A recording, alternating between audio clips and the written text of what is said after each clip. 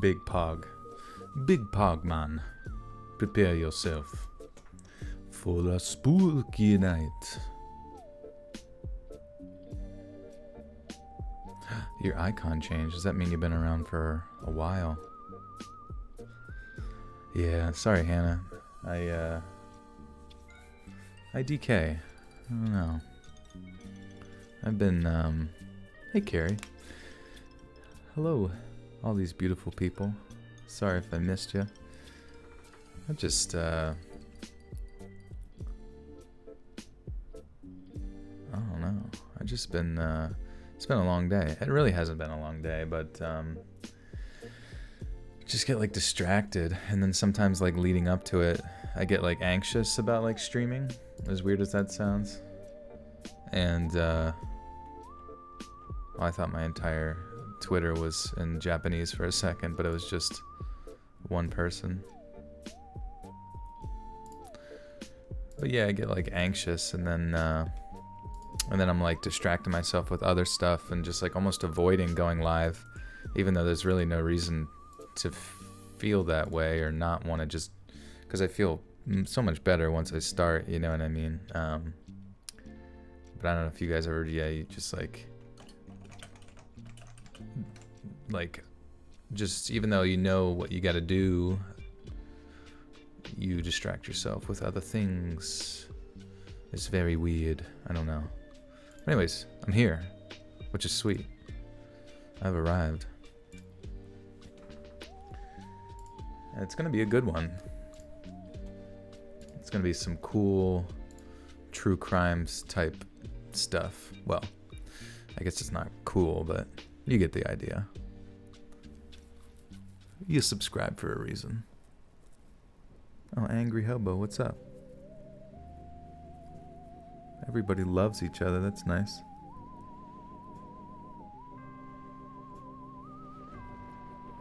The best storyteller. Like ADHD, at least for me. Yeah, fuck, maybe. I don't know. I don't know anymore.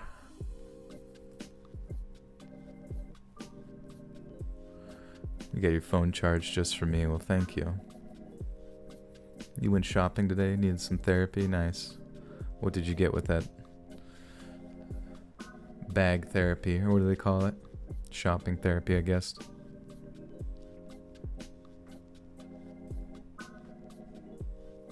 Has anybody watched the new Unsolved Mysteries episodes?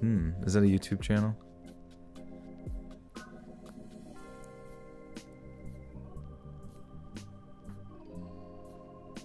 My voice is so creepy in a cool way. I wish people in back alleys would say that to me.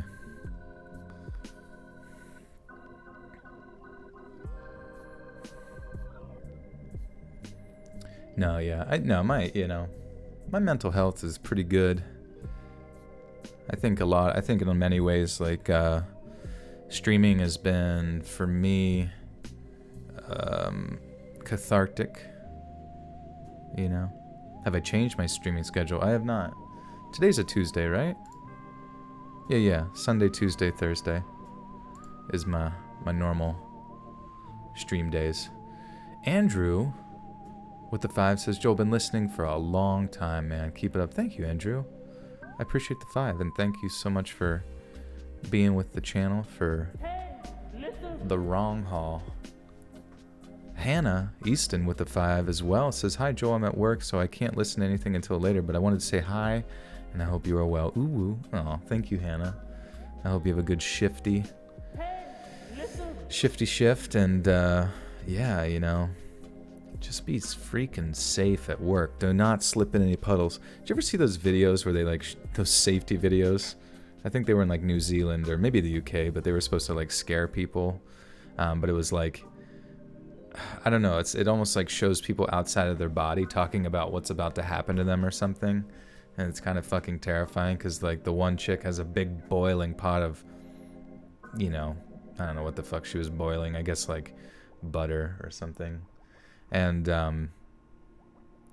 she just fucking had like just got engaged, and then it like shows her like slip on like a wet puddle because someone was like not paying attention, and then the fucking boiling pot just like falls on her face, and then she's just like, ah, ah, like fuck. I shouldn't be laughing at that, but it was just like so fucking like insanely shocking that I'm just like, what, like, what are they doing right now, man?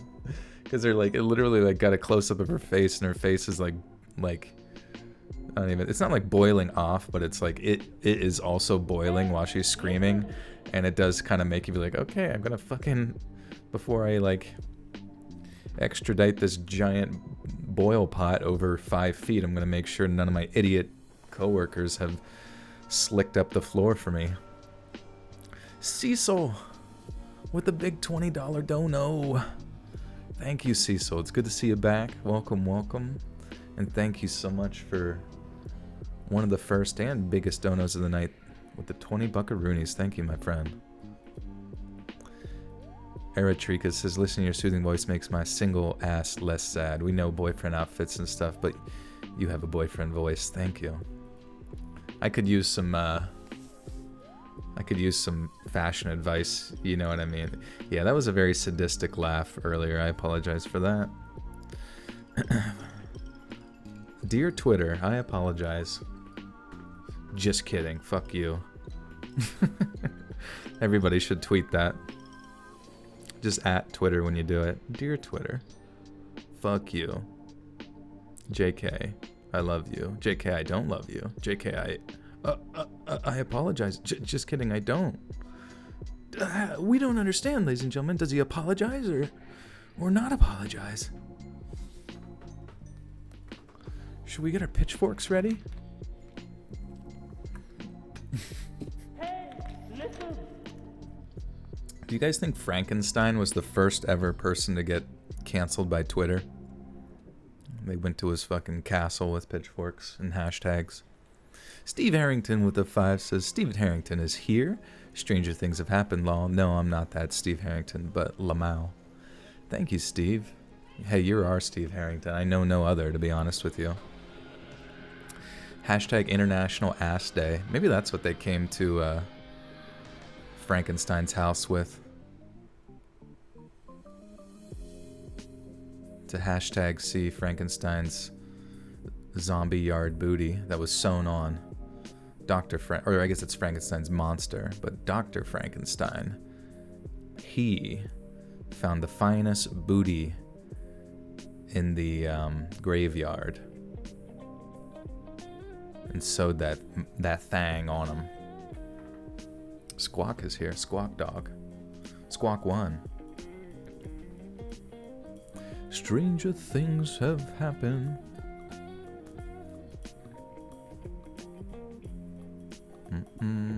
Gash tag.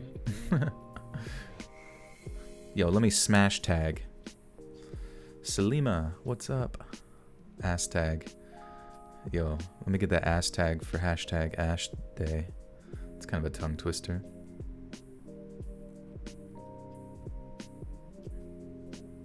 How are you guys doing these days?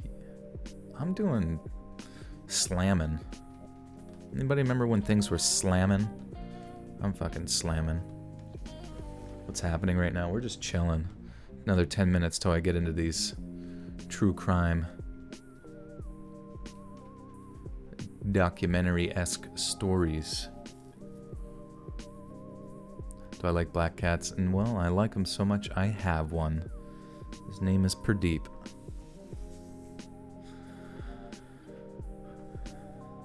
If you're feeling down, Lord Bucky, you just come hang out here. Come hang out in the Discord too, guys. We got good people up in there.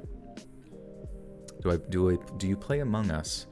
You know, I do, but not very often. I'm not as addicted to it as some folks. I kind of just like, I'm more of a casual player. I ain't got down like the hardcore strats or anything. Hey Sway, Overbuild, what's up? You're slamming some salami nugs. Do they make salami nugs? Dang.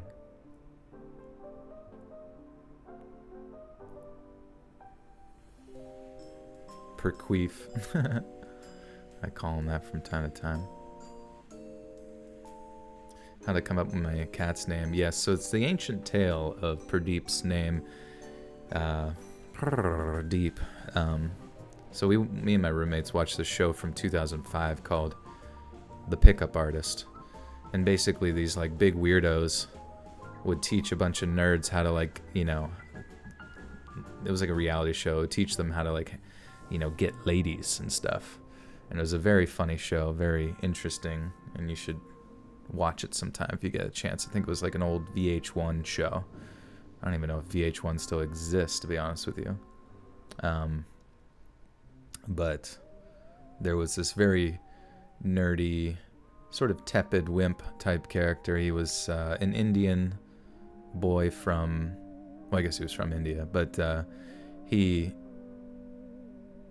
was just like so tepid and so wimpy and really funny just to watch, because his reactions were very similar to that guy who won that spelling bee, who was just like emotionless, you know. And we just thought Pradeep's personality, because we had gotten him around that same time, was very similar, just as my roommate described it, a tepid wimp. And so they named him Pradeep. But in my mind, I didn't put two and two together initially, so I thought that they were doing sort of like a play on words. Maybe I'm just like more instantly like attracted to puns. And so I thought they were saying Pradeep and not Pradeep, even though I knew it was named after that guy. And then once I took him to the vet to get him all secured in that department, I just wrote his name down as that at the vet, and that's kind of what stuck. What's a bad pickup line I would use? Does this smell like chloroform? Pardon me, miss. Does this smell like chloroform? Do I play Dead by Daylight? I do not know. I know a lot of people in the Discord did, and they seem to enjoy it. But they also, yeah, iridos. What is it?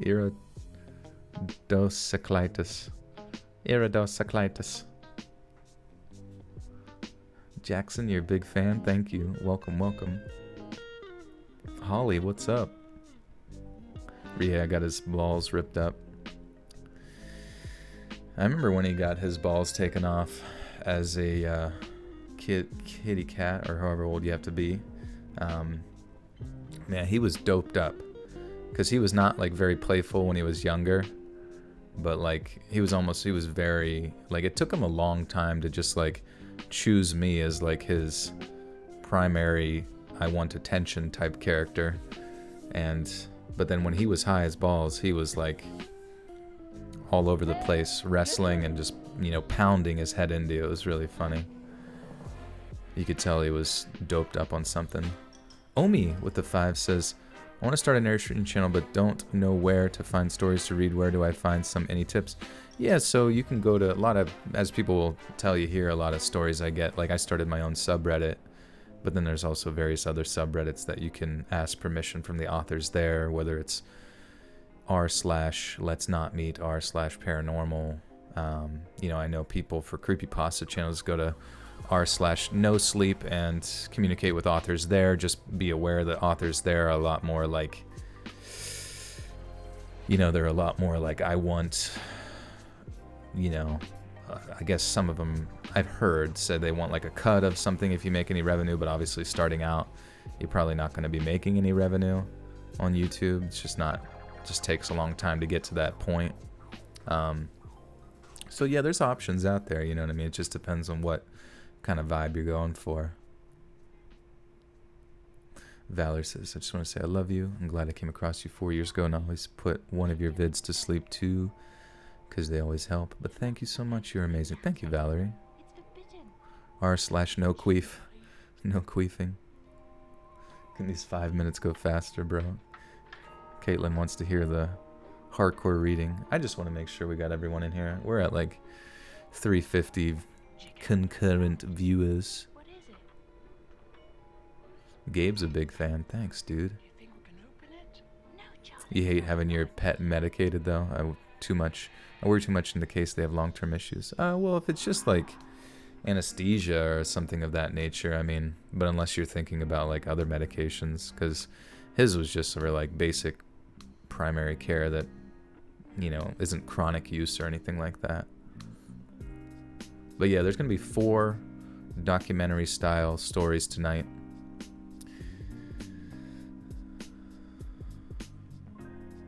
Sierra says it's different for each author on Our No Sleep. If you find a story there you want to narrate, you contact that person. Yeah, I mean, that's the same thing for Let's Not Meet and Our Paranormal, but I heard, yeah, it depends on the author of No Sleep, because there's actually a huge, like, blacklist of names for people on Our No Sleep, like narrators, because I guess a lot of narrators would just kind of like take them without asking, you know, which is no good. It can get you in a lot of trouble, or at least, you know, fuck your YouTube channel up and stuff, which would be, you know, no fun. And I don't really go to that subreddit, you know what I mean? So had never really had to come across any issues there. So I guess they still trust me and they're my friend. Clintumment. That's a great name. Has become a full-grown pizza and a member of the Buttersoft Call. Thank you, Clintumment. Everybody, welcome that awesome person. I like it. I can see your avatar. It's got like a Nintendo 64 shirt, which is great. That would be a sick shirt to have, a Nintendo 64 shirt. Make a dark web story. I'd like to read dark web stuff, but it just like, it doesn't really exist anymore. I feel like people just don't really have like, or really even experience dark web creepy stuff anymore, you know what I mean? Even like, I remember whenever Corpse Husband had a few like deep web stuff that was like very popular, they were just like r/no sleep stories, you know, so it'd be pretty unlucky, or highly unlikely for me to stumble across something like that. Wish your wife Maddie a happy birthday. Happy birthday, Maddie. Hope you're having a good one. And Faye Lauren with a 5. Thank you, Faye. Thank you guys for being here. And thanks for all your support, as always. Before we kick it off, obviously, just want to remind you to follow me on social media. On Twitter, at Let's Read Creepy. On Instagram, at letsread.official. The meme page, at Horny Computer, obviously. Someone was very confused why I keep promoting the meme page, because it's just a bunch of stupid memes, but I don't think you understand the power of memes. Memes, besides these scary stories, memes are kind of my life, so the more people I can share that sense of comedic nature with, the more joy that I feel, even though I, you know, don't get anything from it other than just you guys clicking that delicious like button, which you should do right now on the stream, which would be badass. But yes, Lila, thank you for reminding me. Yeah, if you do have any stories that you guys want to submit, whether they're documentary style like these ones tonight, personal experiences that you've had, really anything paranormal or otherwise, or, you know, true scary stuff, submit them to reddit.com/r/letsreadofficial is my official subreddit, or you can submit it to my Gmail, letsreadsubmissions@gmail.com. Oh, we're at 400 people. Perfect. And perfect timing, because we got the 10-second countdown. 10, 9, 8, 7, 6, 5, 4, 3, 2, 2, 2. Just kidding, we're good. Let's do it. The hotel story scared you? That's good. That's what I like to hear. You should write a story about the time you worked as a security guard at the morgue. Oh god, that sounds... Can't believe a morgue would even need a security guard. Sag. That's funny, seeing a Twitch emote in the here. I see Sag used a lot for Overwatch Twitch streamers and stuff. But guys, yeah, thanks again for being here. If you enjoyed this music, this spooky music, Halloween night, lo-fi jazz hop, chill hop, find that on YouTube. Lots of great artists involved on that. Alexandria Larson with the 5 says, do you have a story you've read that always stuck with you and still scares or creeps you out? That's a good question, honestly. I mean,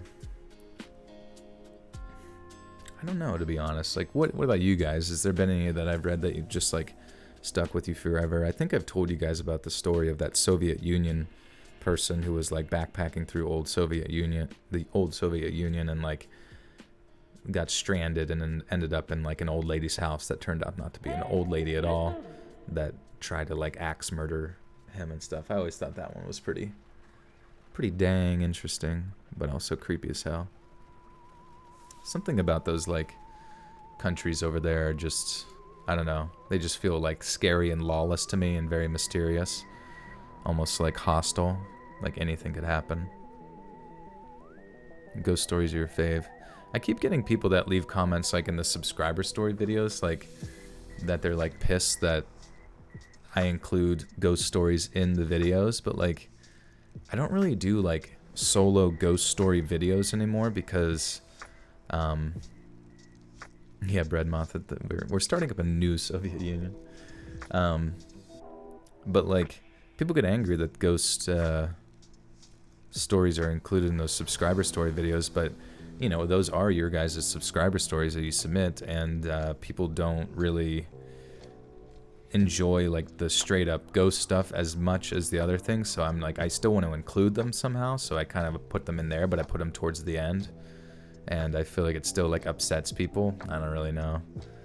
It's weird how, like, vocal people can be with how picky they are, you know what I mean? Because I feel like, you know, if you don't really like the rest of the ghost stories in the video, then just don't either learn to enjoy ghost stories or just watch the other 3 million videos I have out. You know what I mean?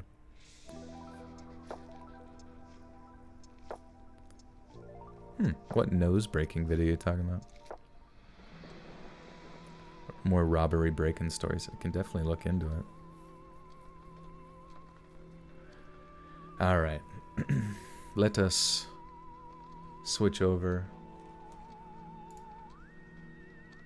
because it's time to read. Thank you again to Robin Mikalsen for the amazing background art and the stream. Always a pleasure working with him. He does all my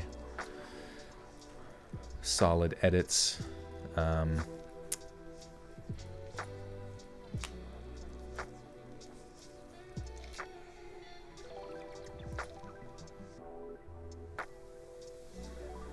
But yeah.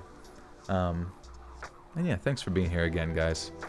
We're going to transition over to more of a spooky tone in Iron Cthulhu Apocalypse.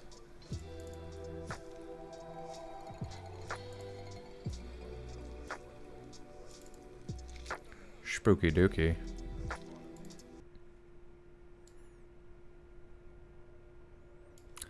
Also, I don't know if you guys saw that video game. It's called, like, it's a new Amnesia game.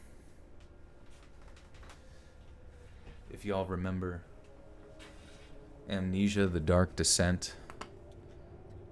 Take a bong rip, people. Amnesia, The Dark Descent. It was like one of the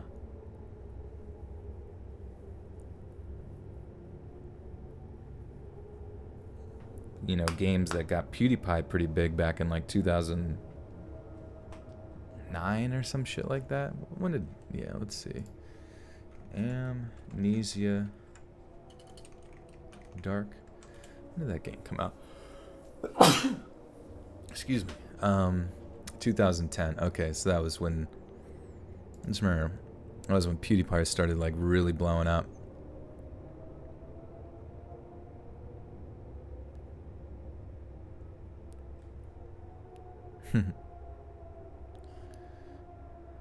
But yeah, there's a new Amnesia game out now. I forget what it's called.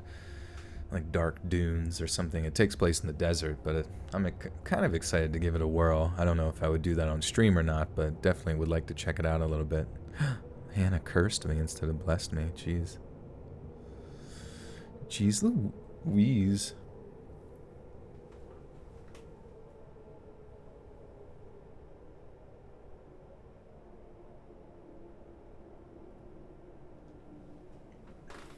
Okay. Spank me. Oh my goodness. But yeah, there's 4 documentary style stories in this here, all revolving around the sort of concepts of true crime. So I hope you guys enjoy. Feel free to chat with each other, enjoy yourself, get comfortable, because we're going blanky mode. And yeah, fuck it, we're doing it live.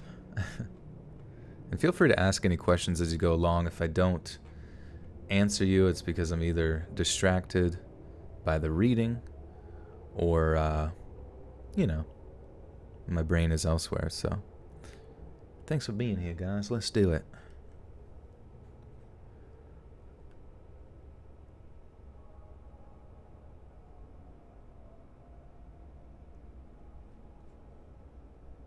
Early on Halloween morning of 1981, Sister Tadea Benz was asleep in her bedroom at the St. Francis Convent in Amarillo, Texas. I hate fucking up the first sentence. You're a true crime aficionado, Repster. If you don't answer, it means you hate us. That's what I think about every major streamer when I do something at them and I can see them like on their stream, like look at their screen and then they just look away and I'm like, no, you piece of shit, you saw my thing.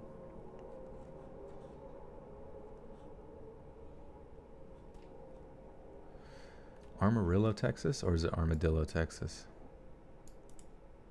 I gotta look it up. Bully stories. Well, I need you guys to start bullying people. Just kidding. Don't do that. Be nice to everyone.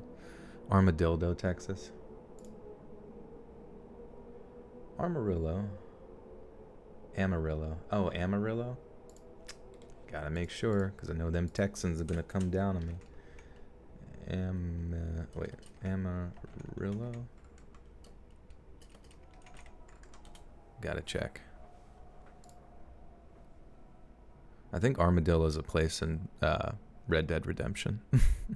Amarillo. Amarillo, okay. Armadillo. Early on Halloween morning of 1981, Sister Tadea Benz was asleep in her bedroom at the St. Francis Convent in Amarillo, Texas. Amarillo. Is that how you say it? Did I say it right? The 76-year-old nun had resided at the convent. Sorry, I gotta find my fucking rhythm, dude. Oh my god. The 76-year-old nun had resided at the convent for most of her life, and it had been many, many years since the sister made a permanent commitment to God by pronouncing perpetual vows of chastity, poverty, and obedience. On an average morning, Sister Tadea would awake at 5 a.m. sharp, fetch herself some coffee, and then visit with the convent's cat, Chloe. At 6:30, she would then walk down on the on-site chapel to attend morning prayer according to the Liturgy of the Hours, which was one of Sister Tadea's most favorite prayers. She believed that although they were divided by continents and time zones, the structure provided by the Liturgy of the Hours was something that helped nuns of all different cultures feel part of the wider network of faith. But on the morning of October 31st, Sister Angela Martinez, one of Sister Tadea's closest confidants, make it sound so fancy.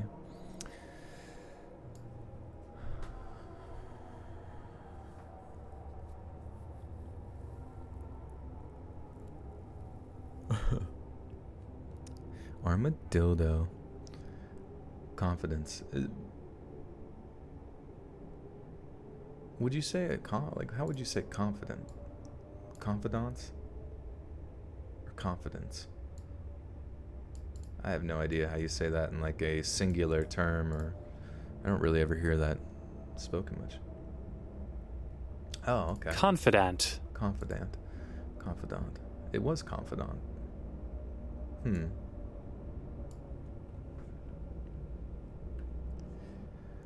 But on the morning of October 31st, Sister Angela Martinez, one of Sister Tadea's closest friends, noticed that she was not in attendance. This was obviously unusual. Despite her advanced age, Tadea never failed to miss a single morning service. I missed her and was concerned because she was seldom missed.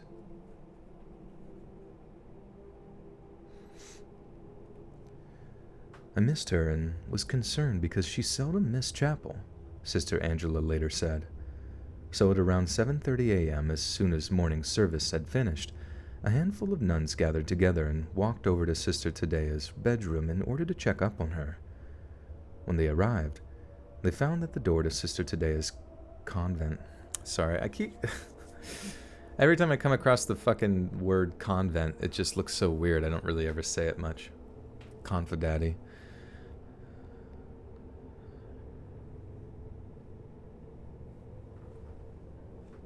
Confidant. When they arrived, they found that the door to Sister Tadea's convent room was closed. It was very much unusual to see that door was closed, Sister Angela added, because Tadea was hard of hearing and always left her door ajar to hear the morning buzzer. But when they opened the door, they were completely unprepared for what they found. On the floor of her bedroom, Sister Tadea lay nude and alone, with her arms outstretched by her sides and clotting blood surrounding her uncovered head. One of the nuns rushed over to revive her, but her body was cold. They checked her pulse, but there was none.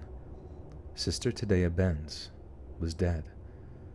To all observers, it appeared that Tadea had risen at her usual time, only to take a nasty fall which resulted in a traumatic head.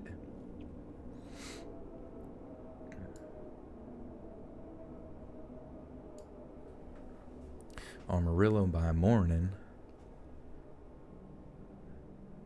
I'll be beating myself up by the end. Yeah, I just need to not give a shit. To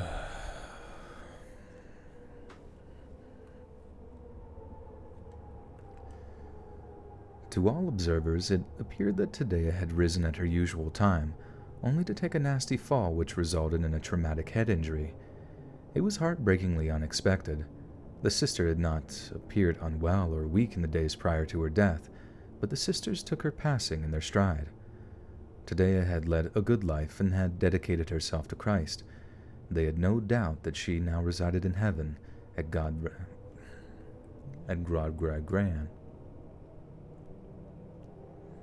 Well, I think the nude thing, why they would think it was just a head injury, was maybe she slept in the nude or something. I don't know. Or perhaps she was like getting ready or something and, you know what I mean, like after a shower. I don't really know what that whole... I guess they normally get coffee and then just go to prayer, but...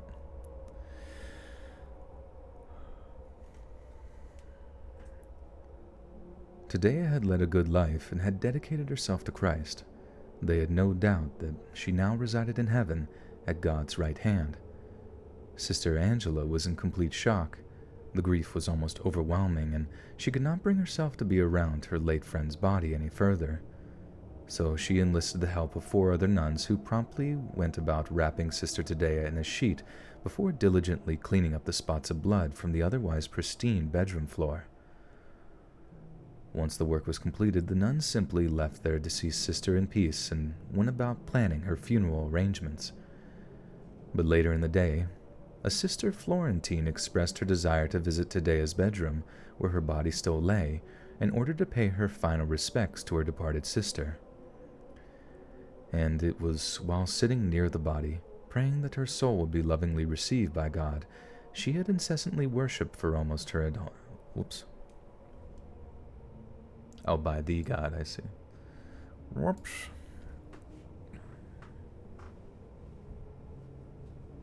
Yeah, that's what I was thinking. You know, she might have had some sort of cardiovascular issue and fell and hit her head. Hey, Yarrow, how are you? Tanisha, oh no, you're not at the end. We are, there's 4 stories tonight, and you're on number 1, baby.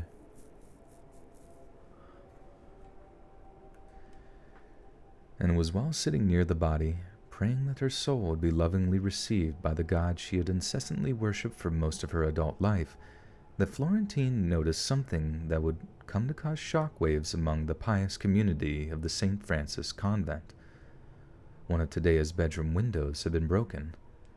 How this went unnoticed by the previous visitors of the room is something of a mystery, but there is every chance that since the nuns were so absorbed by their sister's passing and the morbid sight that greeted their entry that they simply failed to observe such an unusual detail.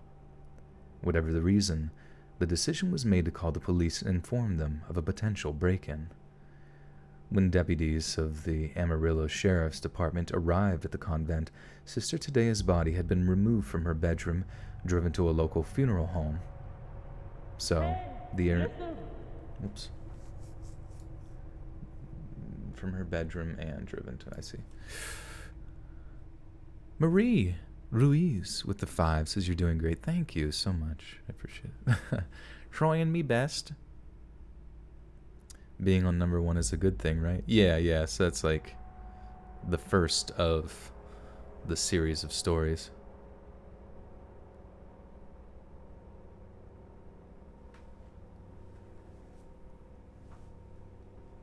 Oh, no worries on the typo. That's okay.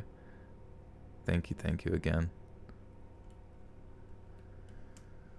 When deputies from the Amarillo Sheriff's Department arrived at the convent, Sister Tadea's body had been removed from her bedroom and driven to a local funeral home, so their investigation focused solely on the possibility of a break-in. It was only when one of the deputies overheard a conversation among the nuns regarding Tadea's passing that they became aware that a death had occurred. Eager to rule out foul play, a deputy asked to briefly examine her body and quickly discovered bruising around the dead nun's neck.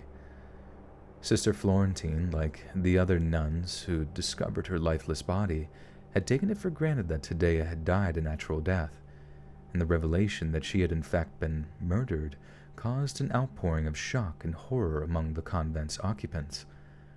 But the truth surrounding her death would only become more horrifying after sheriff's deputies transported Sister Tadea's body to a nearby mortician for further examination. A nun being strangled to death in the middle of the night was appalling and disturbing on its own, but the coroner.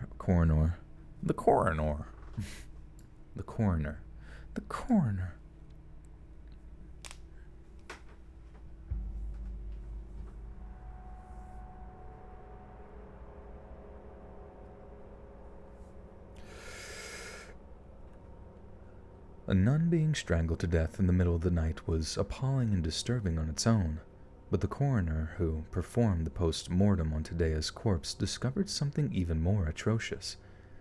Before her life had been snuffed out by what would have been someone...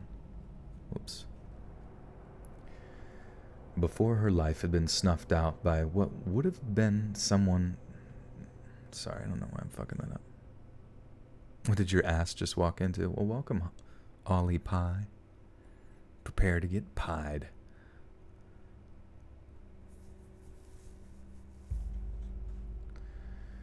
Before her life had been snuffed out by what would have been... Sorry, why do I keep saying that? By what would have to be... Sorry. By what would have to be someone of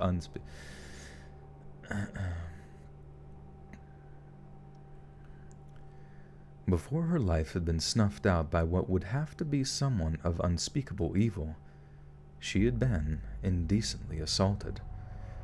Sister Tadea's bedroom was officially declared a crime scene, and forensic investigators were called in to gather evidence. They gathered up Tadea's bed linens and night clothes to analyze them for bodily fluids, and it was during this process that police discovered a large steak knife that had been hidden under her bed. This had been used to cut away the screen on her window, but it was confirmed that the cause of death were not stab wounds or loss of blood, but asphyxiation by manual strangulation. Police were able to lift fingerprints from the handle of the knife, as well as from the bed's headboard, which had apparently been used for leverage by the murderer as he assaulted the 76-year-old nun as she slept. When deputies moved in to question those who lived in the homes neighboring the convent, Is it convent? Sorry, I would be so embarrassed if I was pronouncing that shit wrong the whole time. You sit on the toilet listening. Convent. Okay, cool. I'd be like, holy shit, did I say that wrong the whole time? You're the only one sitting on the toilet while listening to Let's Read. Do you ever like sit on the toilet too long while you're on the toilet? And I feel like sometimes your legs go numb if you're just like binging YouTube for too long. It's like kind of cuts the circulation. Hey Paige, what's poppin'? When deputies moved in to question those who lived in the homes neighboring the convent, they discovered that one or two of the residents, who happened to be awake in the wee small hours of October 31st, had seen a youngish-looking man running away from the convent. The reports of the murderer being somewhat young were corroborated when fingerprint analysis brought back a match, that of a 17-year-old boy named Johnny Frank Garrett, who was already known to Amarillo Sheriff's Department given he had previously been a suspect in a burglary case. Clace. The god of Pez, thank you.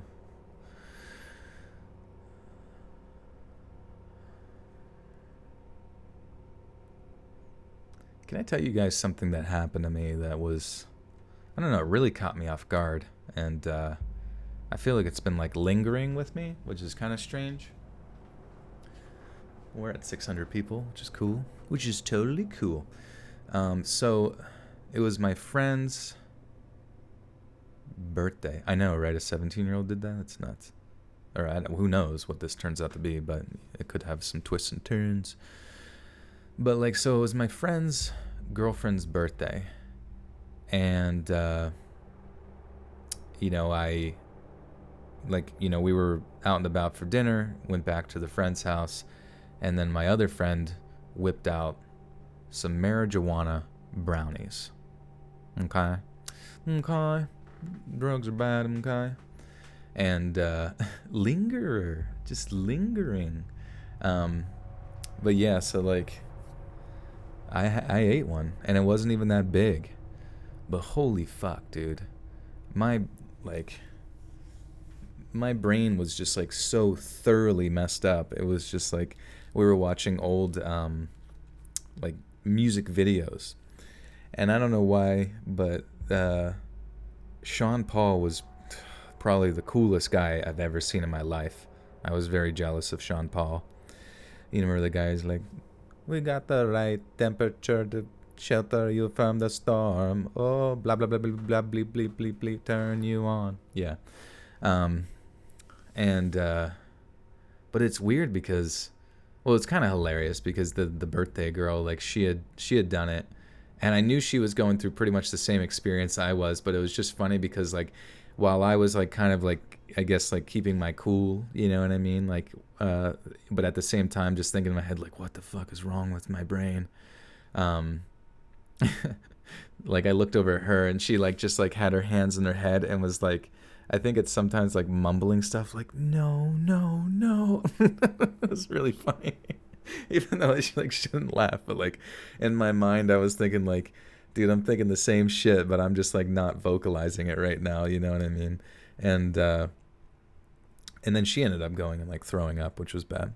But I honestly felt like I could have too, you know, and I gotta be honest with you, like, I don't know if you guys have ever had it or experienced something like that, but I felt like it had, like, normally, you know, as most people are familiar with, like, marijuana, like, whenever it's, usually goes away relatively quickly, and, you know, I know edibles kind of last for a period of time longer, but this shit, this shit ruined my next day. Like, I actually felt like I was, like, in a mental fog and still like relatively close to how I felt during that time, like for the entire next day, you know what I mean? I just like, yeah, she couldn't handle the Shana Paul.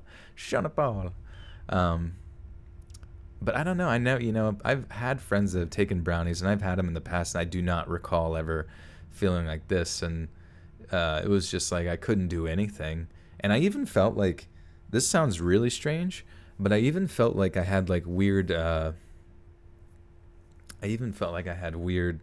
like circulatory issues because I would like wake up throughout the next day, just like sleeping at weird times, and just like wake up and feel like my hands were like numb and shit. I don't know. It was just like a bad experience, and I don't think I want to do it again. You know what I mean? I don't know. Because like my friend said that it basically for a long period of time he would take what was like left over. Yeah, purple haze in my mind. You just got old, Joel. Dude, maybe that's like what happens is like you can't just like handle shit like that. I don't even know. But fuck, I don't even know. Temperature perhaps. Bad, not good. Every time you tread bud. Yeah, I mean, I remember I've been one advocating saying, like, you know, if you ever get into something like that in your experimental days or just, you know, comfortably, I've always advocated in favor of marijuana over, like, fucking, you know, alcohol for sure. You know what I mean? But I don't know. After that, I'm, like, kind of apprehensive of ever being, like, not sober again. Do a vid with being scared. I actually believe, didn't I just do a video with being scared where he was at the end? It was like one of the more recent like true scary stories from Reddit videos. Maybe someone can. Not enough magnesium vitamins. Yeah, exactly. I should take those now. Yeah, you never know. I mean, there might have been shit that was just like out of loop in my system, and it may have been meth too. That's always a good. You calling the police? Honestly, that might help me on it. I feel like I need to be arrested to be real with you. She overdosed on Shanapal. All right. Enough of my ramble. I need to collaborate with Mr. Nightmare. That would be dope. Does anyone know him? Does anyone talk to him? Does he talk to anybody? Do I need to have 10 trillion subscribers to get a response? I assume anybody that reaches over like 2 million subs is not going to have time for, like at that point, they look at YouTube as like strictly a business and they're just like not wasting their time unless it allows them to either go up or see some sort of financial progression.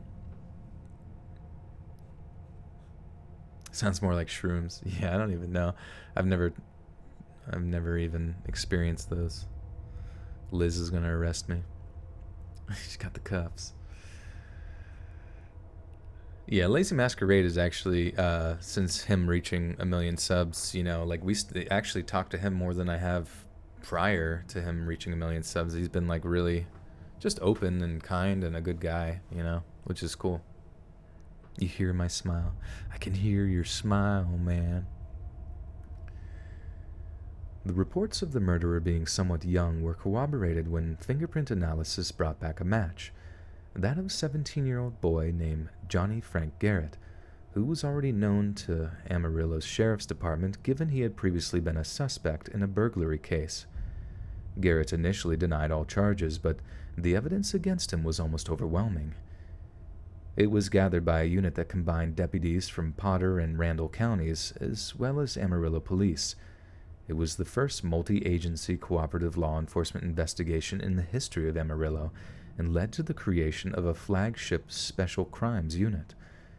It was discovered that Garrett's fingerprints were a match to those found at the crime scene. Amarillo Police Sergeant Claude Stevens testified that fingerprints found in the room of the slain nun could, quote-unquote, not have been made by any other person than Garrett. Public hairs taken from... Public hairs, holy shit, that's a funny typo.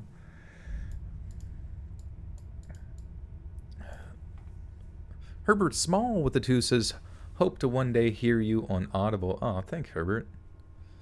You know, it's tough because it's like, I know to do a book.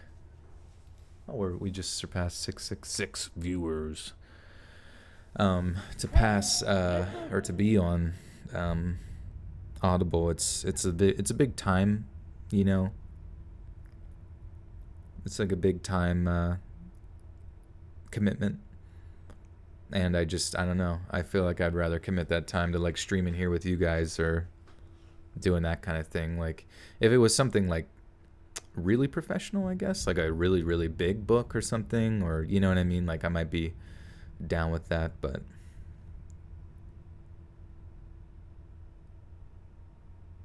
I'll just say hairs. I don't know if I should say pubic hairs, to be honest.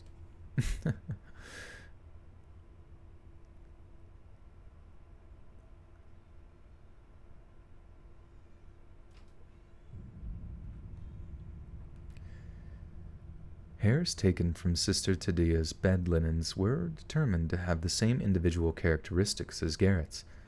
Not only that, but the steak knife found under the nun's bed was of the same manufacturer, design, and make as another steak knife recovered from Garrett's home address.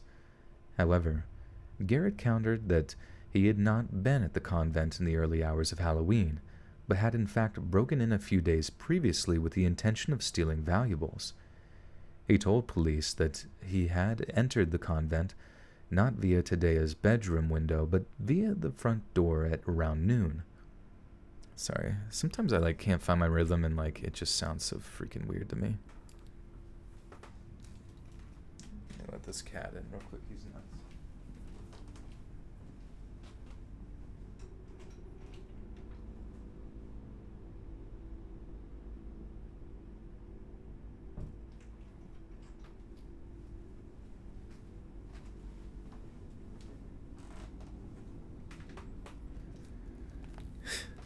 Hannah's excited. Did someone say pubes?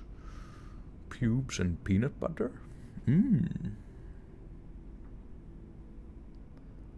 Oh, also this, lately, when my roommate goes to work in the morning, I'll, my sleep schedule's all sorts of whacked up, but, I'll leave the door open so that Pradeep can, come and go as he likes so he doesn't smash his body into the door. But for some reason, all this, morning, I don't know if your cats do this or not, which is super abnormal for him. He kept jumping from my higher up above my bed dresser that's at the foot of my bed, all the way down to my onto the bed or near my face to make a bunch of noise, and it would just woke me up, and he did it 5 times, and it wasn't until the 5th time that I was actually slept enough that I was what is going on? And I came out and his food bowl was full, and so I have no idea why he was freaking the fuck out. I don't know if anybody knows anything more about cats. The God of Pez with the 10 buckaroonies. Thank you, my friend. Thank you. I am the God of Pez. Hey, listen. The perfect voice for Forensic Files. That would be sick. Hopefully I'll be next in line. Indie interest of one another with the 2 says you greened out, aka too much tolling your nervous system. Oh, okay, that makes sense. Yeah, it definitely was. Oh, that would make sense. Yeah, I mean, it's weird because you just kind of think you can't go too much on that, but something must have fucking happened. Classic cat wanted attention, extreme zoomies. Yeah, I don't know. It was just weird because it's during those hours he's usually chilling in the early morning hours, or not early morning, but mid morning hours. But it really seemed like he just wanted my attention, which I thought was, fucking weird because he was in the room, you know what I mean? And he normally, I give him attention all the time. It was just strange that he was trying to get it so aggressively. But I read somewhere that cats don't really have the ability to determine what is positive attention or negative attention. They just want attention in any fashion they can get it. Which is funny.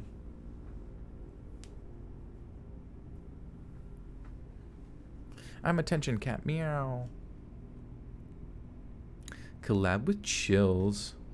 I wish he'd let me on his, well, I'm sure he would, but I think, remember Chills telling me that, and I understood where he was coming from, that he doesn't really collab with too many people because, his schedule is kind of sporadic. Whenever he can get to record, he's just got to get it in. So trying to, coordinate that with somebody else sometimes can be kind of frustrating because, collaborating with other people, sometimes they're right on it, which is awesome, but other people sometimes might take forever. White cat, black cat, thank you. Love you too. I mean, I've collabed with Chills in the past, and actually Chills is super, super nice, and Jensen, if you've seen his videos, he does parody videos of Chills, and Chills actually finds them to be hilarious. So I think that's really nice of him that he's not offended by it or anything. But and they're obviously all in good fun.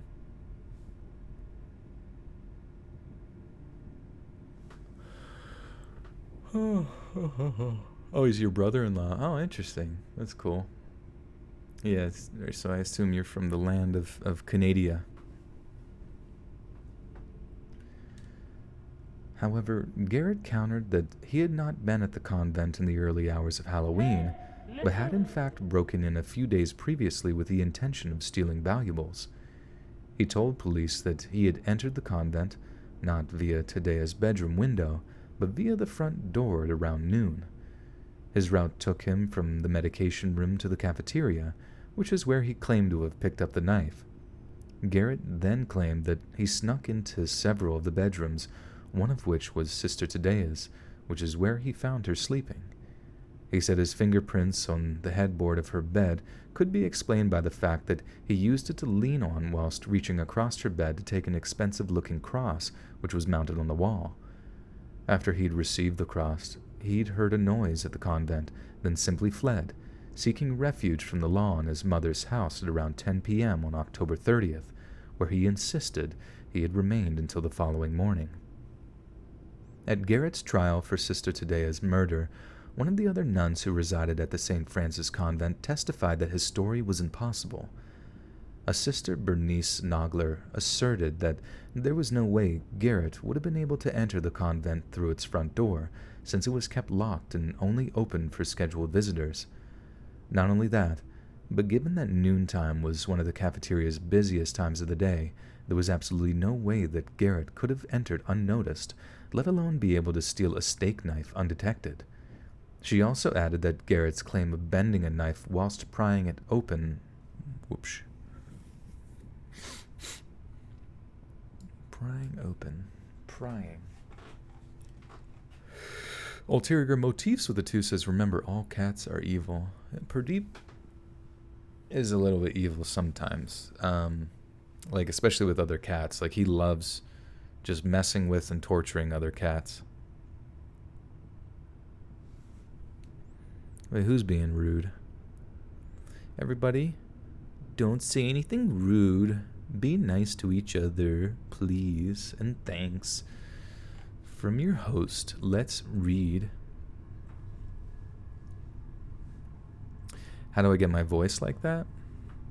I guess you just practice it, you know what I mean? Like, I know talking right now, I don't exactly sound like it, but then you just practice what you want your narration voice to sound like, and then I just come in real close to the microphone, and that's a very important aspect and step to getting your voice like let's read, is you gotta be real close to the microphone, baby girl.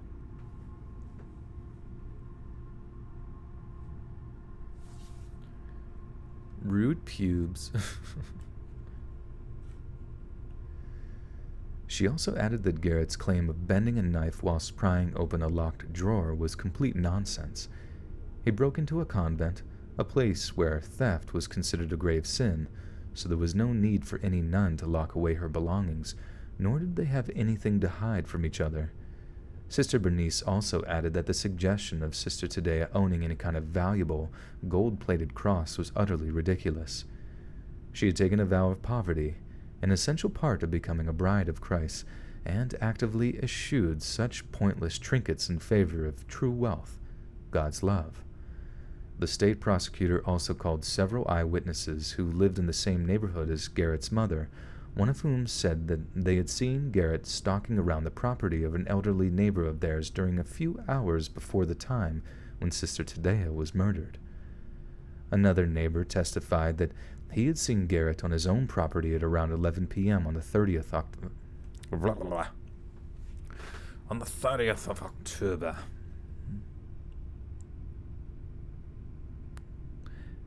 Alexiel, thank you. Joel, say Chandra's name, please. Or Chandra. Chandra Carrero. Or is it Chandra? Chandra Carrero.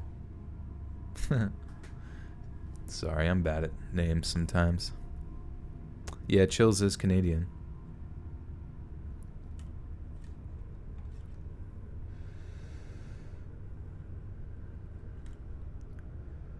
Another neighbor testified that he had seen Garrett on his own property at around 11 p.m. on the 30th of October, again, just a few hours before Tadea's life was violently snuffed out.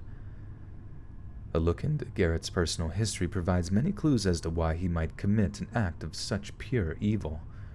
One of the psychologists who interviewed him pending his trial confirmed that he was severely mentally impaired, describing him as chronically psychotic and as having one of the most virulent histories of abuse and neglect I have ever encountered in 28 years of practice.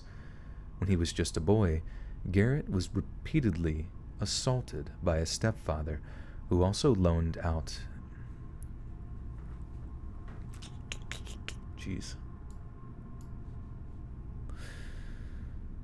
Yeah, I mean, that's like something when you join, I assume join the convent, that you don't expect to really occur. Or really anybody expect that to occur. It's just terrifying. Hopefully they got some fucking security after that. You're doing your makeup. Is it the morning over there, or where you're at? Or perhaps you're going out. Bada bing.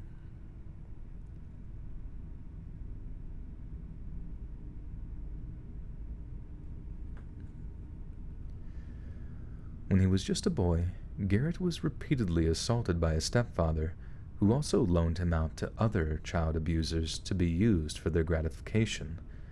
From the age of 14 onwards, he was forced to perform bizarre acts and even made to participate in the recording of certain films in which he starred with much older men.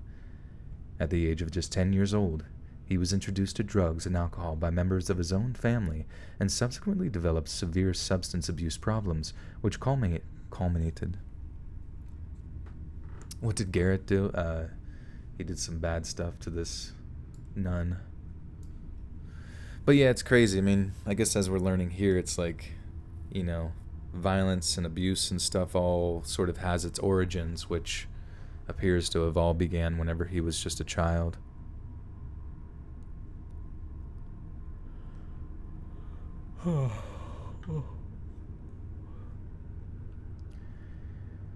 At the age of just 10 years old, he was introduced to drugs and alcohol by members of his own family and subsequently developed severe substance abuse problems, which culminated in heavy use of brain-damaging substances such as paint thinner and amphetamines.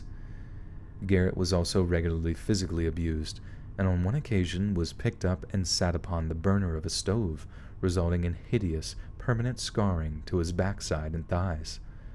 The severe physical abuse resulted in some pretty serious head injuries and brain damage, resulting in some shockingly paranoid delusions, including the belief that the lethal injection, Texas... Wait, what?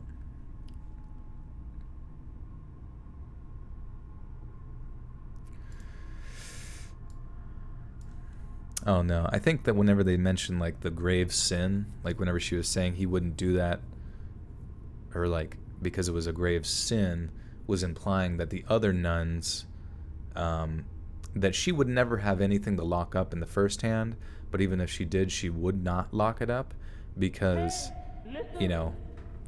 it would be very uncharacteristic of other nuns to steal anything, and therefore you really wouldn't have anything to worry about by hiding something inside of a convent or what, Lamau moment with the two. Buckner says, keep it up. Thank you, Lamau.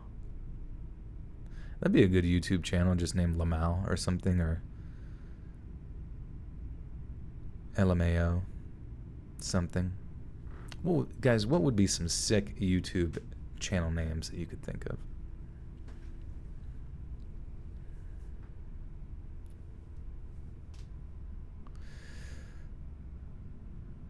Well, I don't know, MNTV, yeah, I mean, it's hard to say, like, if anybody in this community was aware that the abuse was going on to him as a child, and especially if people in your community are involved in it, and especially if it's people in your family are, addicted to substances. I mean, once you kind of go down that road of, like people always say, like when it comes to abuse, it perpetuates itself because of, a history of it, which may have had a history of it beforehand, which may have had a history of it before that, you know what I mean? So you never know how deep it goes, and then obviously get any sort of addictive substances included on that. And I mean, people can be some very, very terrible monsters.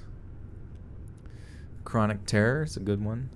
Looty Patootie. That'd be good for like World of Warcraft or something. Sleep Sheep. Oh, there you go.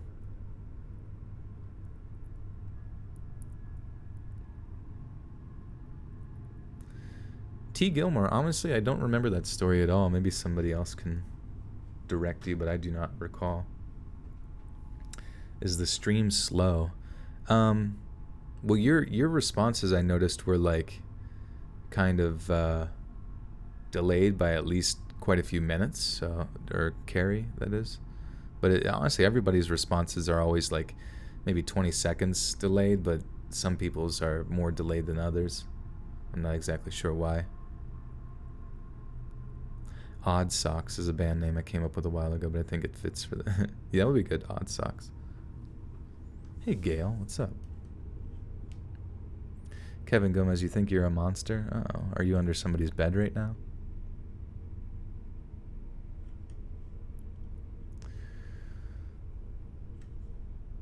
The severe... Shit. Okay, what does it say? The severe physical abuse resulted in some pretty serious head injuries and brain damage, resulting in some shockingly paranoid delusions, including the belief that the lethal injection, Texas's preferred method of execution at the time, would not actually kill him. Okay, I see.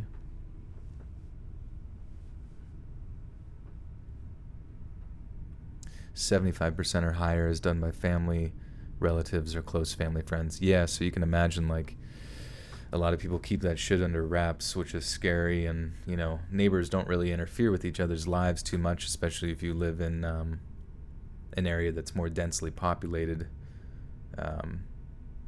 Or at least that's what I've noticed. Like, in more suburban areas, people don't really get into each other's business as much unless they've established a relationship, whereas country areas, more rural areas, they tend to be in each other's business a little bit more, or at least to the extent that it's like more, you know, socially acceptable to, like, you know, visit people or pick and prod or stop and talk for a bit, you know. But yeah, sometimes shit can be going on right under your nose and you have no idea. Stella S with the 5 says, "Hi, just wanted to drop this here for you. Thanks for doing what you do." Thank you, Stella. Thank you. I appreciate that. Stick around. Get comfy. Just one beard scratch. Your last band was called Basement Trolls. That's actually perfect. Jessica is drunk. Welcome, drunk Jessica. The severe physical abuse resulted in some pretty serious head injuries and brain damage, resulting in some shockingly paranoid delusions, including the belief that the lethal injection, Texas's preferred method of execution at the time, would not actually kill him.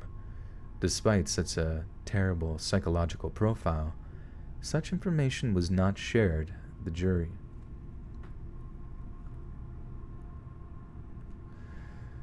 Despite such a psychological profile, such information was not shared with the jury at his trial, who were only presented with the relevant physical evidence and witness testimonies.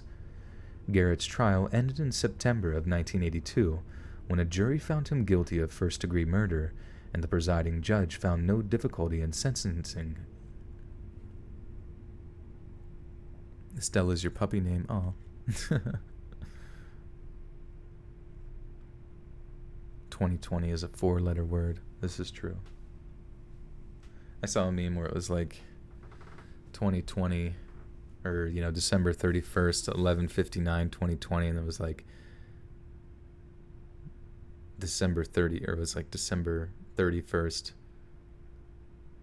11:60, 2020. So it just never ends. It never ends.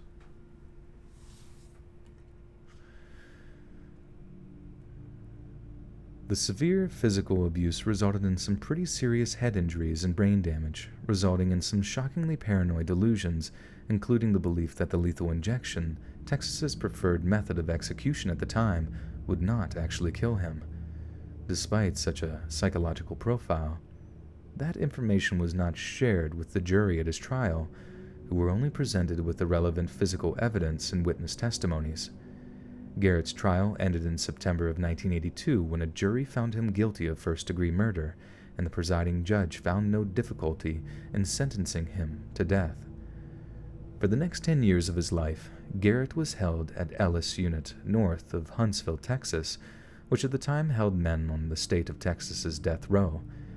He led a miserable existence, portrayed as an absolute monster by the media, despite his insistence that he was innocent of the crime he was convicted of. The date of his execution was set to be the 6th of January 1992, but just before he was scheduled for the lethal injection, there came an unlikely intervention from someone that caused something of a media frenzy around the world. An appeal... What is it? Clemency? What the heck is clemency? Clemency? Clementines? Clemency. Mercy. Lenience. An appeal for clemency. Okay. Whipped cream-flavored vodka is the answer, y'all. That sounds tasty. An appeal for clemency came in from none other than the head of the Catholic Church, Pope John Paul II. The Pope contacted the governor of Texas at the time, a woman by the name of Ann Richards, with a deeply convincing argument for mercy. It was his opinion that not only was it in the... Shit. I thought of streaming stories on Twitch.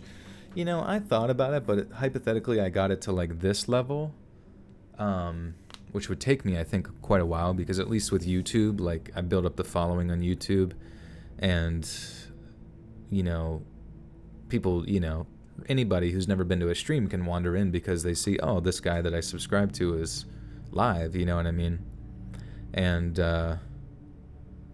if I did it on Twitch, it would take a long time to get to this point of having 750 people watching, and yeah, it would just take like a really long time. And then also, once you become a partner on Twitch, I believe, you are not allowed to... Once you become a partner on Twitch, you're like not allowed to stream on other services. You're like exclusive to Twitch, and I just don't want to like screw the pooch on that one, you know what I mean? Even though I guess I could just come to YouTube, but I don't know. I feel like with Twitch, you kind of have to like make the decision to go there or not, though I know some people do Twitch and YouTube for a while, but I don't know if Twitch is like their end goal or what. Also, it's hard to get, I feel like hard to get found on Twitch in regards to like if I did something like this, which I guess would be just like just chatting.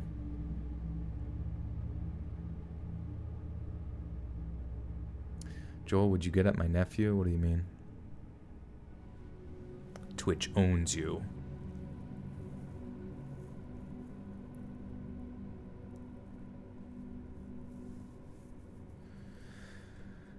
Brenda, because it's the same psychology that sort of exists within like gang mentality, or, you know, any sort of mentality that involves abuse, where if you witness something that's abusive or a part of something that's abusive, it obviously takes a toll on your mind to a degree that's not only traumatic, but also can have like those traumatic injuries can do actual brain damage, you know what I mean?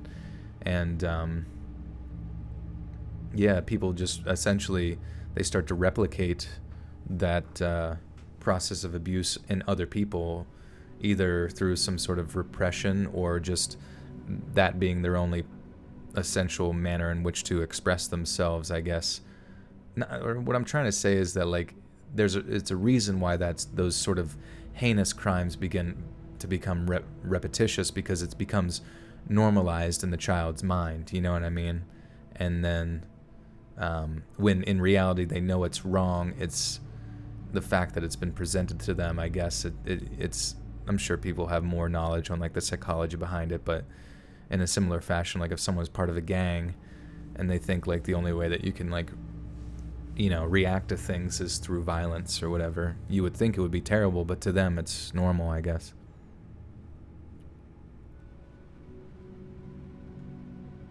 It is weird, you know, and it's weird too, like when it comes to traumatic brain injuries. Like, remember that guy, Aaron Hernandez from the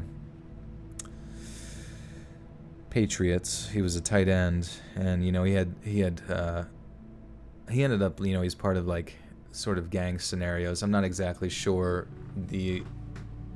his scenario when he was down in Miami, but some guy treated his sister in a certain way that he ended up killing that guy or something. But that was like sort of a conventional manner in which I think, his particular circle of individuals treated people that way. You know what I mean? But I think the human's mind and its ability to process what is considered wrong or have a sense of sort of empathetic perception towards another person's suffering sometimes gets turned off by or at least damaged during traumatic brain injuries. So like they had said a lot when they examined his brain that there was quite a bit of like concussive experiences that he had experienced from football, you know what I mean? So it's not to say that football always ends up that way, but I do believe that there's a possibility that you can experience such traumatic head injuries that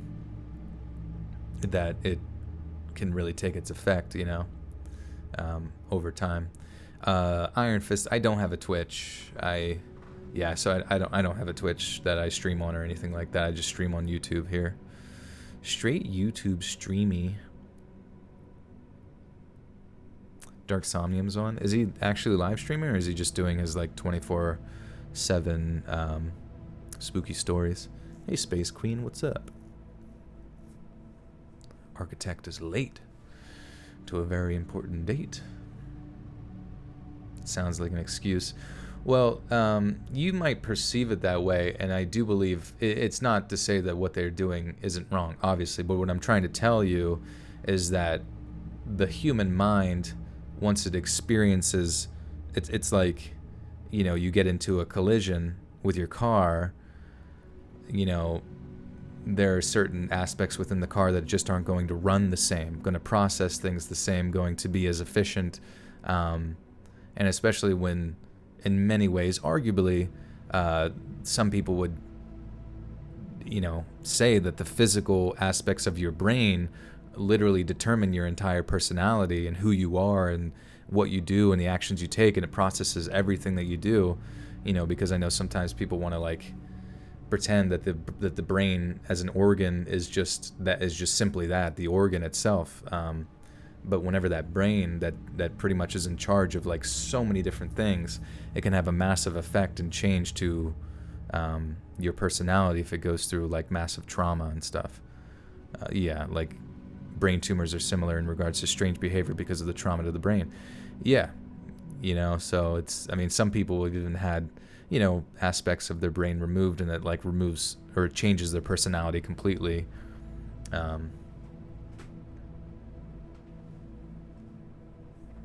But those are sort of newer budding sciences that I think are good to look into, you know what I mean?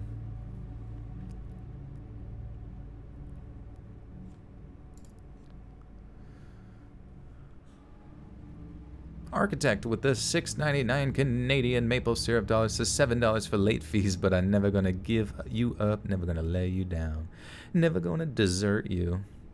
I hope you would desert me and make me some dessert. Joel the neuroscientist, not quite.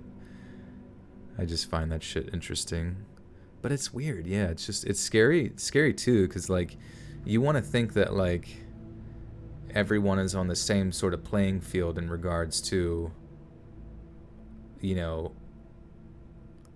like everyone technically I guess is, but I mean like it's just like the differences in our brain are very, very important, in the same way that like the way certain people process things based on various other structural differences or chemical imbalances and stuff, like you really do have to consider the science behind it, and consider the fact that these certain things within the brain as a physical organ, in the same way that like not having certain electrolytes available to your heart could like affect its conductivity, and or having certain birth defects within the heart could end up causing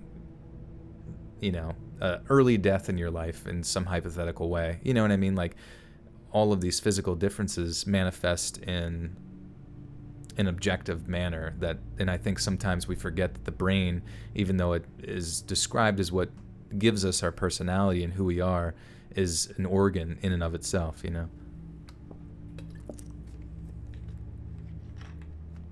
can only hold your legs up.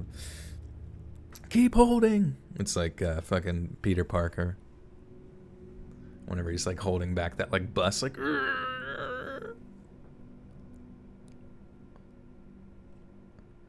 It's funny how you look at everything when you're a nurse. Well, I mean, anybody can look at it medically, you know. I think that, yeah, like there's this, the not to keep rambling because we're still only on story 1, but thankfully there's only 4, right? But like that's what's so fascinating about that game Soma, which was actually like not a sequel, but like a, you know, a spiritual successor to Amnesia.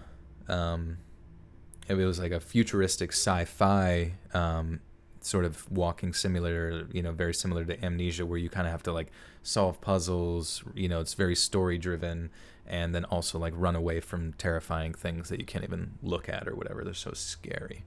And but in Soma, it's all about like replicating the people's personalities and then replicating their brain, so they can take their brain and just essentially put it on a hard drive, on like a disk, and then transfer that quote unquote consciousness to a robotic entity.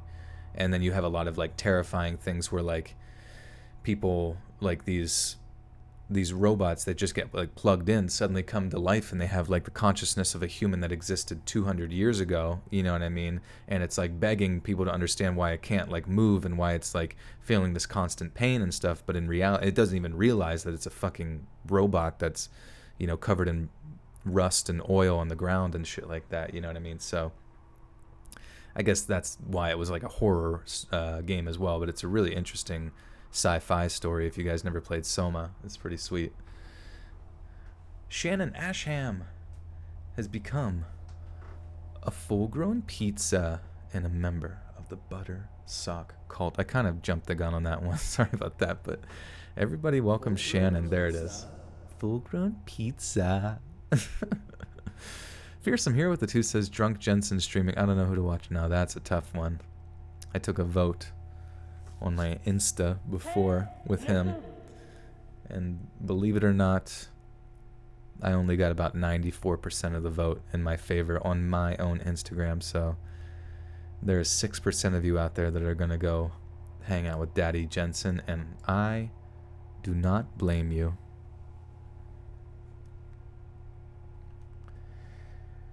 It was his opinion that not only was it in the interests of the Catholic Church to forgive Garrett for his crimes, but it was also against Christ's teachings, Jesus Christ. His teachings. These were Jesus' teachings. It was in his...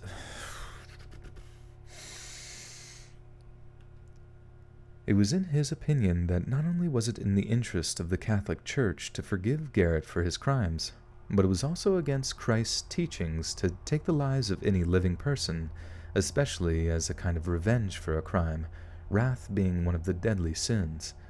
The Pope also argued that there was a considerable amount of information coming to light which suggested that Garrett was actually innocent of the crime he was accused of, and that his pleas were not just those of a guilty man afraid of his own death.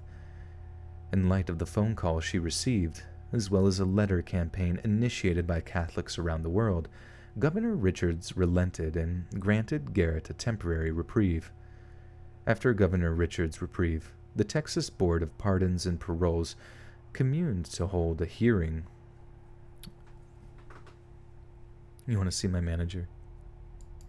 Let me see the manager of Texas.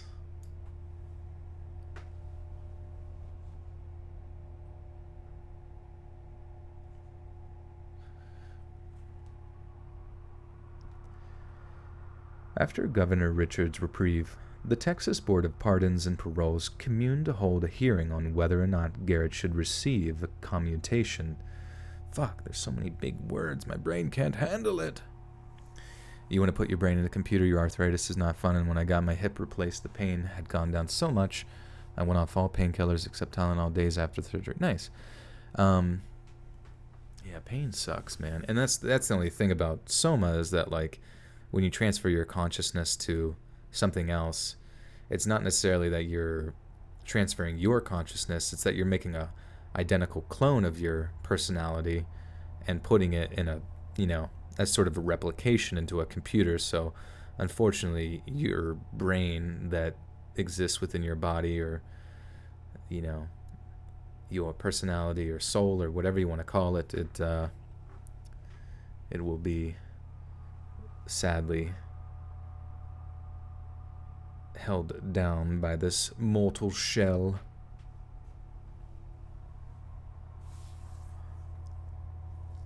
Damn this science bullshit. I know.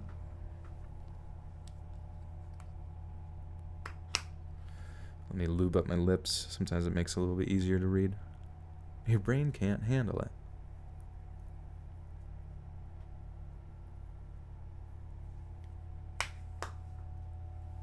Beep bop bop bop. After Governor Richard's reprieve, the Texas Board of Pardons and Paroles communed to hold a hearing on whether or not Garrett should receive a commutation to merely life in prison instead of death. The 17 board members held a simple vote. When the votes were counted, it was found that not a single one of them had chosen to commute Garrett's sentence. All 17 believed he was guilty and should be executed for murdering Sister Tadea. And so, as a result of the failed vote for mercy, Johnny Frank Garrett was finally executed by lethal injection on February the 11th, 1992, at the age of 28. Local and national news sources discovered that his final meat request was... Oh, shit. Oh, ooh, ow, ooh, ah, ooh, ooh, ooh. Oh my goodness, Colin, with a $50 donation and the biggest of the night, says, haven't been awake for lives. So happy I am tonight. Take my money and buy Pradeep some toys. I will, Colin. Thank you, thank you. Goodness gracious. It's good to see you. Yeah, sometimes I feel bad. I always stream so late that some people I know just like straight up can't join, 500 pennies, that is very true. Thank you for the 500 pennies, Colin. I really appreciate that. Thank you, thank you. Let's get like action. What if you had the option to get $1 million, but you had to have $1 million worth of pennies dropped on you? Maybe it could be like a slow trickle so it didn't like crush you. But like, 5,000 pennies. Wait, 100 pennies is $1. How much did she say? Oh, that's right, 5,000 pennies. Yeah. 5,000 peep. Jensen is drunk. How drunk is Mr. Jensen? Should we tune into his stream? No, I can't stream snipe him. That'd be 100 million pennies. Damn. Damn. Damn, son, where'd you get them pennies? You can have the pennies, but you will be crushed by all of them. But I wonder how would you even... Joel can't do math, I know. I am sometimes bad at, like, really simple mental math. It's funny sometimes. But then I'm also, like, really good at it. Whoa. Fry's imagining 5,000 pennies.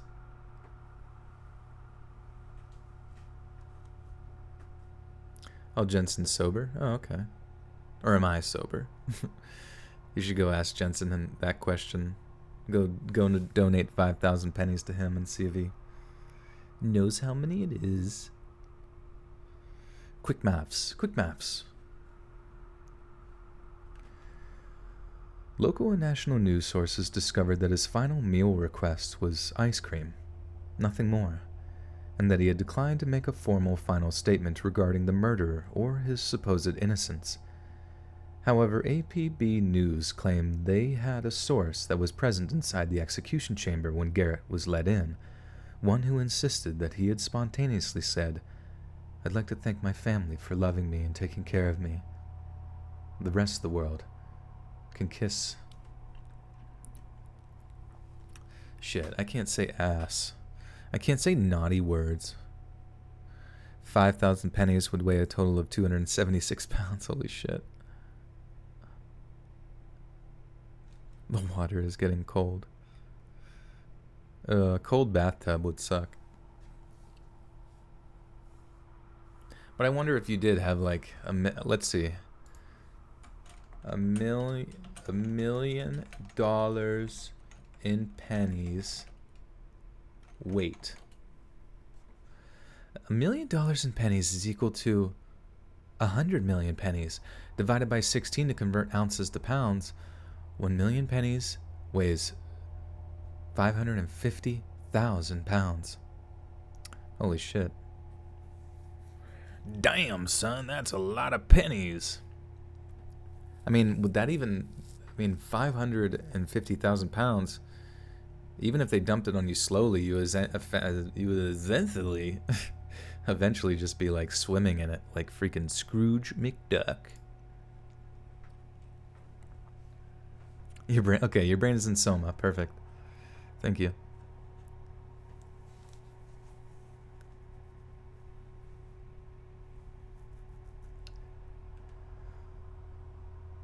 Wait, fuck. Okay. Okay.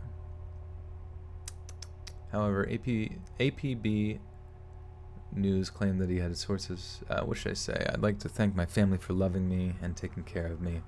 The rest of the world can kiss me goodbye. I don't want to like say the wrong quote for him. Maybe I'll just... I don't fucking know. Whatever. However, APB News claimed they had a source that was present inside the execution chamber when Garrett was let in. One who insisted that he had spontaneously said, "I'd like to thank my family for loving me and taking care of me. The rest of the world can kiss it." The indecent assault and murder of a woman of God is perhaps one of the most obscene and disturbing crimes we can possibly encounter. But what is most disturbing about the case of Johnny Frank Garrett is that he might actually have been innocent of the crime, despite the overwhelming evidence against him. 22 years after jurors convicted him, and 12 years after Garrett was executed for the slaying, an Amarillo attorney attempted to prove his innocence. No reasonable mind would believe otherwise, Jesse Quackenbush said. The old and newly discovered evidence of Johnny Frank Garrett's innocence is so compelling, it will cause even the most bloodthirsty proponents of the death penalty to shake their heads in doubt. Quackenbush noted in a letter to the State Texas Board of Fuck. The State Texas Board of Fuck.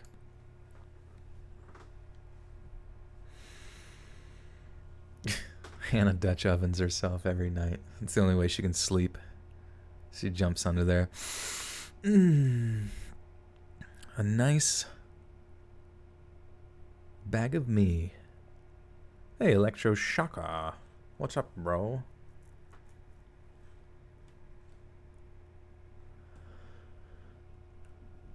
Quackenbush noted in a letter to the Texas Board of Pardons and Paroles that there were links between Sister Tadea's slaying and that of 77-year-old Narnie Box Bryson, who was killed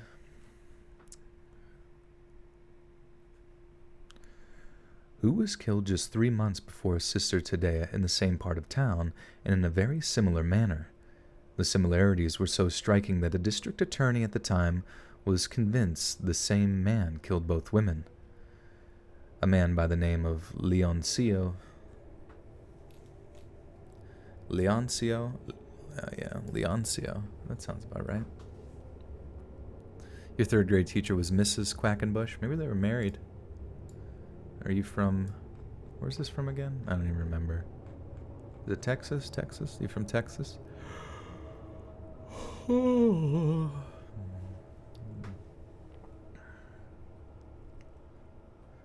A man by the name of Leoncio Perez Rueda remains in jail in Bryson's slaying, and Quackenbush was quick to point out that during a recent interview, Rueda described assaulting and beating a nun on Halloween night in 1981.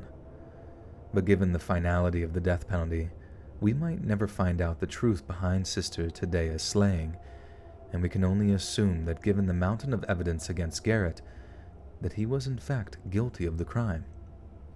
But it still begs the question which is more horrifying, the murder of a nun.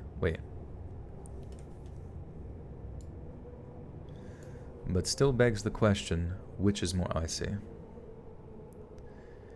But still begs the question, Which is more horrifying, the murder of a nun, or the fact that we may never get to know what really happened that night? What's clear is that the only two people... Dude, I made so many mistakes at the end. Oh my god. Carrie, you drinking? Nice, nice. What's clear is that the only two people who really know are the poor nun that was murdered and the vicious, predatory monster that took her life. Yeah, I guess when did she murder? Let's see. This happened in 1981. And then he was 17, then like 1992 that kid was executed.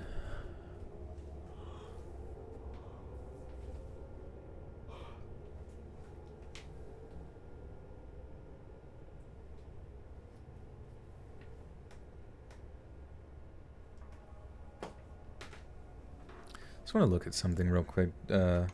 Robin sent me the thumbnail.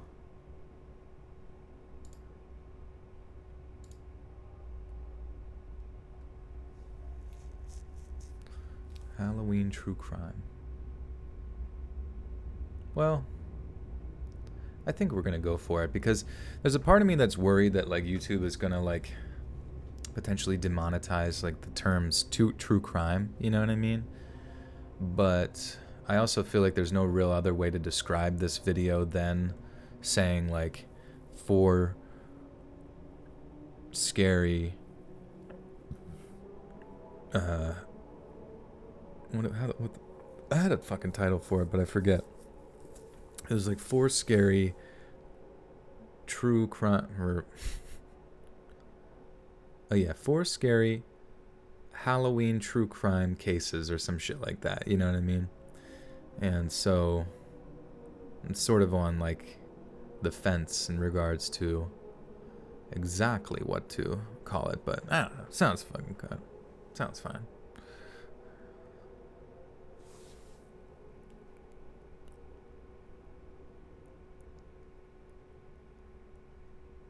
Quackenbush would be a good YouTube name.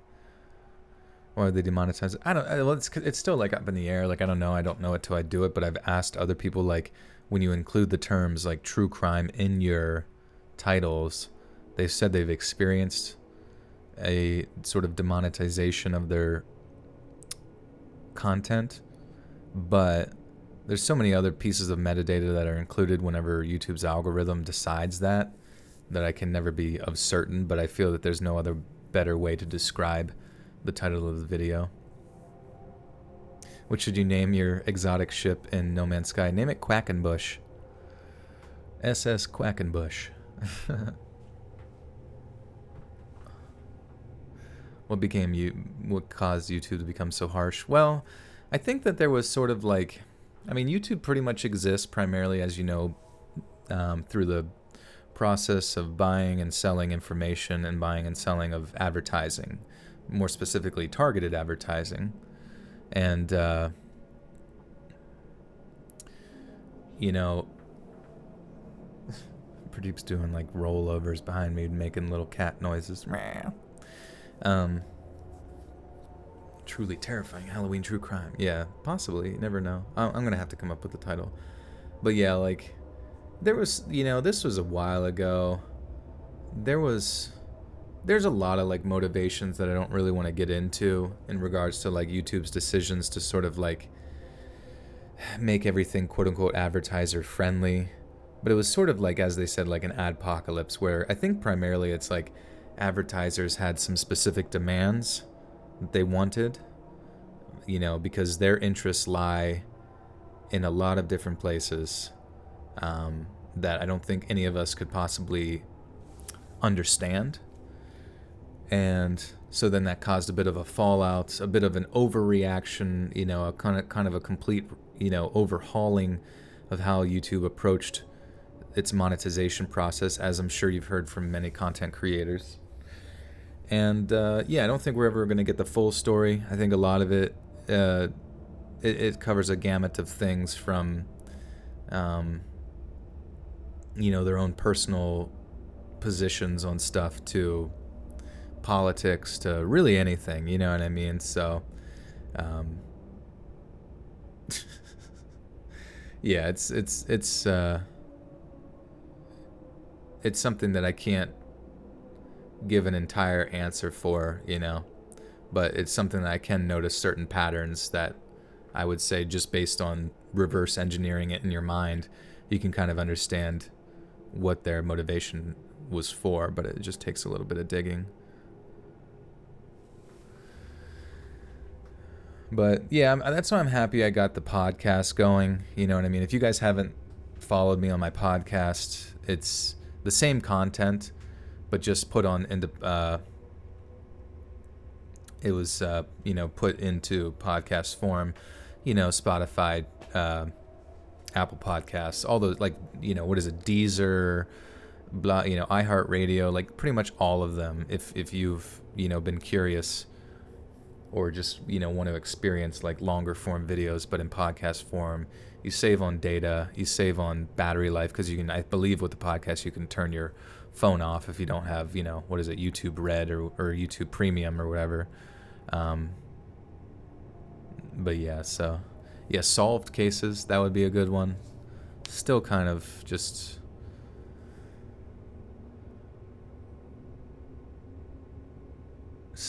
just up in the air right now on where I'm at for that. But yeah, I'm happy I expanded to the podcast because it's like doing well.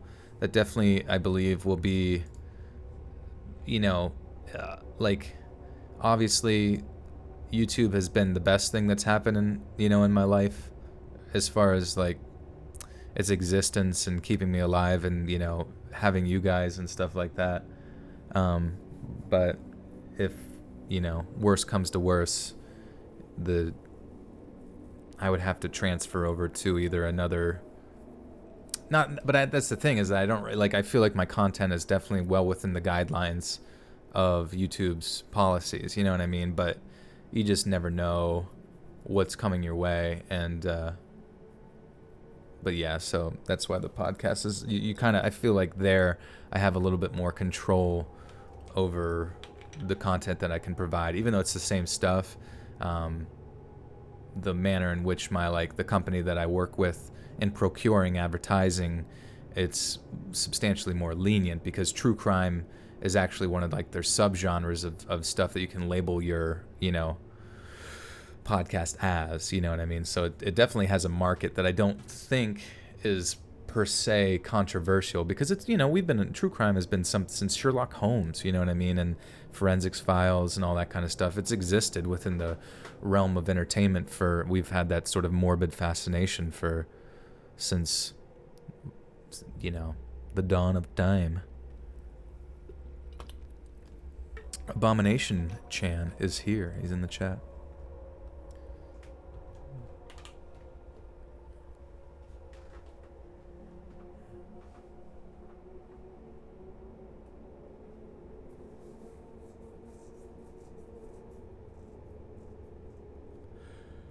Do I have TikTok? I don't. I mean, like, should I get TikTok? Like, I don't know how I would promote my channel on there. I mean, I could do some funny memes or something like that, but never really been, like, a fan of TikTok. But I know, like, because I haven't jumped on it, like, I'm essentially just, like, one of those boomers that are missing out on, you know, the ever-expanding world of social media and bullshit like that, you know.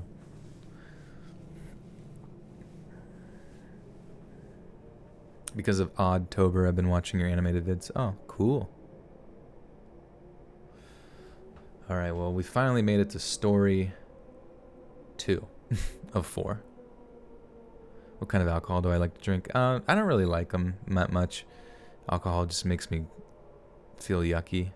But during the stream where I got drunk during my birthday, I drank peanut butter whiskey. And that wasn't terrible. But even just drinking whiskey normally, it's just kind of gross. I'm considered a millennial. No, I know, but like you say that, like the concept of boomer is just, you say anybody who's older is in like out of the loop or whatever is boomer. You know, that's the meme. I can make my TikTok algorithm real good. Story 2. Number 2.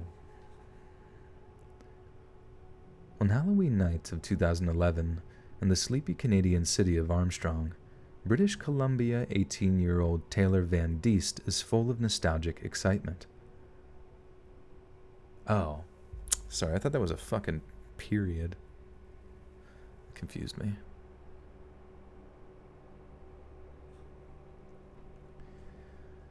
On Halloween night of 2011, in the sleepy Canadian city of Armstrong, British Columbia, 18-year-old Taylor Van Diest is full of nostalgic excitement. A recent graduate of the local Pleasant Valley High School in June of that same year, Taylor had spent the summer reflecting on the nature of growing up and the passage of time. She had also recently learned to drive, finishing her lessons and passing the relevant examinations, and was about to receive her Canadian novice driver N plates. So we can understand why she might be overwhelmed with anxieties about officially becoming an adult, something we all contemplate at some point in our youth. She and her friends had ceased trick-or-treating for the previous few years, instead opting for more mature pursuits. But that year in particular, it had hit them that it was something they might never be able to do as friends ever again. They reminisced of the costumes they used to wear, the huge candy hauls they used to bring home, and the general sense of excitement and mischief that was always in the air on those Halloween evenings. Then together, they decided on one last trick-or-treating hurrah, committing to donning some spooky costumes one final time, before they would doubtlessly be turned away by homeowners as far too old for such childish activity. During the previous year, Taylor had been enamored with the much-loved AMC drama The Walking Dead. Millions of North Americans had been tuning in, week out, to keep up with the terrifying stories of Rick Grimes and his fellow survivors, and Taylor was no different. So when it came to her choice of costume that year, like countless other trick-or-treaters, Taylor opted for the slightly derivative but highly effective choice of zombie. All it took was a little pale makeup, some fake blood, and an old torn purple blouse. Then Taylor was ready to roll. She and her gang of trick-or-treating friends had agreed to congregate at one of their parents' houses before heading out into the night, and before she left for the short walk, Taylor called her friend to let her know she was on her way at about 5:45 p.m., intending to use the usual walking route down Pleasant Valley Road. Taylor's boyfriend at the time, a young man named Colton, was not attending that evening's trick-or-treating, but was still in touch with her regularly. Taylor had promised to split her night's candy haul with him, a move characteristically generous of a young woman who had a reputation for being fun-loving and kind. But when she reached the intersection of Colony Avenue, Taylor decided to use a quiet shortcut the many locals used which crossed some train tracks. Taylor and her friends continued to exchange texts with her during the 10 minutes or so that followed, but suddenly, Taylor stopped replying. This might not usually be any cause to raise the alarm, but Taylor was a prolific texter and was generally known to reply with near-perfect spelling within mere seconds, unless she was asleep. Taylor's friends immediately began to worry. The last message Taylor had sent was to her boyfriend Colton at around 6:02 p.m. It simply read, "being creeped." But Taylor had misspelled the word creeped with 2 R's and only 1 E in the middle, as if it was a rushed message from someone who was very, very frightened. It was only a short walk between their 2 houses, a journey that should have been quick and uncomplicated, but when Taylor failed to arrive and Colton shared the frightening final text with them, her friends assumed the worst. Maybe it was the sinister nature of the date in question. Maybe it was an extrasensory perception that something was wrong. Regardless, Taylor's friends raised the alarm and immediately began to search the route between their homes for any sign of her. Around 2 hours later, while searching near some train tracks that ran near their homes, Taylor's friends found a cell phone lying in the dirt. Wondering just who might have managed to lose such an expensive item, they picked it up and examined it. It was Taylor's. In a panic, they continued their search, calling Taylor's name over and over along the route they knew she would have taken. They stopped shouting out her name only at around 8:45 p.m. when they saw a crumpled body lying in a patch of grass about 10 feet away from the train tracks. Even in the dark October evening, they recognized the shape of their friend almost immediately, but were horrified at the grisly sight that greeted them upon closer inspection. Taylor was lying face down in the long grass, mumbling incoherently and struggling to breathe. They were heavy. I made it pretty far there, actually. Boom, ba-da-dum, ba-da-dum, ba-da-dum, dum, dum. Can you take me to Femboy Hooters? Yes. Dun, dun, dun, dun, dun, dun, dun, dun, dun. You hate most pop music? Yeah, I mean, pop music is made specifically just to appeal to the grandiose perceptions and enjoyment of the large crowd, of the masses, etc.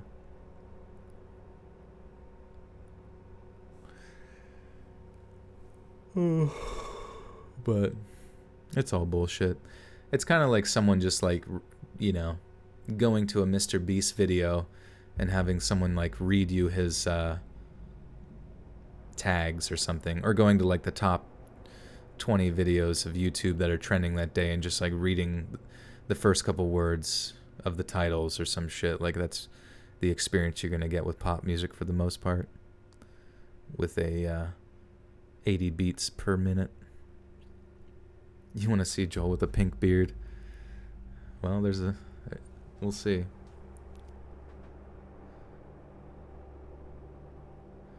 Kea Hutcherson, shout out to you. Hope you're having a good 2020.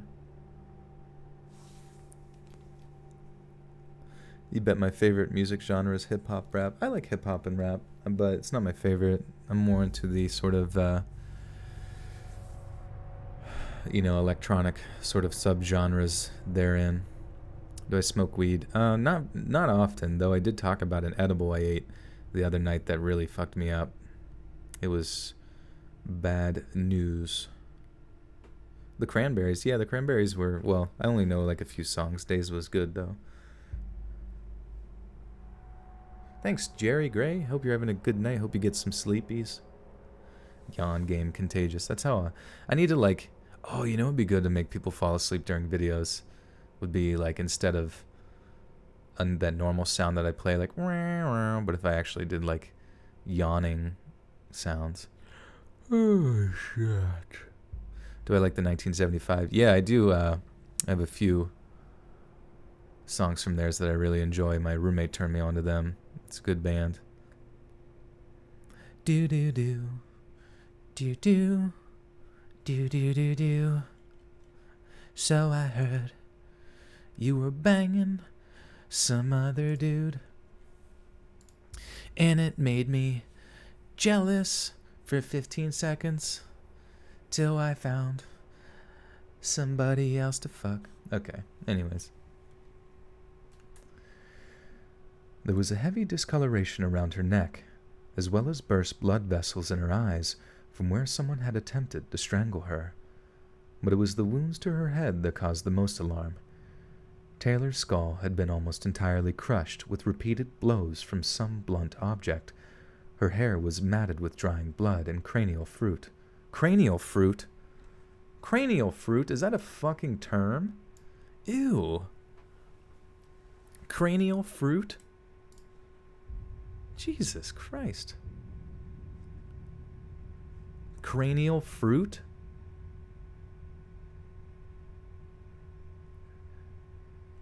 Is that a fucking thing?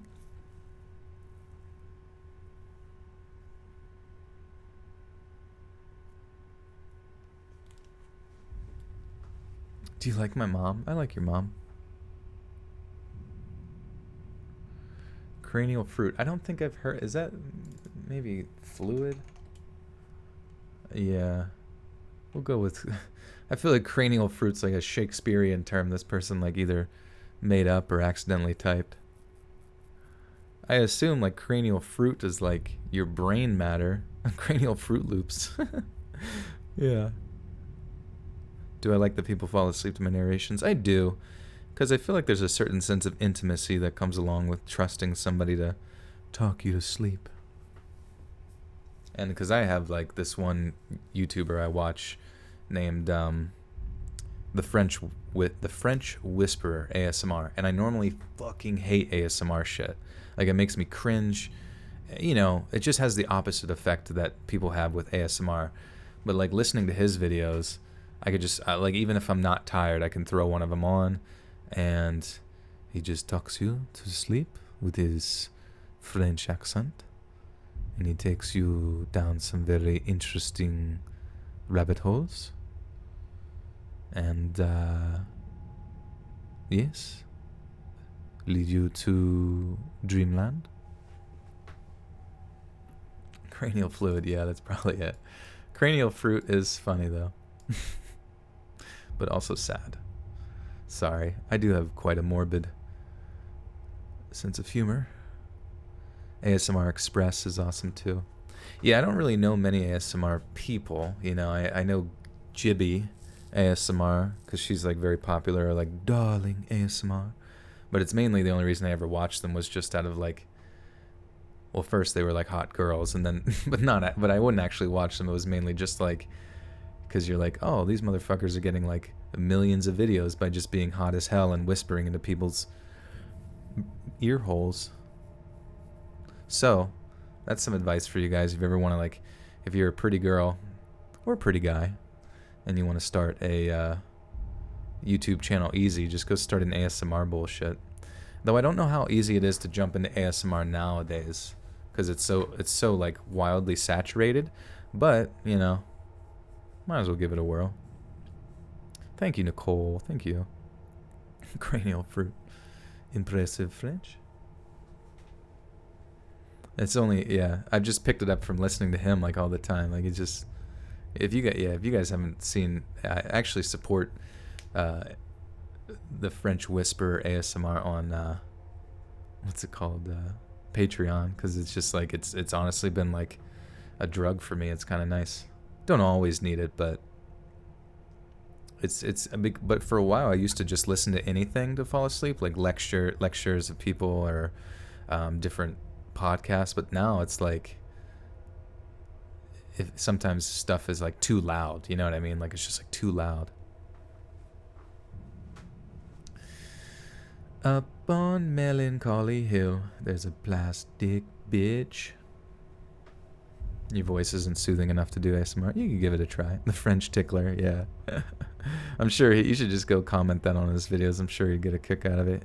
He actually came into one of these streams one time, which I thought was fucking wild. And he like, because someone was like saying something, I forget, like just trolling. And he was like, oh yeah, they're really contributing to the conversation.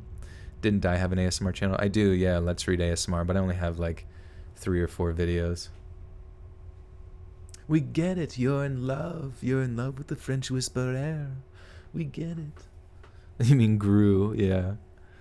Gru. Oh no, that's not Gru. I'm thinking of Groot, but I know who Gru is.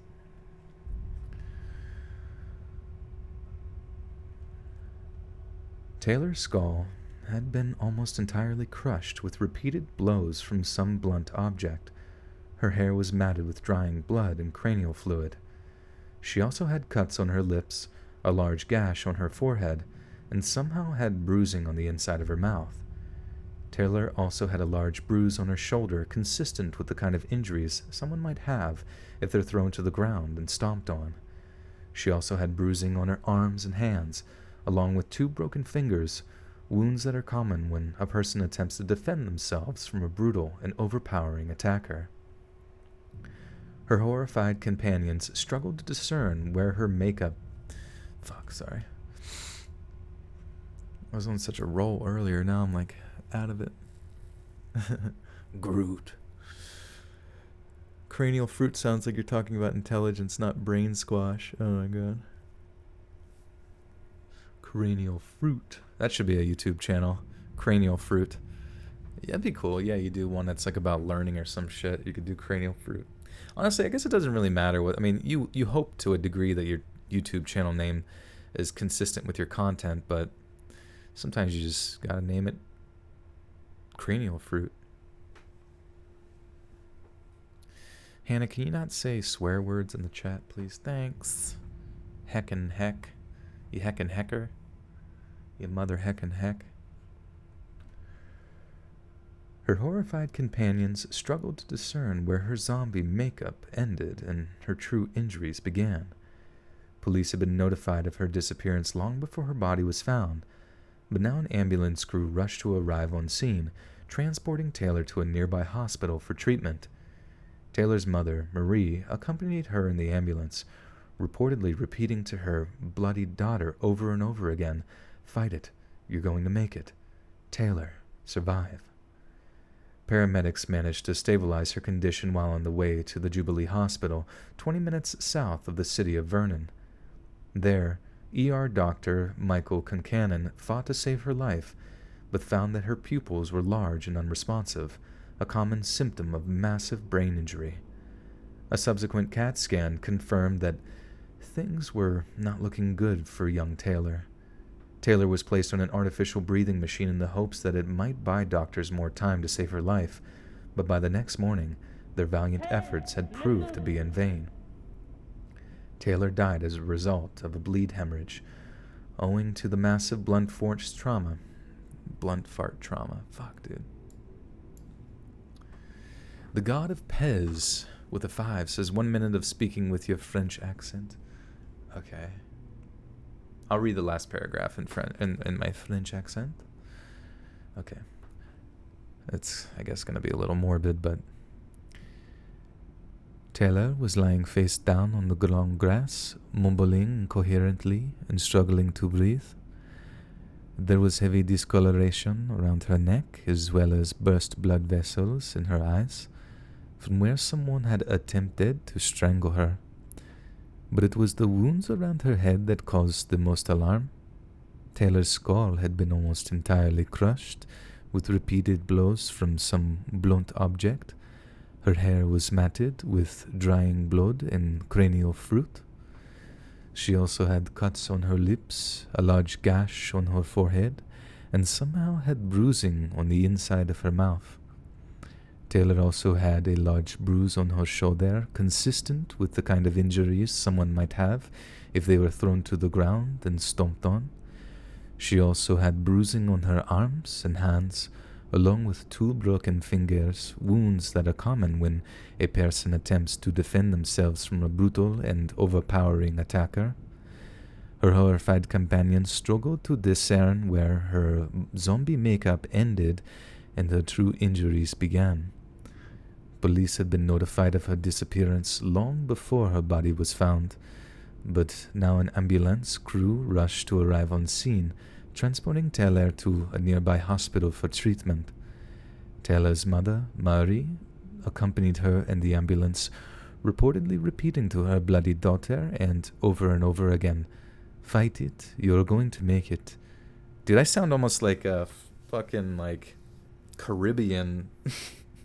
Like, if you played Overwatch, I sound like fucking, like Baptiste. I sound like Baptiste from fucking Overwatch. Well, I hope we've all taken out our insurance policies today. Yeah, I sound like Dracula. There were some times I had it, but other times I, like, lost it there, but... Oh my god, Roger, Jesus Christ. Oh, man. Anyone want to help you with AP chemistry homework? Not really. Sometimes science homework is just such bullshit. It's like... I sound Arabic, not French. Oh, interesting.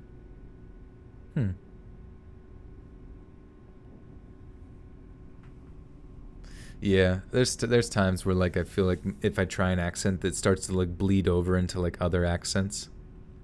Joel, would you like the croissant to eat that? Thank you so much. Yum, yum, yum. Oh, croissant, baguette, croissant. Oh, fucking fuck.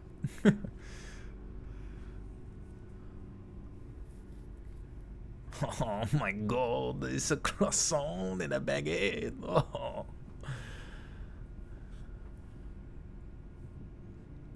You watched a lot of Ratatouille? Did you ever see that like one meme where it's like the Ratatouille chef's about to like put the mouse into his pants? It's pretty funny. You have to say ho ho ho, ho ho ho, baguette, croissant, baguette. Okay. Anyway.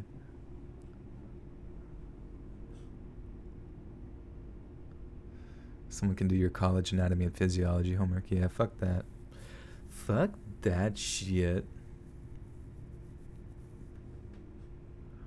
Omelette du fromage. Taylor died as a result of a bleeding hemorrhage. Taylor died as a result of a hemorrhage owed to the massive blunt force trauma she'd suffered as a result of the violent attack that she'd been subjugated. Fuck, I feel like the way that this sentence is worded is like so all over the place for some reason. Taylor died as a result of a hemorrhage owed to the massive blunt force trauma she'd suffered as a result of the violent attack she'd been subjected to. A subsequent forensic examination found that Taylor's fingernails that...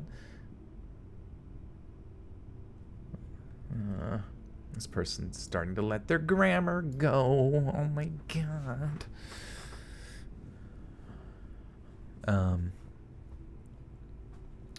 A subsequent forensic examination found that Taylor's fingernails, that skin and blood tissue...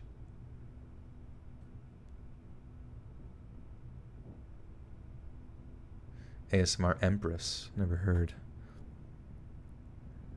I feel like this, like, just every random day you stumble across another ASMR channel that's got like 1 million subs and just killing it. Fucking squishing around spaghetti between their toes or some shit.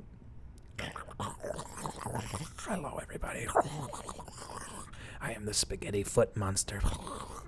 Roleplay. Today we're using ragu sauce because I'm a dog owner.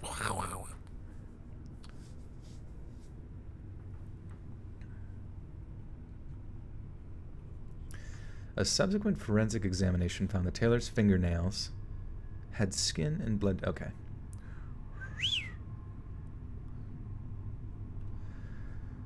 A subsequent forensic examination found that Taylor's fingernails had skin and blood tissues trapped under them, evidence that she had made a brave attempt at fighting off her attacker. Although she might have passed on as a result of the horrific wounds she had suffered, the attempts that she had made to save her own life, scratching and tearing at her mystery assailant's flesh, were about to contribute to bringing them to justice. Along with the substance trapped under them, her nails were clipped and bagged as evidence by a forensically trained nurse. With a sizable amount of DNA evidence collected, all the police had to do was conduct a thorough enough investigation.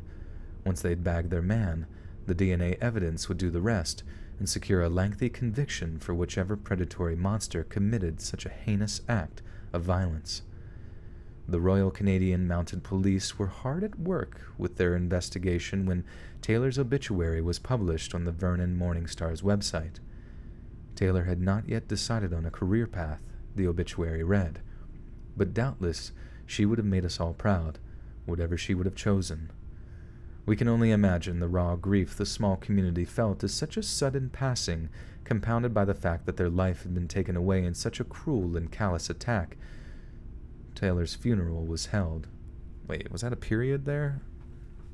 Sorry.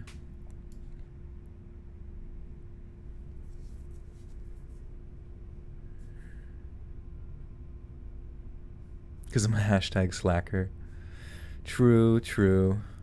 She know me too well. You heard Satan leaving Joel's nostrils. I'm free to suck some toes. Allison, well, welcome. We're glad to have you. Yeah, Barbie, where's Ken? You don't want to make me jealous, do you? Hannah, I can't tell if that's like a lollipop emoji or like a drop a pin, where's your location emoji.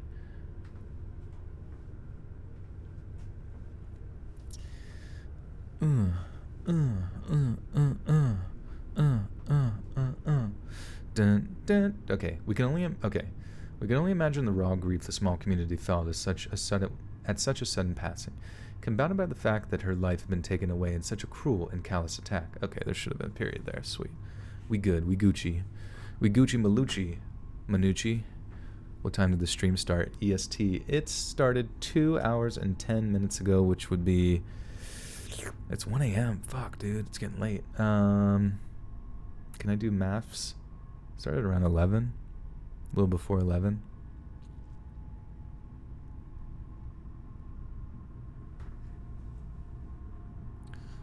Would I like some hot sauce with them toes? Yes, please. Kalula.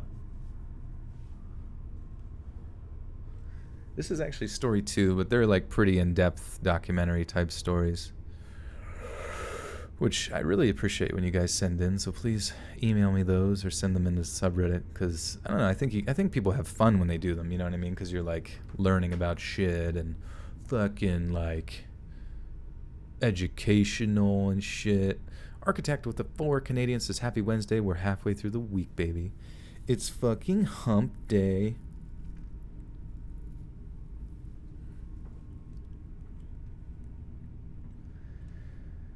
We can only imagine the raw grief the small community felt at such a sudden passing, compounded by the fact that her life had been taken away in such a cruel and callous attack. Taylor's funeral was held on the evening of November the 7th, 2011, at Hassan Memorial Arena. Her murder had rocked the small town she once called home, so there were many in attendance who wished to pay their respects. But there was more than just a sense of love and loss in the air that evening. Many people wondered just who exactly in their community was responsible for her death, if the person was known to one of their number, or even if they were actually present. The RCMP began their investigation by canvassing the houses surrounding the place where Taylor's body was found.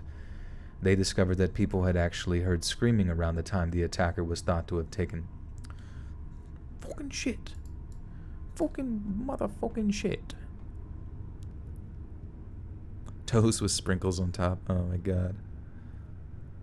Who's Taylor? Taylor's the girl who was killed in the story.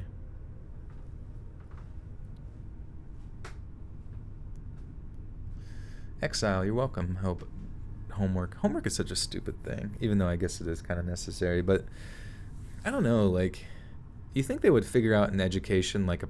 Yeah, Let's Read's going to get on an education rant now. But you would think, to a degree, within education, you would be able to find like the most optimal amount of busy work possible for students, or the most optimal amount of work necessary for a particular curriculum. But I feel like half the time it's just like bullshit after bullshit after bullshit. And I'm sure, I know for a fact, there's got to be teachers who assign assignments who are just like, this won't help you ever, this won't help you ever, this is something you could give 2 shits about, but I gotta fucking pound you with it.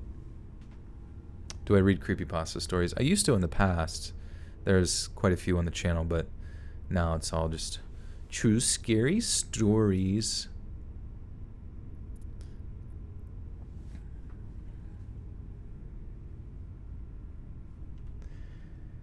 They discovered that people had actually heard screaming around the attack. Homework was invented as a punishment. I believe it, honestly. Hey, Hannah. With capital letters, what's up? What up, Alec? Party forever, baby. You never used calculus once in your life? I don't, to be honest with you, I don't really know how calculus is used within the sort of like realm of applied sciences, if that is that a term you would use. But you know what I mean, like if you were an engineer or somebody that, you know, consistently uses you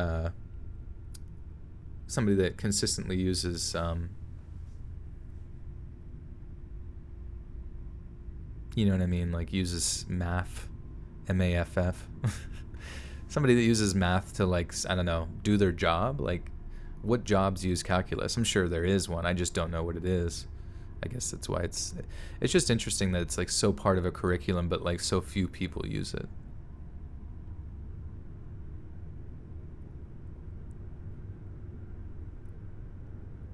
Shannon, you don't assign busy work. That's good. I'm glad. I mean, I understand. Like, I'm not trying to knock teachers. That's just the student in me bitching, because I'm sure even teachers who are teachers are probably look back and they're like, fuck school. You know what I mean? But I'm obviously not knocking teachers or anything like that. But there's just some times where you get assignments where you're just like, this is like, I understand that there's like 180 days or however many like in school a year. How many days are in a school year? How many days in a school year? 180 squared? Minimum amount of instructional times per school year. Oh, okay. Okay, 180 days, yeah.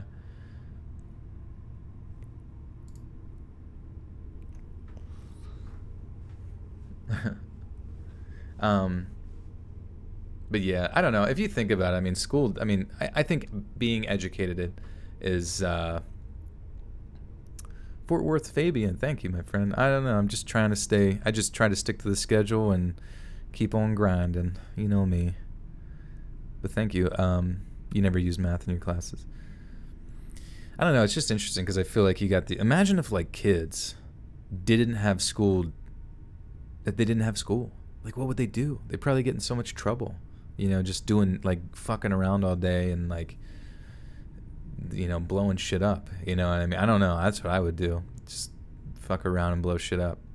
But like firecrackers and stuff like that. You know what I mean? But like, if you were like, I feel like it's such an interesting concept, because if you look at like humanity from the time that we were just like part of like, tribes and shit, like sure there was like an educational process, but I remember like people within the Amish community around here have told me that, or ones that have like been in the community then like left, they say that the education pretty much ends in like early high school or like middle school essentially, or like you become the teacher, so it's like it's such a long period of your life, like is like K through 12 and beyond. Some people are like lifelong school people, to just like constantly have that like regimen, in your life all the time. I feel like to a degree it almost like hinders some very, very capable human beings, especially as they get to be like later high school age. Caramellis says, I actually had a teacher explain that. They take up so much of your time purposely to keep us busy and out of trouble. I mean, it makes sense. Like, what the fuck else is school for? Like, sure, you get like a quote-unquote well-rounded education, but hey Morgan, welcome. But like, for the most part, I think it's just like a massive like distraction, and then it's also weird too, because a lot of the time schools can kind of like perpetuate certain like philosophies that, which would, I mean, teachers shape kids as much as parents do, even though obviously the parents are there first and foremost to hopefully shape the kid. But it's just a weird. Do I have a beard? Yeah, I got a big old beard. Yeah, I need to go trim it, honestly. Hawk says, I'm an obedient school dropout. Squawk. He flew well and beyond his need for school. I don't know. I think someone made a good point where they're like, some of the most dangerous people you can come across are the intellectuals, or the individuals that sort of get a pious, is it pious or like pompous sense of their intelligence because they are of higher education, where they specialize in one area. And am I Santa? Maybe. No presents though, sorry. Just stealing your cookies and milk. But like, people with like, maybe you go for your PhD or something and you get a certain degree of specialization in something, and then all of a sudden you take on this like, I don't know, like ascended being type personality trait, where you think because I've specialized in this particular field, therefore I'm, highly intelligent in another field as well. And in a lot of ways, I feel like that can kind of be like a little dangerous.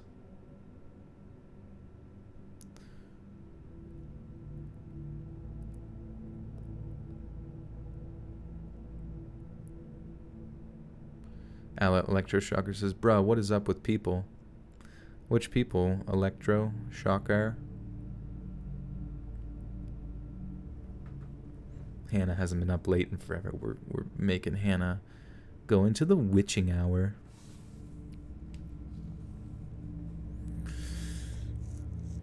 Ram says, as an 8th grade dropout, against my will, I think high school is a waste of time. Yeah, I mean, I don't know. It's just strange to me. Like, sometimes, yeah, I think back on the college and I'm like, imagine if you would have, like, gotten a cosign for a loan to, like, flip houses. And throughout the 4 years of high school, someone taught you how to be an electrician, how to be a plumber, and how to be some other random bullshit, you know what I mean? Like a mason or like a carpenter or something like that, you know, and all of a sudden, you know, which are pretty practical skills that I think you can teach, you know, any age group from very young. I mean, the Amish throw up fucking houses around here in like 30 minutes. It's like a fast food, you get like a fast food house, you know, from the Amish, and they do a good job. And, you know, they're not going to any sort of school and just teaching each other, which is pretty badass. No taxes. Oh yeah, they could teach you how to do taxes too. But it's like, I don't know, they could like prepare you for so many, like, it's weird whenever you're younger and people tell you that like your real life hasn't even really begun. Like your real extended life where you have to make money and do adult bullshit and exist and all that kind of stuff, and how to like, and most of the time most people's like entire adult lives is like, how can I get richer so I can do less, you know what I mean? Like, that's just the natural way of things, unless they found something they really enjoy or whatever. But it's strange. Like, I pretty much feel like the majority of like government school just kind of prepares you to go into like government college, you know what I mean? And just, you know, perpetuate that system. But there's so much more creative things you can teach young people and how to be successful in life. And I think one of the more important things is like enabling their mind to understand that there are a lot of avenues that are available to them, and then giving them those experiences, because, you know, young kids aren't always going to seek those things out themselves, you know what I mean? But so they just need those people to show them. Am I Amish? Maybe. I do have a big old Amish beard, but I think they usually have their mustaches shaven.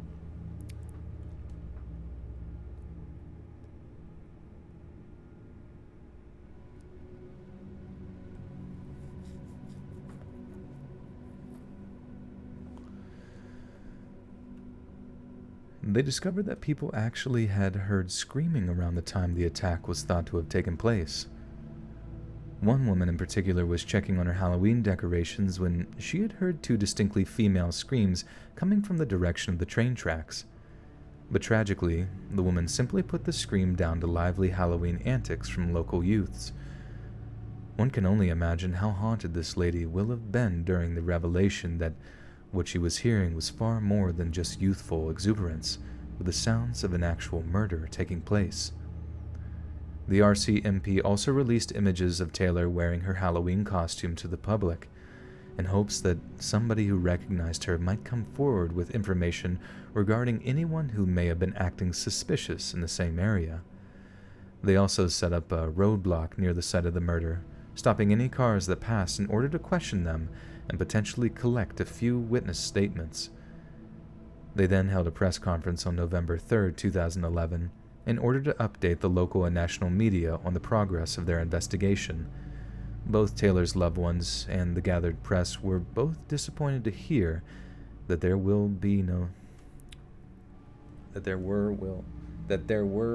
no suspects.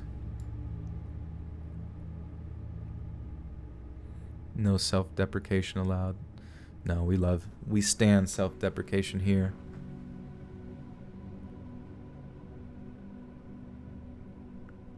Let's read Best Narrator, thank you.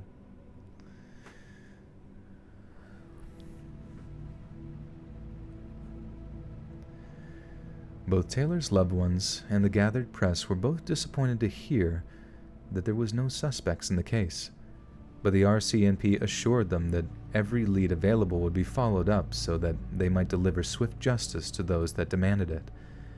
However, they did not release any details on the nature of the murder or Taylor's cause of death, the reason being that only a handful of people knew of such information, one of whom was the person responsible for Taylor's death.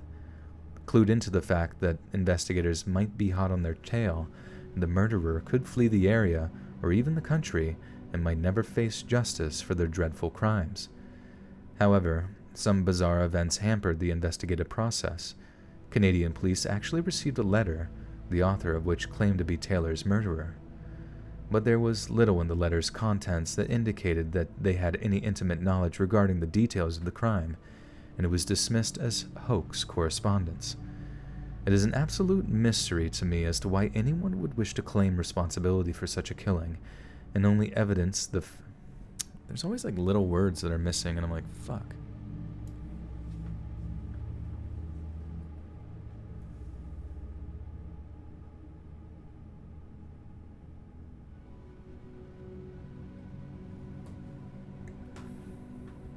I need a Joel Con. That would be sick. That would be sick nasty.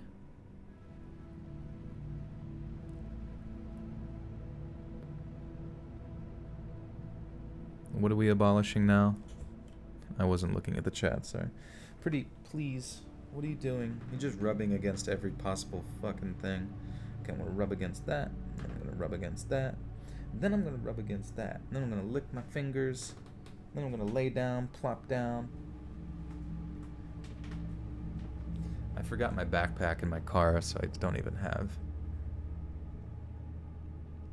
Morgan, thanks. Trying to be chill. Somebody give Gail some water. She thirsty. She thirsty.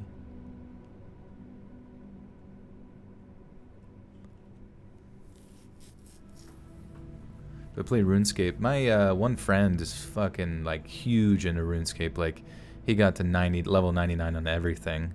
But you know, he says he more likes it because of the nostalgic effect and just being familiar, but I never was a RuneScapey, you know what I mean? My voice sounds like the first sip of a McDonald's Sprite. Damn, that sounds pretty good. With some salty ass fries. Morgan, you want a cat bat? You should get one. Just fucking... They're pretty easy to take care of. Like, you just feed them, water them, clean up their shit, you know, from their box that you just have to introduce them to. I would suggest only getting like one cat initially, because apparently if you get more, they start to piss on stuff, which has happened. Not with Pradeep, but the other cat that came in was territorial. Of course Joel has a cat. I want a dog, but we'll get there one day.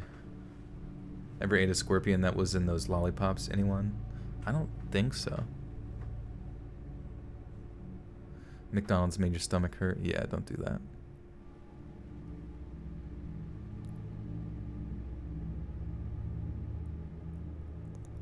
Gail, you're being a little creepy.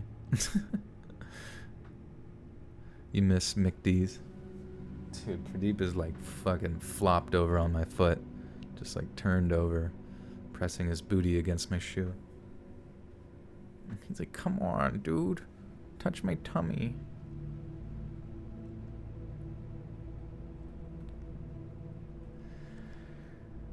It is an absolute mystery to me as to why anyone would wish to claim responsibility for such a killing, and only evidences the fact that there are some truly sick and disturbed people in the world, and perhaps the most concerning thing is that these kinds of things happen far more than we'd care to believe.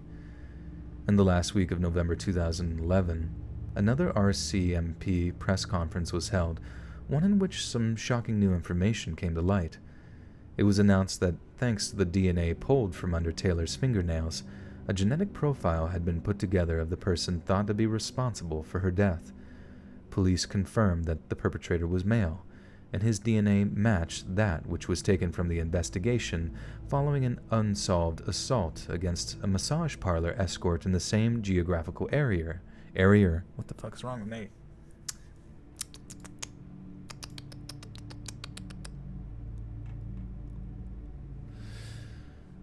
You'd like a giant fat cat. Well, I like the meme where they're like, listen, they're not chonkers. You're literally feeding that thing and killing it. Pradeep's not really a chonker. but I only feed him once a day because he kind of rations his food throughout the day. But if I gave him too much, he would just keep eating and throwing up and eating and getting fat. Your cat like that sound?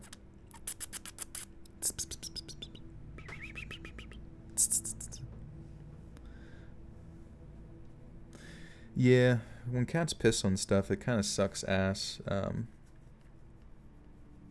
Because honestly, that like whenever that we were taking care of my friend's cat, and it would just like randomly pee on stuff. It's just like all you could think was like, when can I get rid of this piece of shit? You know, and it. Thankfully, it wasn't my cat, and I knew that eventually I would get rid of it because I would be terrible if Pradeep pissed on stuff. Because like how, you know, yeah, I'd have to figure out a different solution on how to deal with it.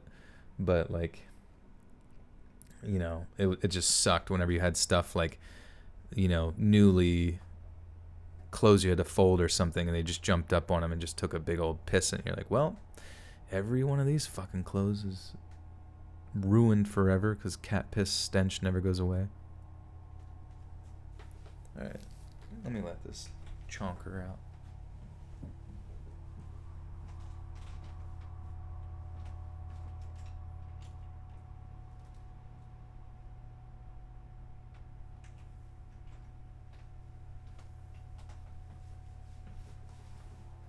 Chonker. Yeah, Pradeep was neutered. The other cat, I'm not really sure, to be honest. I think so. The God of Pez with another $5 says, in no order, what are your top favorite movies ever? Only donating again because of your apparent epic beard, by the way. Oh, thank you.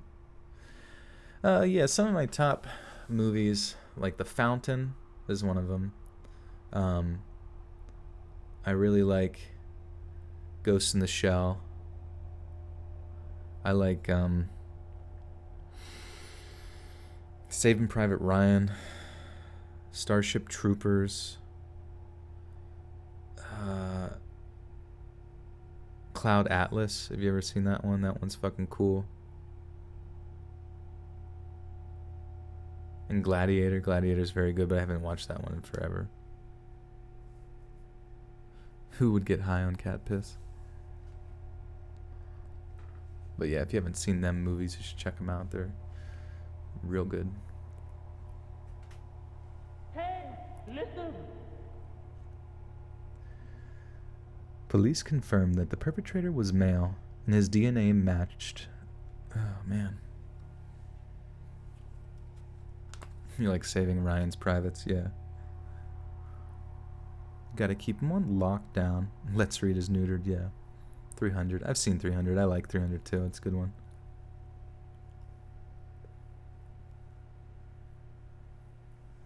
The year after she was fixed, she stopped. Yeah, something about Saving Private Ryan, just like, I feel like the way that they represented everything just felt so realistic, you know, like just the grittiness of it that you don't really see in like you don't really see military movies in general anymore. But I just feel like that one was just very realistic, and it just tugged at my heartstrings a lot more than anything I'd ever seen. And I really like Gladiator just because, I don't know, I like movies about people who are like, I don't really like love stories per se. Like, I know a lot of people do. It's got to be like an important like trope of like Hollywood all the time to have a love story, but sometimes I think it's like there's so much more valiant honor in a movie that shows someone who either has no interest in that or like was already married or something, you know what I mean? So they're just like a family individual.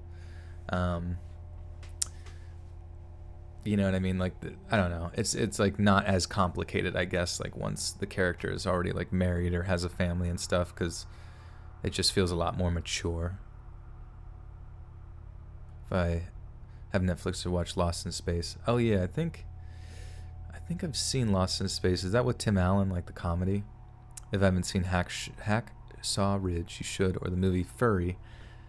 Those are some of, or is it Fury? Oh, realistic war movies. And yeah, I actually can't remember Hacksaw Ridge, to be honest. Furry though, it'd be funny. That's furry propaganda. World War III will be fought with furries.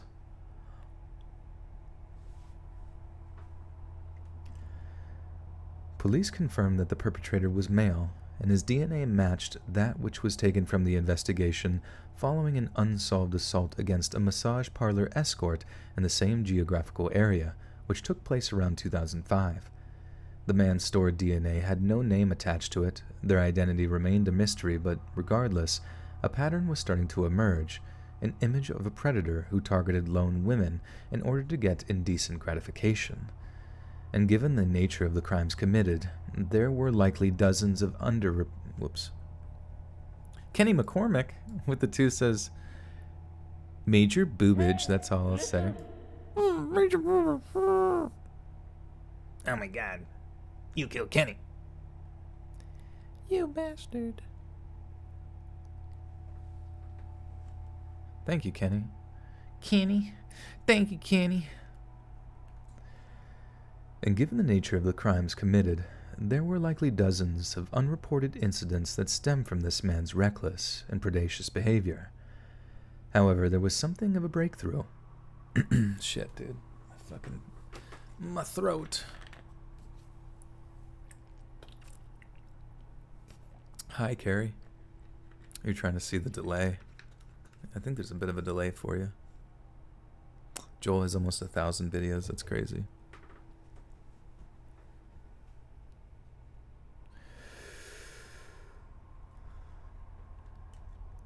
And given the nature of the crimes committed, there were likely dozens of unreported incidents that stem from this man's reckless and predacious behavior.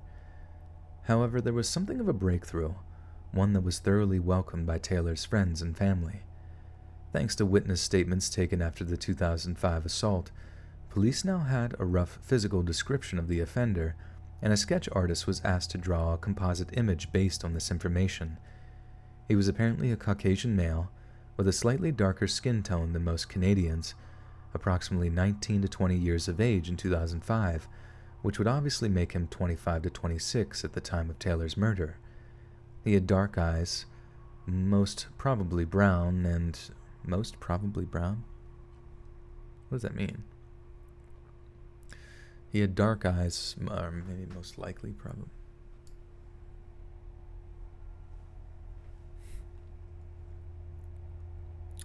Electroshock, are you tempted to join the Discord from time to time? Yeah, feel free to, man. I feel bad. I'm not like super active on there, and got rid of politics, so it's just like, what do we talk about now?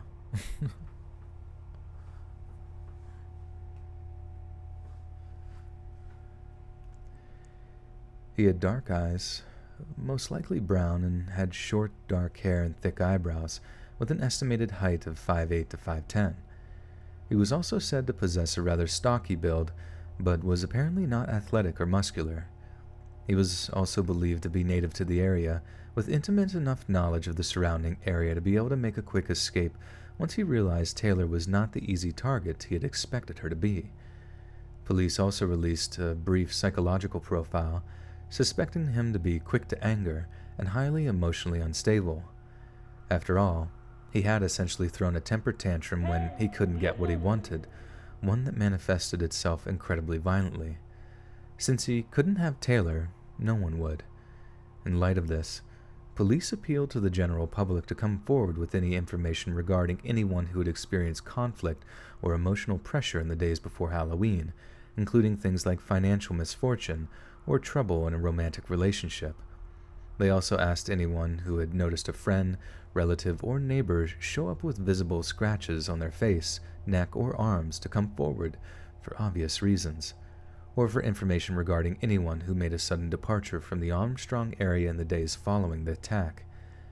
After the press conference, information poured in from almost 1,300 individuals who claimed to have pertinent information. Given that the population of the area surrounding Armstrong was about 10,000 people, that's a huge percentage of people that stepped up to try to help out with the investigation, speaking to the impact the murder had on such a close-knit community. And speaking of the impact the murder had, there was a pervasive sense of fear in Armstrong, given that the killer was basically still on the loose.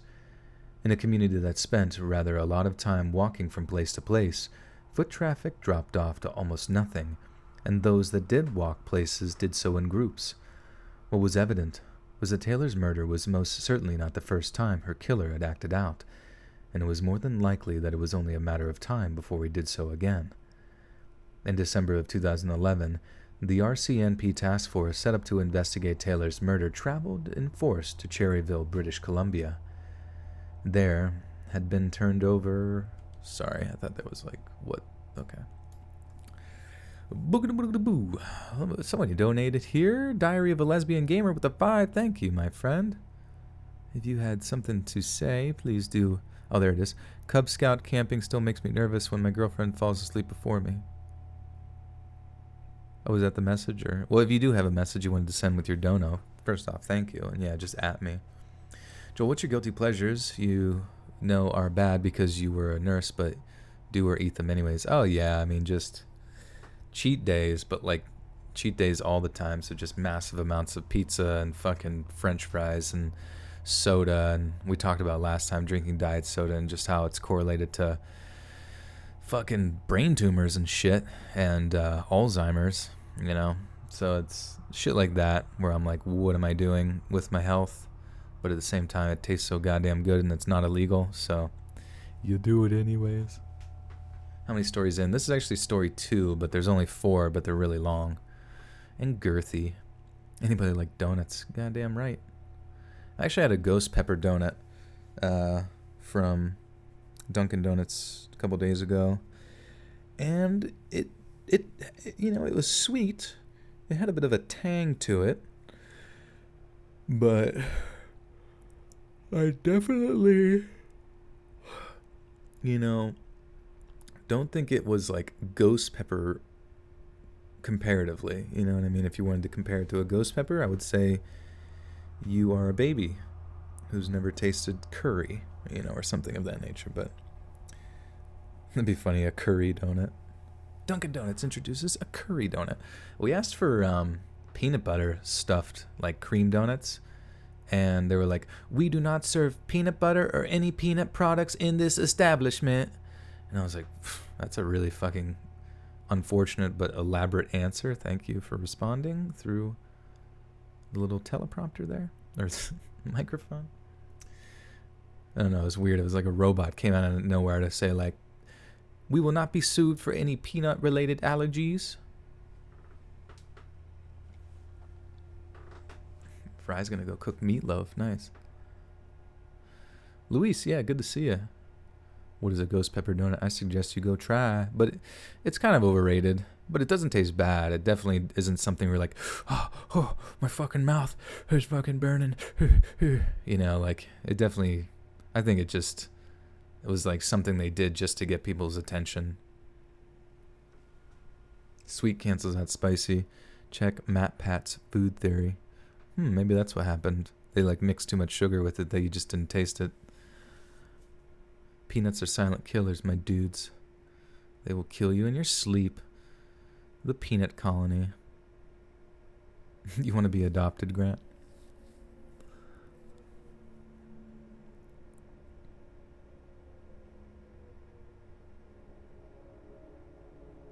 Do I believe the life we live has glitches? Maybe glitch in the Matrix stories in the future. That would be cool. I mean, I don't know, maybe. My friend takes a lot of hallucinogenics and is absolutely convinced that we live in a simulation now.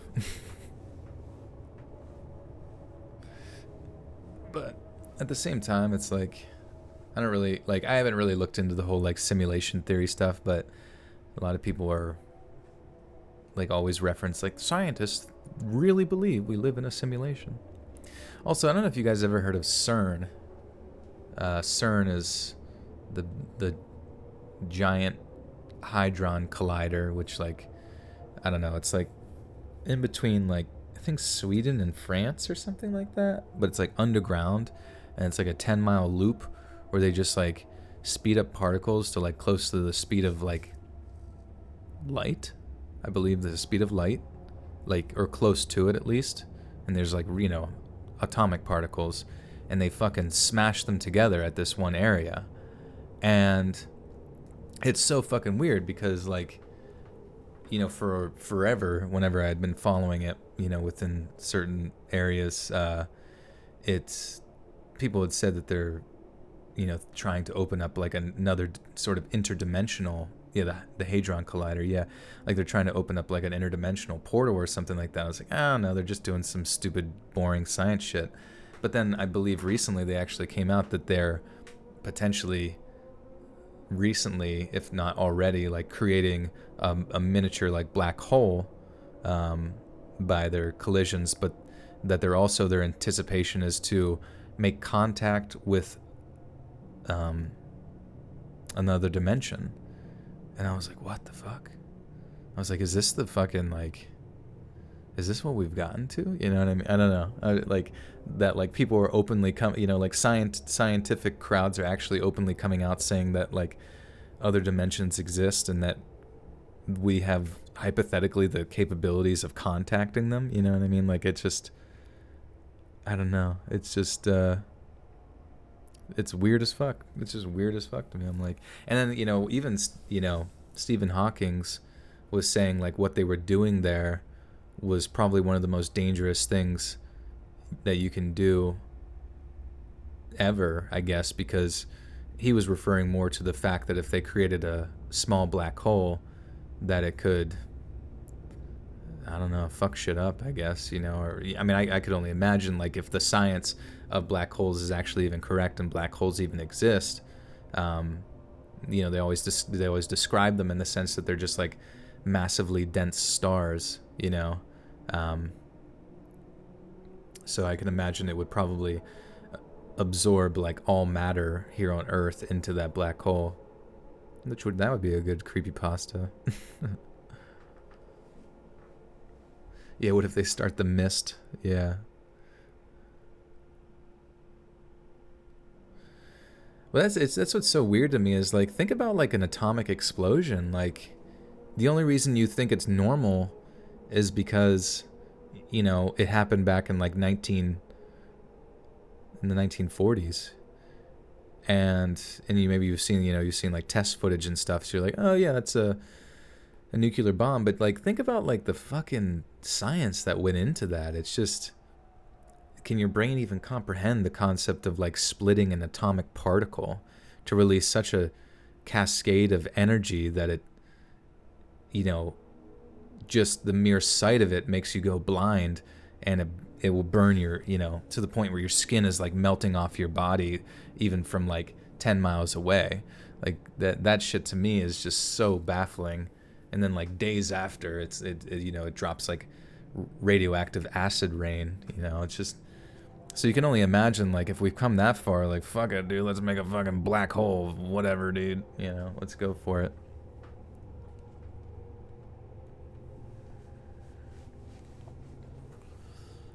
Oh, okay, black holes that aren't stable enough to stay around very long and fit anything through for brief periods. Oh, that's fucking crazy, dude. Imagine if they could stabilize something like that, and you just, like, and you fucking jump into it, man. Did I like to read a lot? No, I did not. Honestly, when I was younger, I hated reading. I thought it was a huge pain in the ass. And I just always associated reading with, like, school and having to do it for, like, work, Whereas I'm jealous because, like, most of my friends' kids, like, they fucking love reading, They get them they tell them they can stay up as late as they want, but the only thing they can do is, like, read, And then they associate reading with sort of a guilty pleasure or sort of, like, something that they really enjoy doing, which, like, once you learn, how to enjoy reading, it puts you at such an advantage within the school system.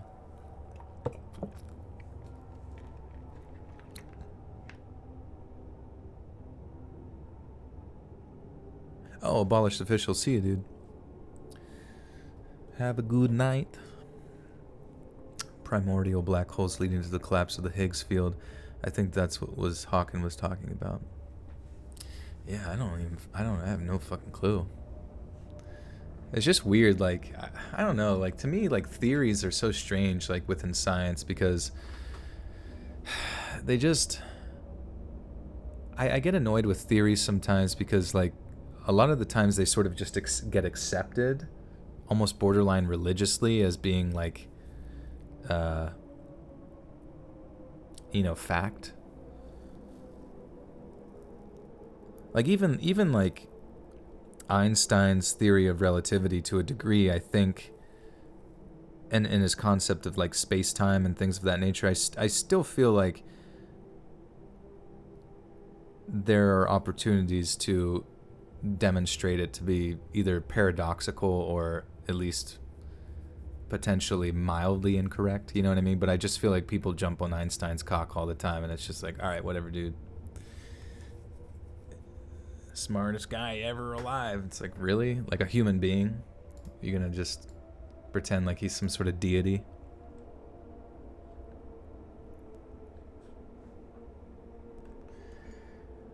There had been over 30 reports of a man residing there fitting the exact physical description they shared with the public during the last press conference, a man by the name of Matthew Stephen Forster.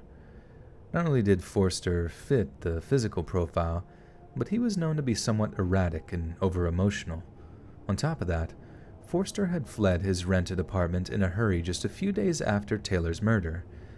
His landlord confirmed that Forster had asked for the damaged deposit back, but abandoned the request once he had learned that it would take a few days to get cashed, and left all of his belongings behind in the apartment. Forster's father later came and collected said belongings, and CCTV footage shows him acting extremely skittishly as he did so, almost as if he knew why his son had fled in such a hurry. Forster Sr. was later contacted by RCMP and questioned as to why his son had to leave the area so quickly. He replied that his son had secured a high-paying job at some oil field up in the north of the country, but had to leave quickly since the job offer was at extremely short notice. But Forster's Sr.'s word... Oops. What music in the background? Oh, that's Iron Cthulhu Apocalypse, audible only to iguanas. To quote Dresden Files, science, the world's biggest religion. Yeah, it's like... Science is supposed to be like this ever-evolving, like ever, continuously questioned concept where there, what could be considered, like a cigarette a day, stuff like that. A cigarette a day keeps the doctor away, and then you find out that it causes lung cancer, just as a hypothetical, or like lead paint is safe, or you know what I mean, like, or maybe we'll find out that aspartame does have a strong direct correlation to glioblastomas or some shit of that nature, you know what I mean, and various other sugar substitutes, fuck up your stomach biome, or you know what I mean, like all this stuff. But it's like, I don't know, I hate when people sit there and say that's like science is settled. Science is never fucking settled, man, and it shouldn't be, because otherwise you're sort of deterring people from maintaining a sort of curious mind, and you're creating a certain sense of, modern clergy, you know what I mean, that shan't be questioned due to their high priesthood, you know what I mean. And to me, it's just another way to sort of, in a similar fashion, how religion can be used to sort of control people. I think so can science in many ways, because of how people have been conditioned to trust it, you know what I mean. So never stop questioning things. Never, if you think that there's some concepts that don't sound quite all there, then don't be afraid to question it, you know what I mean. Yeah, push for growth and knowledge. Exactly, Morgan. It's just, and at the same time, don't be afraid to be wrong either. It's good to be wrong. If you're wrong, good. You are one pinpoint in the collective consciousness of all human understanding, from the dawn of man, to the end of all creation.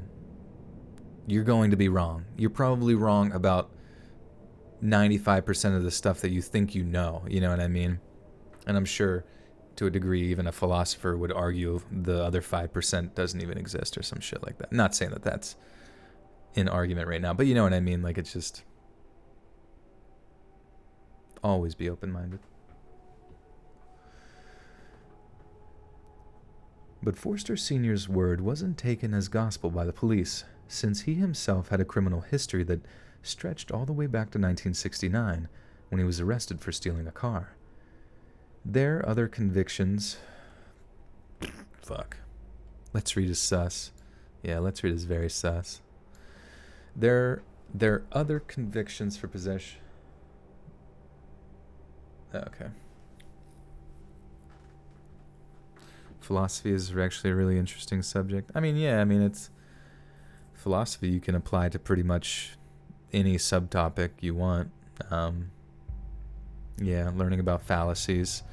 You realize, like, almost every conversation you have with anybody on a particular topic is just, like, riddled with fallacies, you know? And it's like, until you, like, really learn them and recognize their patterns, you don't quite know how to articulate or call them out when you're having, you know, generic conversations.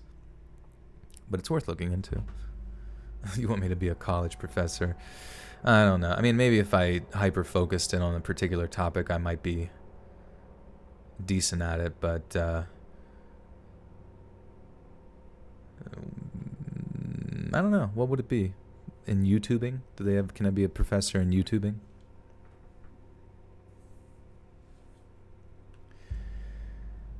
There were other convictions for possession of controlled substances as well as escaping custody. Needless to say, Matthew Forster became the #1 suspect in Taylor's murder.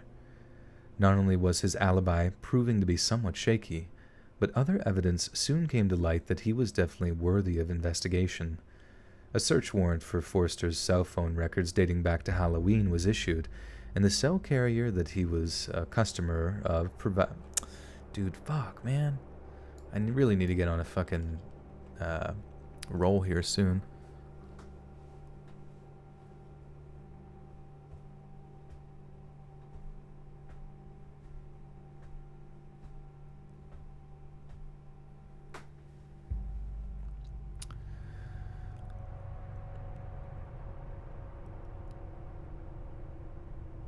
What's a generic conversation? I guess, like, imagine, you know, having a conversation about something that requires a level of nuance and understanding with your grandmother who reads the newspaper every day. You know, a lot of those narratives that she may or may not be consuming and then sort of regurgitating as, you know, a perceived reality could in and of itself be, you know, construed as primarily fallacy. And then in which case, obviously you don't want to, like, shit on your grandma or something like that. But being able to recognize those fallacies enables you to understand how to better consume and more appropriately consume information. Because I'm telling you, everybody's trying to sell you something. You know what I mean? Like, no matter what it is, and a lot of the times they're not, you know, it's not like it's going to be some scholarly article that, like, you know, 100% of the population is consuming off the tabloid rack or whatever. So, just shit like that. Like, whenever you have a better, like, well-rounded understanding of how arguments are presented and how an appropriate argument would be presented, it sort of can better enable yourself to defend yourself against information that would otherwise not be useful or pertinent to your perceived reality, I guess. Ramtab with the $10 says, thanks for staying as late as you have. It helps with the boring night shifts. You're welcome, Ramtab. Thank you for the 10 buckaroos. Appreciate it. You feel like you're chilling with potheads, not in a negative way. It's just opening the mind, peeps. For show, for show.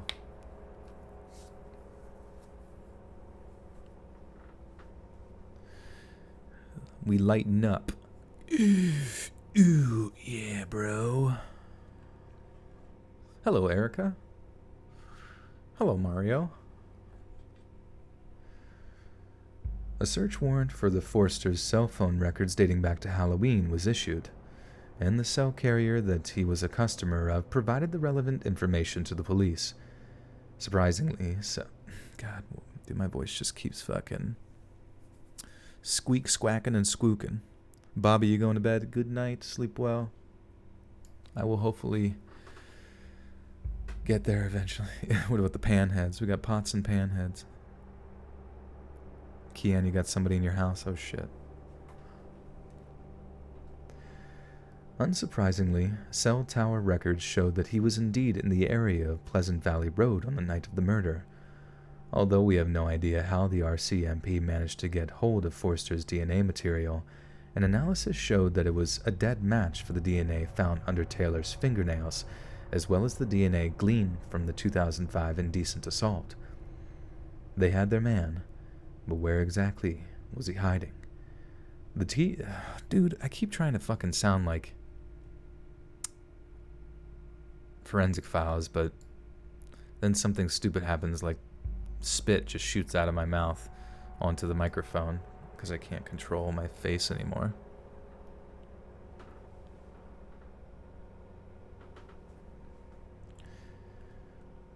They had their man, but where exactly was he hiding?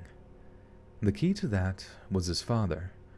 Forster Sr. was hiding something that was painfully obvious to RAC. Oh, I need sugar. I need fucking sugar because my brain... Yeah, I am sleepy. But fuck, we got 2 more after this. It's been 3 hours. Holy fuck. You put your cat to sleep. Good, good.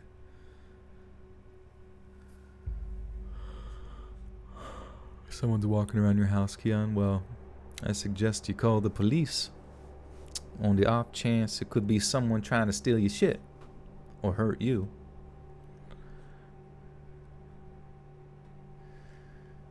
They had their man, but where exactly was he hiding? The key to that was his father. Forster Sr. was hiding something that was painfully obvious to RCMP investigators, but they never could have guessed how heavily he was involved in his son's attempt to avoid justice. Not long after Matthew Forster was named as the main suspect, a man came forward claiming that Matthew's father had paid 500 Canadian dollars for a bunch of his personal IDs, obviously so that he could forge a fake identity for his murderous son, promising he would return the IDs after a few months. Police then commenced to tap Forster Sr.'s cell phone, only to discover that he was indeed in contact with his fugitive son and was working on obtaining yet another fraudulent identity for Matthew so that he might steal his escape from justice for good. Might seal his escape. Oh my god. If the sentences weren't so fucking long, it wouldn't be bad to go back and do them, but Jesus Christ. Slam a cup of coffee. I can't, dude, because then if I sleep afterwards, I'm going to be all jonesed up on stress chemicals. And probably worse for the wear. Also, coffee sometimes doesn't help me concentrate. It just makes me anxious. I don't know if you guys get that way. I like it in the morning, but...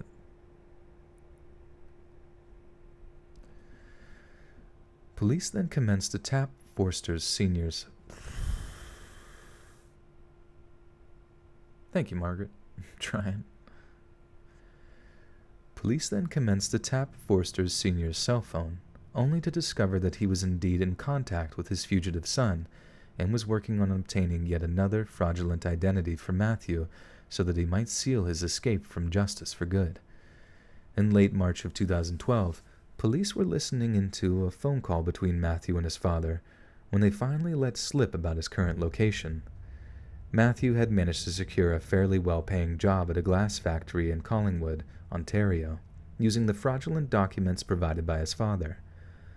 On the phone call in question, he even bragged about his new photo ID provided by his employer, boasting that it would only increase his chances of getting off scot-free for the murder of an innocent young woman. Ironically, it was this phone call that Forster Sr. advised his son to stop using the cell phone he had been provided, as he had a bad feeling their calls may be being tapped.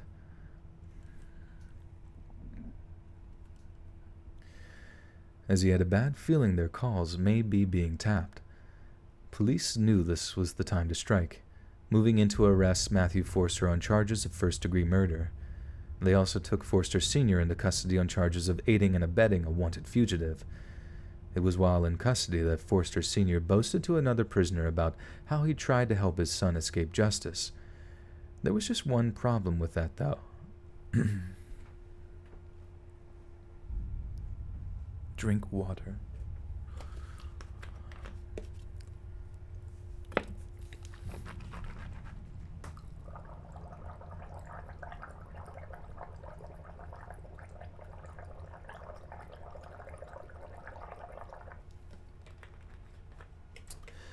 Fuck. Wonder, like, people who, like, record professionally in studios, like, what's their, like, maximum length that they'll record for a day? That'd be interesting to know.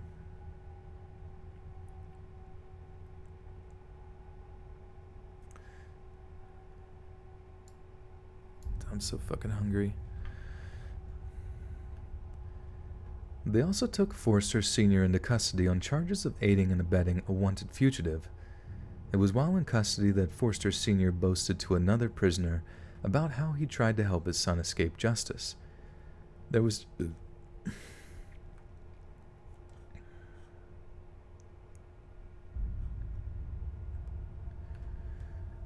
just one problem with that, though, as the prisoner in question happened to not be a prisoner at all, but an undercover cop. Matthew Forster was immediately extradited back to British Columbia after his arrest, so that he could be charged with the murder of Taylor Van Diest. His initial police interview went on for hours and hours until finally, in the face of overwhelming evidence of his guilt, he confessed to Taylor's murder. A homicide detective asked Forster to look him in the eye before asking, "Do you feel bad for killing Taylor?" "Yes," Forster simply replied. He went on to say he felt sick about what he had done, and admitted to having some serious anger issues, as well as problems with incident desires. Incident desires? What the fuck is that? Did they mean innocent? Generally, it's the stories inciting incident that drives this desire.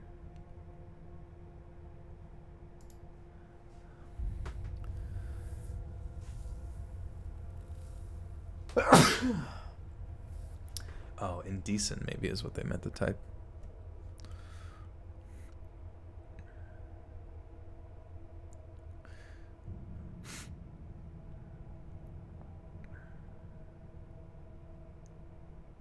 Kian says, "I think I'm fine. I call the cops.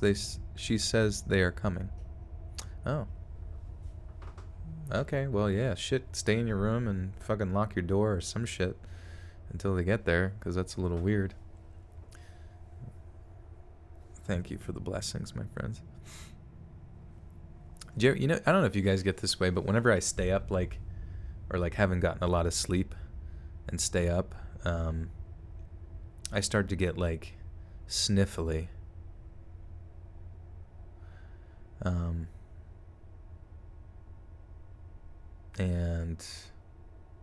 But then once I sleep and wake up, I'm not sniffly anymore. I don't know if you guys ever get that way. Some sniffly. I'm feeling a bit sniffly. I low-key want some strawberry miak.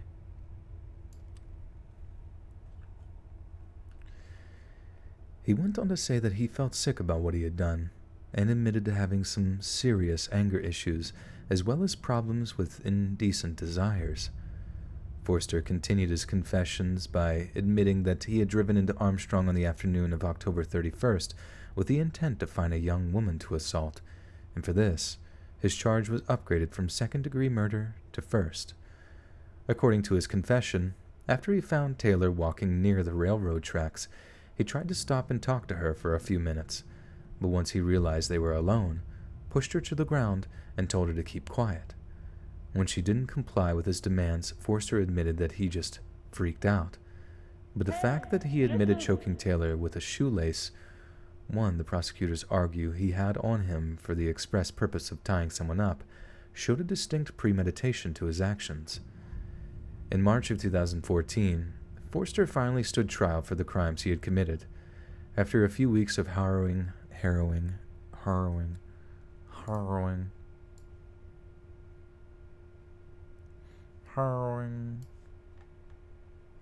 Yarrow with the 3 says, "You're doing great. Hope you're well." Thank you, Yarrow. Thank you. Benadryl. Yeah, Benadryl knocks me the fuck out. Sometimes I take that just to sleep. But I don't think I would ever take Benadryl, like, and try and stay awake because I'd be so tired.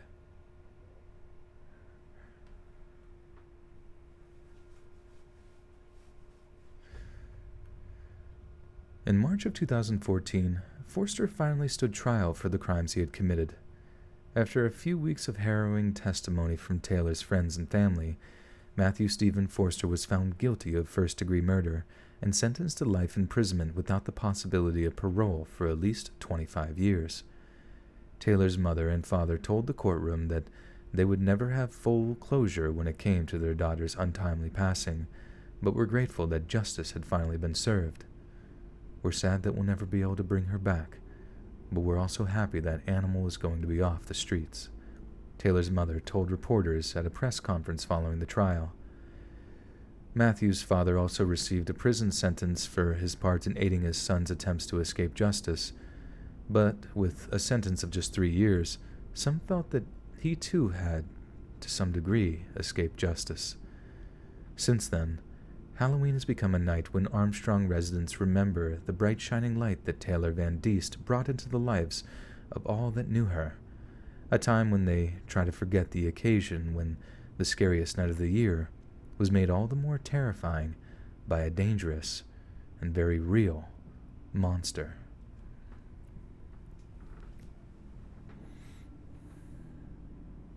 Let's read Corpse Husband, Mr. Nightmare, top 3 best narrators. Change my mind. There's a lot out there, my friend. A lot of narrators out there. You gotta expose yourself to them. Keon, the cops are here. Alright. You're just chatting with us in the live chat. They're like, sir, please get off of Let's Read's live stream and answer some questions. You called the fucking cops.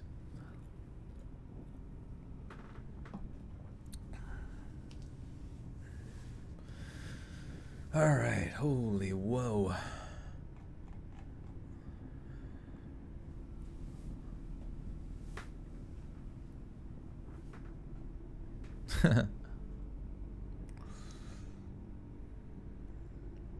Okay.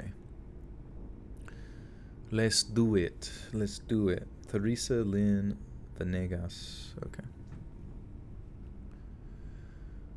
Teresa Lynn Venegas was born on August 9th, 1990. She lived in Dickinson, Texas, and had a large, loving family, which included her parents, 2 sisters, 1 brother, grandparents, and a dog named Tinkerbell.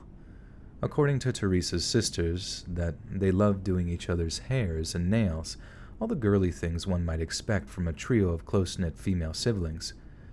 Both of her sisters were quoted as saying that they were each pretty envious of her long, wavy hair, but still took a lot of joy in styling it and making her their younger sister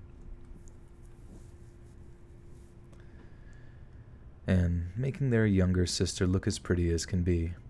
Teresa was also very close with her grandmother, Betty, who saw her home as a kind of sanctuary, a place she could escape to whenever life in her own busy family home grew too hectic.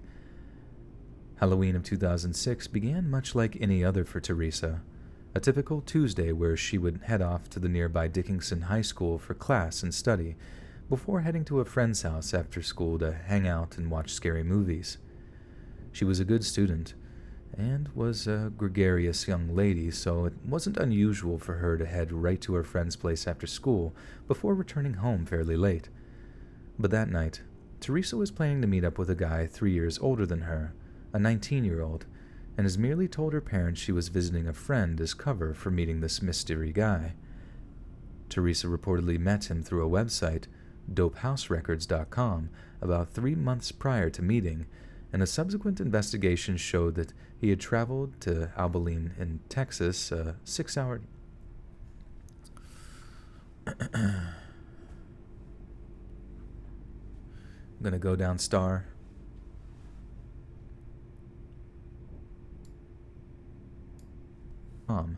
About 3 months prior to the meeting, and a subsequent investigation showed that he had traveled from Abilene in Texas, a record guy around.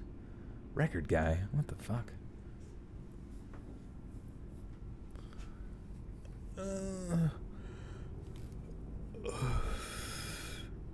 Can you e-transfer? I don't know, honestly. I don't know how that would work, to be honest.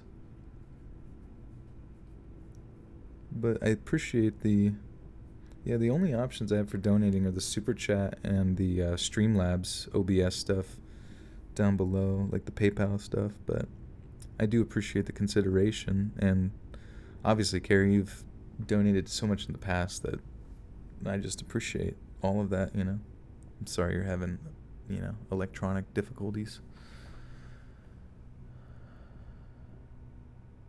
6 hours from Abilene to Dickinson, not hardly, more like 8 or 9. Oh, maybe they were bolting and freaking hitting it hard to get there.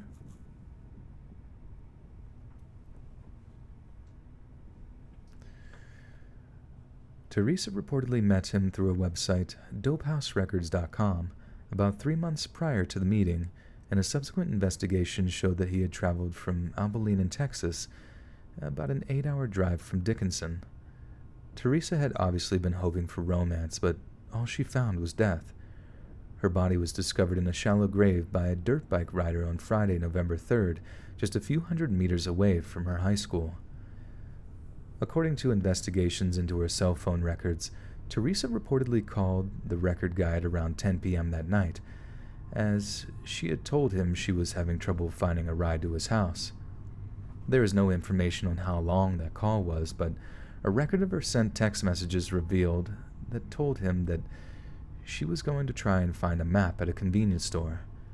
However, police subsequently located and interviewed the guy in question after naming him as the #1 suspect in her murder. He denied her being in his parents' house with him, and a forensic examination discovered that he was most likely telling the truth. Not a single trace of Teresa's DNA was found in the home. Police then found multiple witnesses who stated that Teresa was in fact at a Halloween Wait. He denied her being in his parents' house with... Okay, I see.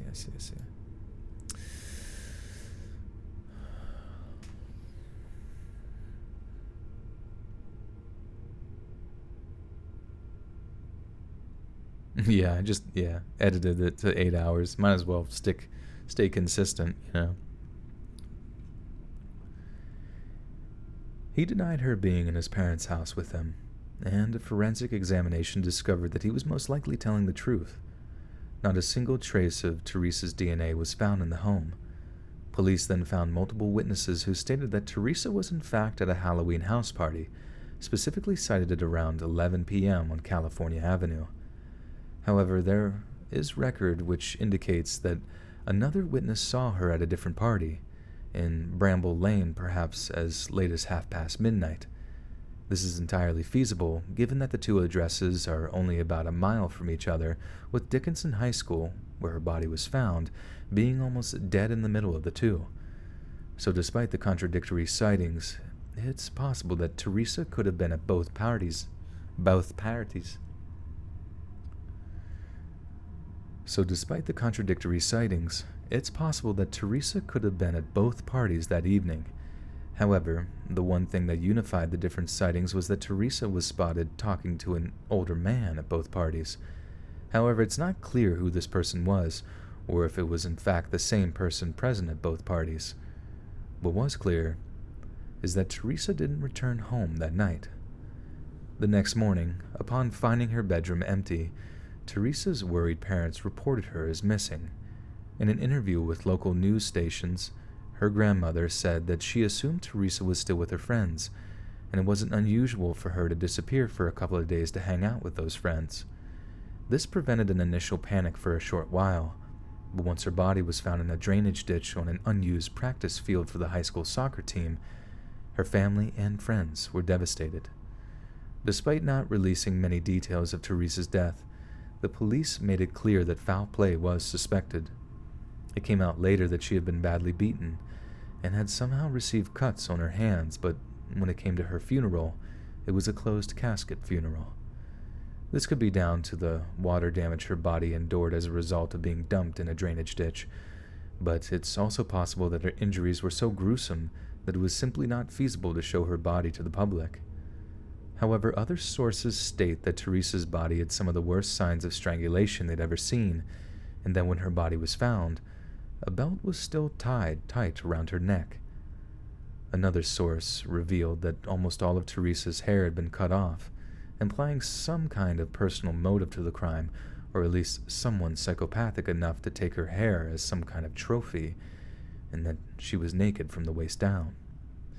In the days following the discovery of her corpse, and in response to an appeal by local police for any witnesses to come forward, several people reported seeing a Caucasian man with long dark hair around the high school on Halloween night.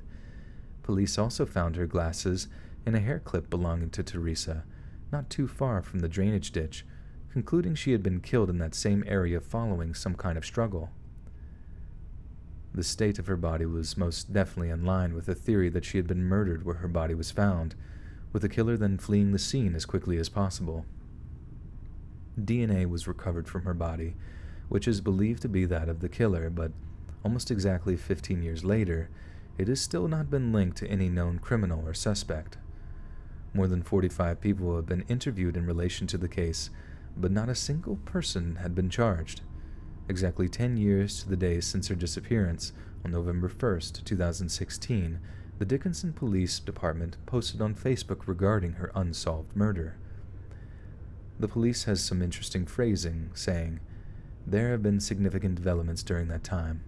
However, investigators are looking for additional information that would help them gather enough evidence to make an arrest and give Teresa's family closure." However, it isn't clear whether this meant that they had a new suspect and need more evidence, or that they were in the process of gathering evidence in order to officially charge a long-suspected individual. On October 29th of 2006, just a few days before Teresa disappeared, a close friend of hers named Kimberly Ramsey was reported missing by her parents. In the aftermath of Teresa's body being found, there were serious concerns that there was a significant connection between the two disappearances. Yet thankfully, Kimberly was found safe and sound on November 9th, staying with her boyfriend in Rusk, Texas. That's hard to say. Rusk, Texas. Fuck. Rusk. Welcome to Rusk. Is there an article about this murder case? Probably. Her name, yeah, what's Teresa Lynn Venegas? Yeah, you could probably find an article about it.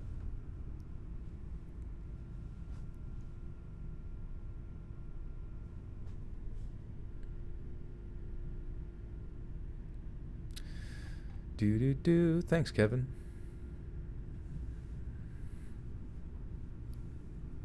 Hi, bots. Who are the bots, Anonymous? I don't know if you guys noticed in my comment section, and I noticed them in Jensen's video too, but like my comment section sometimes has bots that say like, who wants to do this to me at, and then they leave like a timestamp.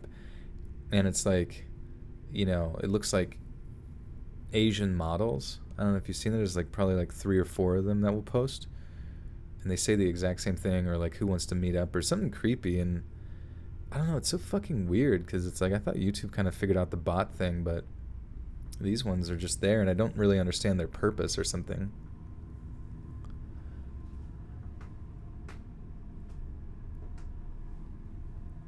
What was the end of story 2? Oh, we have to tune in to the final video to find out.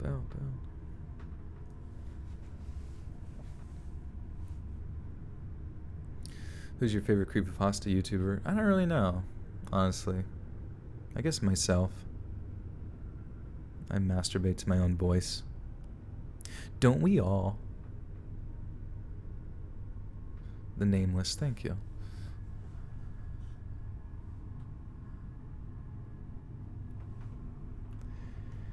Yet thankfully, Kimberly was found safe and sound on November 9th, staying with her boyfriend in Rusk, Texas. Kimberly was questioned by police regarding Teresa's murder, but this was the first she'd heard of it, and she became hysterical with grief. So it was determined that Kimberly's disappearance was merely a coincidence. It turns out that Kimberly had somewhat of a history of being a runaway, and had actually made an appearance on Dr. Phil during an episode on teenage runaways. It has also been noted that Teresa had issues with running away from home, so there is still a connection between the two girls' behavior, albeit a tenuous one. The following year, on July 15th, 2007, the body of Bridget Guerin, a woman from Beaumont,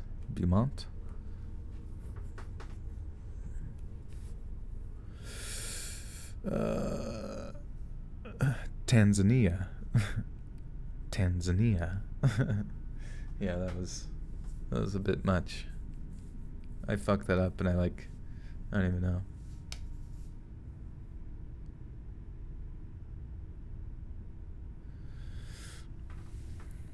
Is he really live, Brittany? He is. Wait, where the fuck was I? Bridget Guerin, a woman from Beaumont. Would you pronounce it that way? Anybody from Texas know if it's Beaumont or Beaumont? Beaumont?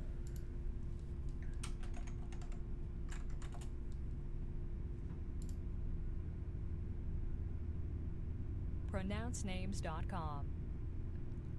I don't think anybody in here is a bot. Beaumont, okay. Whatever. People are disappointed, but there are likes too, so I don't really know.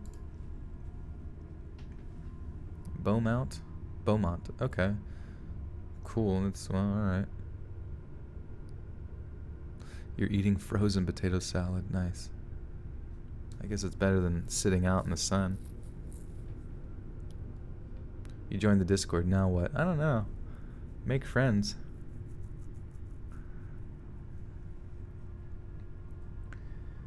The following year, on July 15th, 2007, the body of Bridget Guerin, a woman from Beaumont, was discovered on Crystal Beach. Crystal Beach is only an hour and a half's driving time from Dickinson, Texas, and is easily accessible through Galveston Island. The crime scene was eerily similar to Teresa's. Bridget was brutally beaten, strangled, and indecently assaulted, and was found dead, half naked, near a body of water. But unlike the former, Bridget was much older at 28, was Caucasian, and a legal assistant.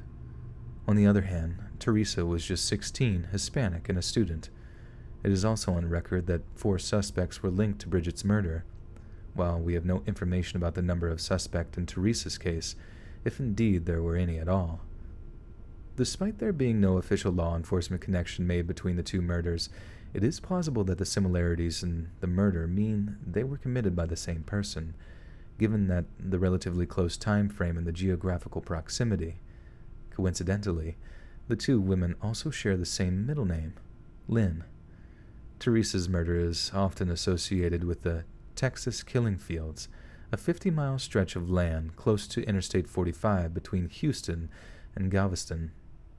The Killing Fields became infamous after 4 corpses were discovered near a 25-acre plot of land located near to the Calder oil field, which are only about 6 miles away from where Teresa's body was found. Since the 1970s, the cases of over 30 murders and disappearances of young women have been associated with this patch of land, which has been described as a serial killer's burial ground due to the area's distinct desolation. There are some who theorize that multiple serial killers are operating in the area, but few cases have been officially connected, and only one seems to match up with the timeline of Teresa. The book of 23-year-old Sarah Trusty was discovered in the Texas City Dike of July 28, 2002. Sarah was attacked 4 years before Teresa, with the dike being only 16 miles from Dickinson High School.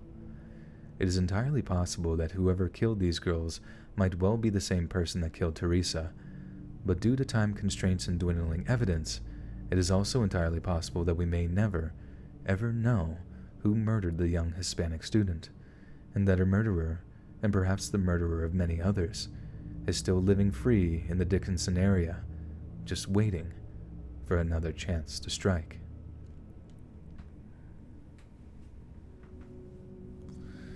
Anonymous, I don't even know what you're talking about. You're having like a weird... Nobody here is a bot, as far as I know. Put you on timeout, silly goose. Still no solution to the killing fields. No one knows who done it. And I think it's just one person, maybe 2 men, but not multiples. Yeah, I mean, you almost wonder, like, after this period of time, like, is it like copycat scenario where they're just like, well, let's go out to this field to bury bodies or kill people or whatever, since it's such a long stretch of land that's relatively remote. You're 40 and still get carded. That is cool. I admire that.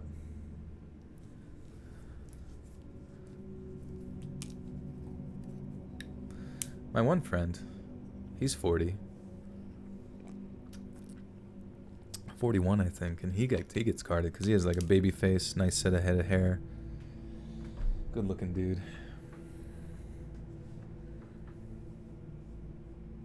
No way murderers are that smart. Oh man, I don't think you met the right murderer. I'm just kidding. But yeah, some of them are, especially the serial killers, are substantially more cunning. I mean, movies are made of them, you know what I mean? Like the Zodiac guy, I think, was a little bit smart. Not saying he was a good person at all. I'm just saying, like, way smarter than your average layman when trying to get away with shit like that. Micah Washington with the 20s says, for helping us get off, I mean sleep. Thank you so much, Micah. Thank you. I'm almost there. To bed. To dreamland.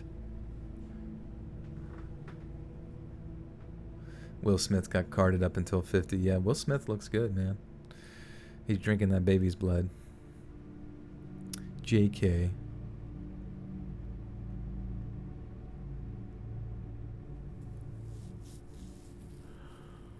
What's the Zodiac of the Zodiac guy? I know that's a good question. Read Encyclopedia of Serial Killers. Oh yeah, I know. Is that a whole book? Is that a whole ass book? You think there was more than one Zodiac killer? Yeah, I wouldn't be surprised if there's, because I mean sometimes these girls like you heard about, what's his name? Was it Ted Bundy, or where they think like a lot of the people that they attributed to him killing was actually part of like a network of a cult, like a weird cult like rituals that would occur. Then he was just like the fall guy for it.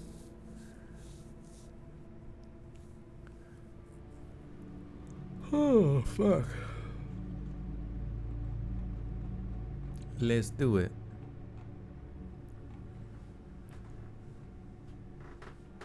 Never beat Mario Bros 2. I remember when I was younger, my cousin, who was my same age, like, he would just like rip through games and just like kick ass at video games, and I would just sit and watch him fucking, you know, beat games and stuff, because I was just like so fucking bad at all the platformers and games that were out. Like Mario, I sucked at.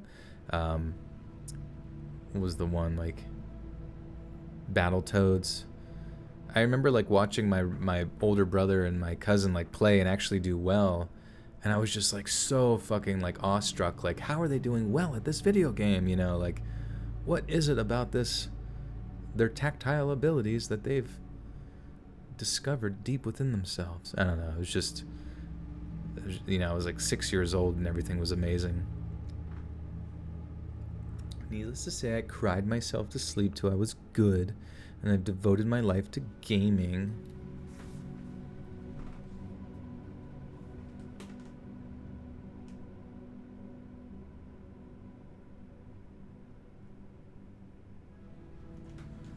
I've devoted my life. Started 3 hours ago. Jeez, yeah, I know. This is 3.5 hours. We got one more to go here.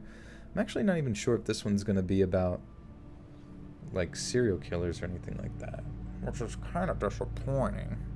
But yes, please go follow my Twitter at Let's Read Creepy, follow my Instagram at Let's Read.official, and follow my meme page at Horny Computer, one word. It's the best shit ever. Also, if you guys haven't already, please hit the notification bell to its like fullest capacity, because a lot of people say they don't get notified for YouTube for live streams, but my hope is that if you hit the bell to like the third tier of notifications, you will be notified. Also, if you have Discord, you can join the Discord and they notify you every time, as well as my social media bullshit. Email, you can e-transfer to. I don't really know if I have like a e-transfer for like a bank account. You can e-transfer through a, you know, email or anything like that. So I apologize. I probably have to just stick with the PayPal scenario or the super chat deal.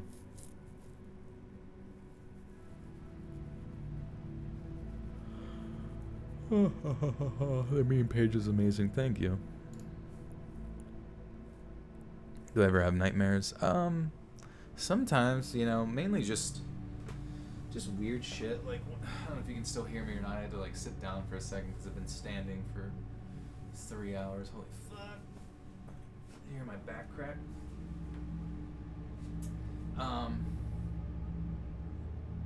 Do I have a bank account you can rob? Hopefully not. But yeah, I mean, I just Bill Cosby ASMR. That's an amazing name. I don't even know what the fuck. Yeah, oh yeah, I took some ZQL at one point, and I was fucking robo tripping, and I had a nightmare about a spider scenario, and I woke up and I looked up at the ceiling, and I could see like a fucking phantom. Oh, you can't hear me?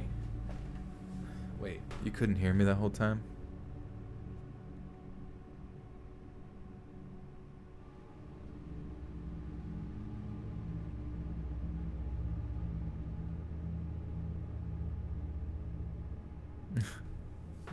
Staying with weak sauce. We cosmetologists can do it A+. I'm sure yo asses don't sit down once. I bet you standing on stilts. I was far away. Yeah, sorry, I just needed to take it. I was hoping that it would still pick me up if I sat down, but I don't even remember what's. Oh yeah, I saw a fucking ghost spider. So like and it was, I literally hallucinated from the ZQL, but like I woke up from like one nightmare of like spiders, and then looked up at my ceiling, and that same fucking spider was crawling on the fucking ceiling. Like it looked like it was like green, like a greenish yellow, like dark greenish yellow hue to it, you know what I mean? And then I closed my eyes and I was like, oh fuck, I'm seeing shit. But then I opened them again, it was like still coming at me. I'm like, ah fuck. But then I like closed them again and it went away. But it was creepy. Yeah, that's about the extent of my scary stories right there. Do you even sit down, bro? I sounded younger further away from the mic. That's fun. Hey guys, it's me. Let's read. I'm 13, and I'm ready to go see Spider-Man in theaters. I'm ready to go see Spider-Man in theaters. You hallucinated a spider before. It was orange running at me through midair, and when I woke up, holy fuck. Yeah, that shit's creepy. I honestly had never taken ZQL or, Benadryl and like hallucinated, but there's a first time for everything. Joel is baby. Baby. Was the spider real or not? I think it was real. Real fucking fake. Fake ass ZQL spider. Fuck that spider.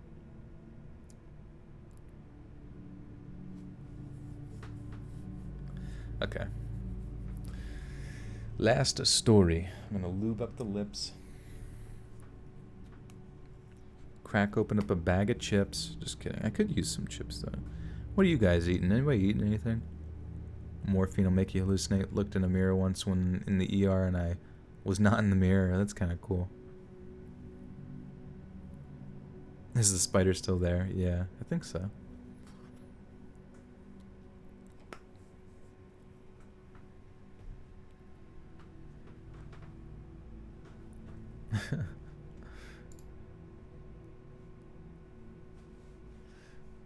Reese, oh yeah, oh you're eating Reese's? Fuck, bro. Lip luber. I'm a YouTuber luber. Lip luber YouTuber. Am I considering a face reveal? Probably not.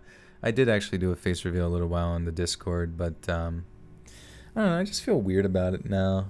I just feel like I prefer a certain sense of anonymity. You know what I mean? like creatively. I just don't. I don't know. There's like a degree of insecurity knowing that all your bullshit's out there, and then also like some people would like save my photos, and this one person like would like even though I deleted them and said like that I didn't want that to happen. Uh, somebody told me that they like were asking where my selfies were in like the Discord, and then that person like sent them a photo of me, like they had it saved on the computer, and it's like not a big deal. Like I understand, like oh you have it, you had it saved or whatever, which is strange in the first place, but then you send it to that person. It's not like that's illegal or anything like that, but it just creeped me out even more that like against my preferred wishes of that time to like I don't know, fucking sending shit, you know, it's just like it just I don't know. Micah says I was fucked up from being sick talking on the phone and not knowing what I was saying. Did someone get bonked? I don't know. Joel got an ugly mug. And that's not what your mommy said when I kissed her and she said I was a pretty boy. Save for the spank bank. That's true. People would be like the BTS fan base if Joel did a big face reveal. Maybe. I don't know. BTS, dude, honestly, people tell me like the BTS lifestyle seems like it sucks dick because like apparently over in like Korea you kind of have to like continue to put on like this endless facade of like living a perfect life. So like, you know, say we all know Justin Bieber doesn't put on like a perfect, he doesn't even attempt to put on a perfect facade of a perfect life. He's out there driving Ferraris when he's like blacked out drunk, you know what I mean? But like I don't know, I guess there's a lot more pressure within the world of like K-pop and stuff in South Korea to like they pretty much recruit you from the time you're like 13, and then you just go through this process of being like a perfect,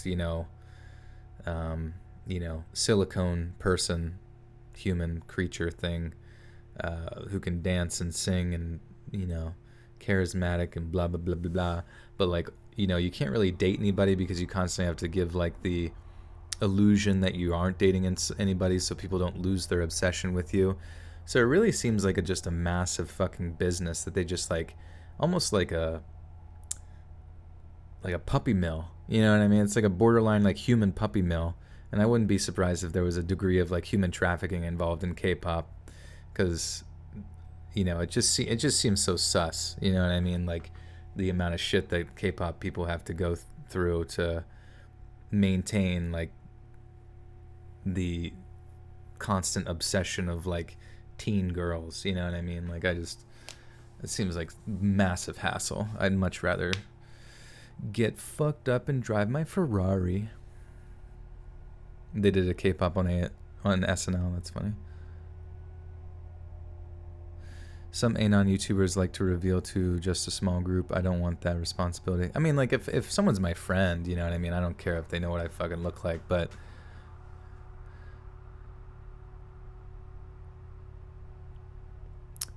let's read. You're not a douche if you turn me down for real. What am I turning down? Did you ask me out for realsies? Do you ever play Among Us? I'm not. I was saying earlier, I'm not like super into Among Us. I've played it a few times, and I'll do it if like friends are doing it. But for the most part, it feels kind of repetitive. I don't know. Like if you had to live a perfect life where every part of you is just like pristine, you couldn't just eat pizza one day or fucking go, jerk off into a duck pond, randomly. I'm just kidding. But you know what I mean? Like you couldn't just be, you had to be like a perfect synthetic human all the fucking time. Like why would anyone want that? And the only way I can see it happening is like from a young age, K-pop individuals are sort of like just bred to believe that this is their purpose in life or something, you know what I mean? So it's like it almost requires a degree of like brainwashing, not so much on the consumer side, but more on the fucking like, the BTS side or whatever. Like I'd like to know some of the psychological damage that has occurred to being a BTS member,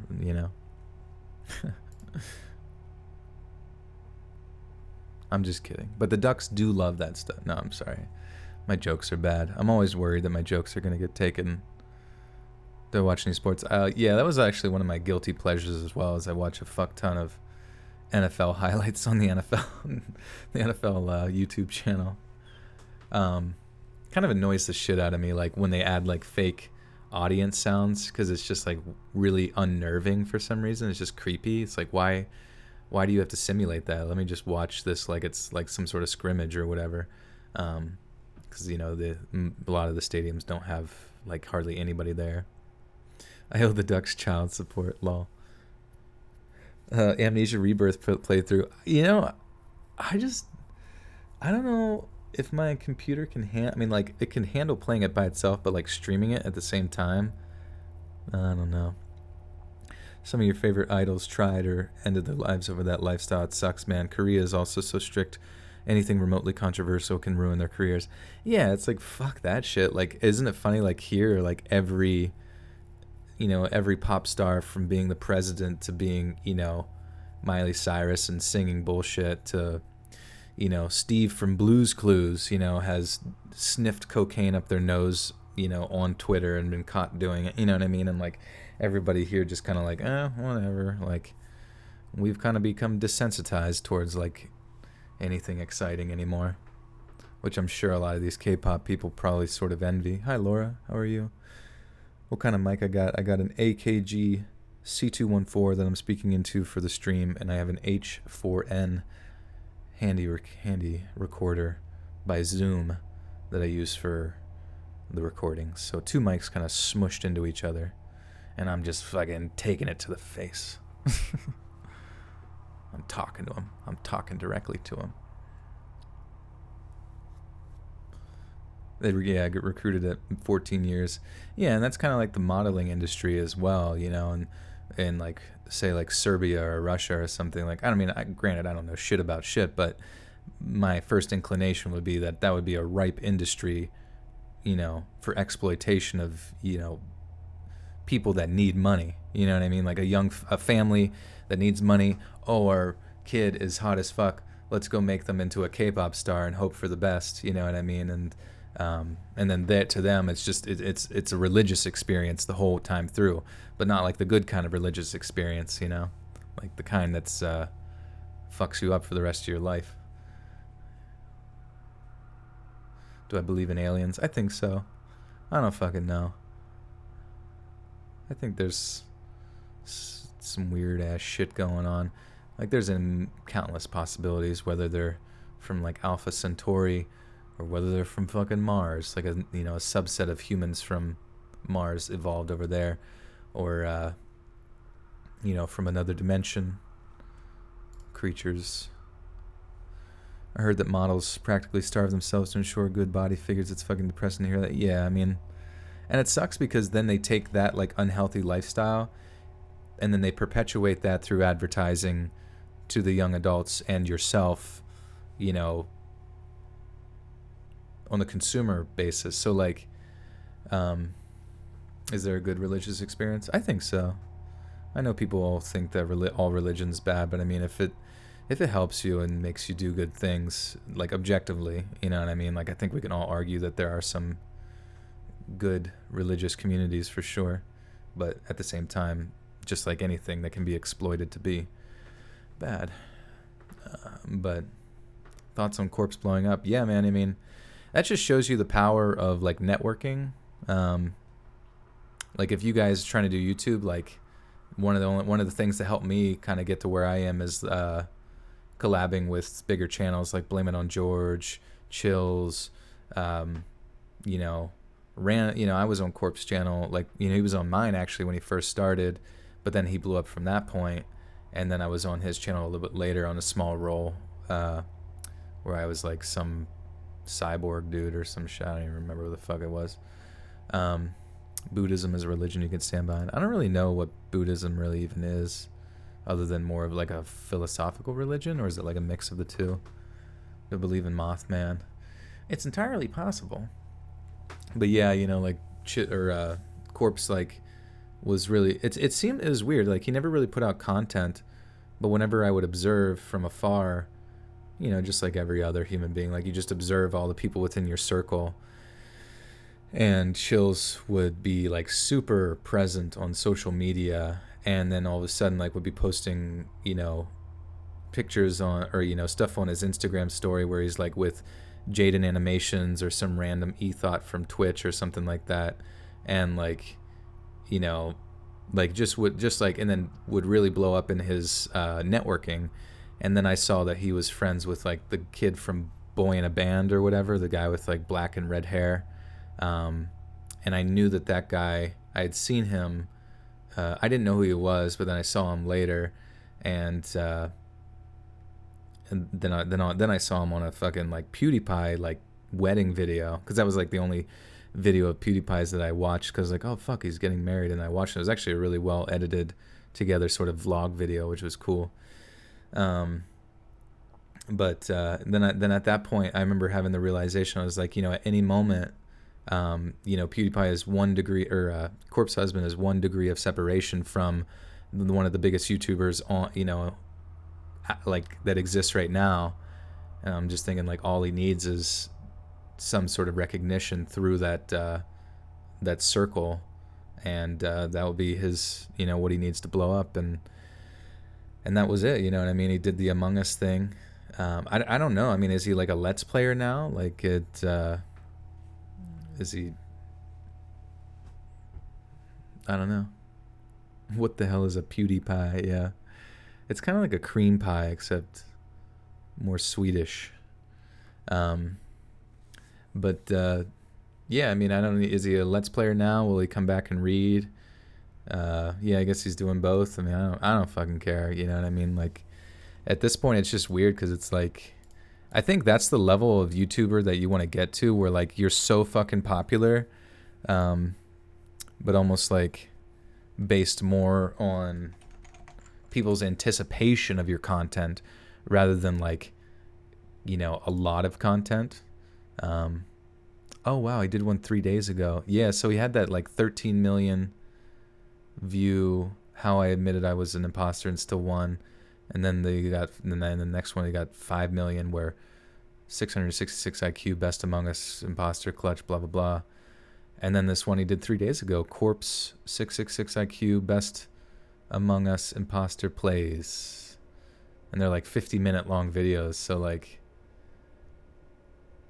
let me actually look at something real quick in the incognito. Election. Oh Jesus Christ! I'll just make it through this dumb advertisement. Save the pillow talk for me. I know I am like totally ignoring my stories that I should be reading. All right, skip ads. Okay, it doesn't look like he has a bunch there, but yeah, I mean even his newest one gets 5 million views. So, I mean, dude, at this point, it's like, I mean, there's some like massive Let's Players that don't even get 5 million on a video. You know what I mean? So, you know, you do you. And enjoy. I mean, at this point, he's ascended to Super Saiyan. There's really nothing. That's the fucking end of it right there. We should all play Among Us. That'd be fun. Maybe I should have taken it more seriously.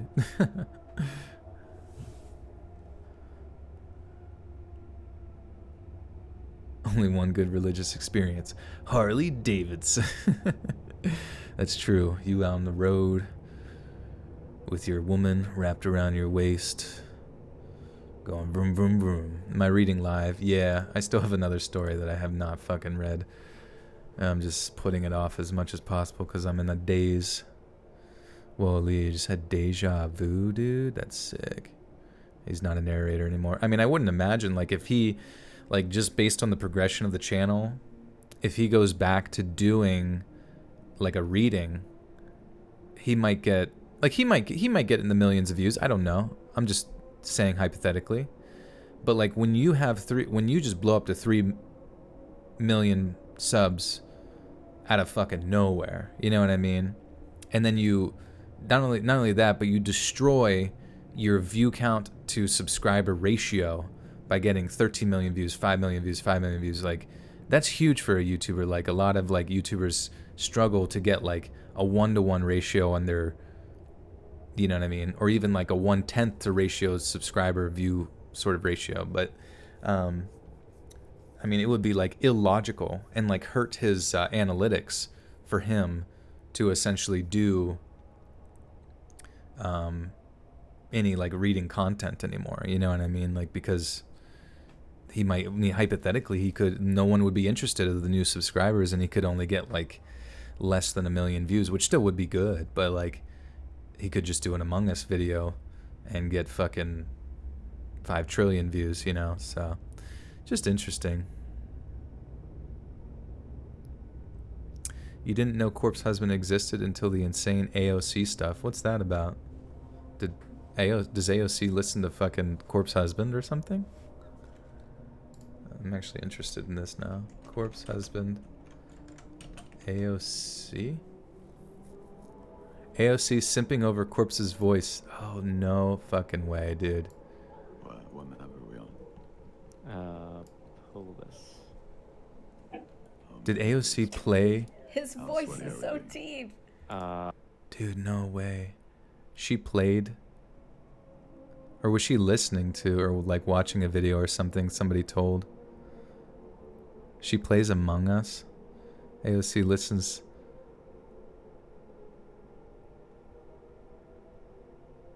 That's, dude, it's so weird. Like, he's blowing up to the point where, like, politicians are fucking chilling with him. Dude, the guy's... AOC played Among Us with him and Pokimane and a couple others. That's fucking, like, weird, man. That's, like, some weird shit.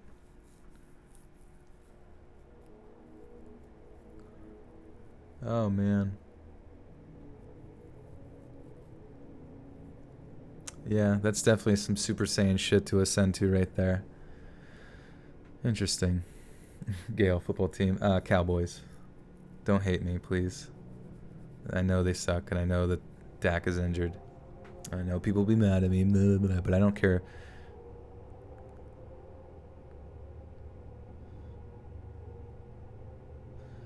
Huh.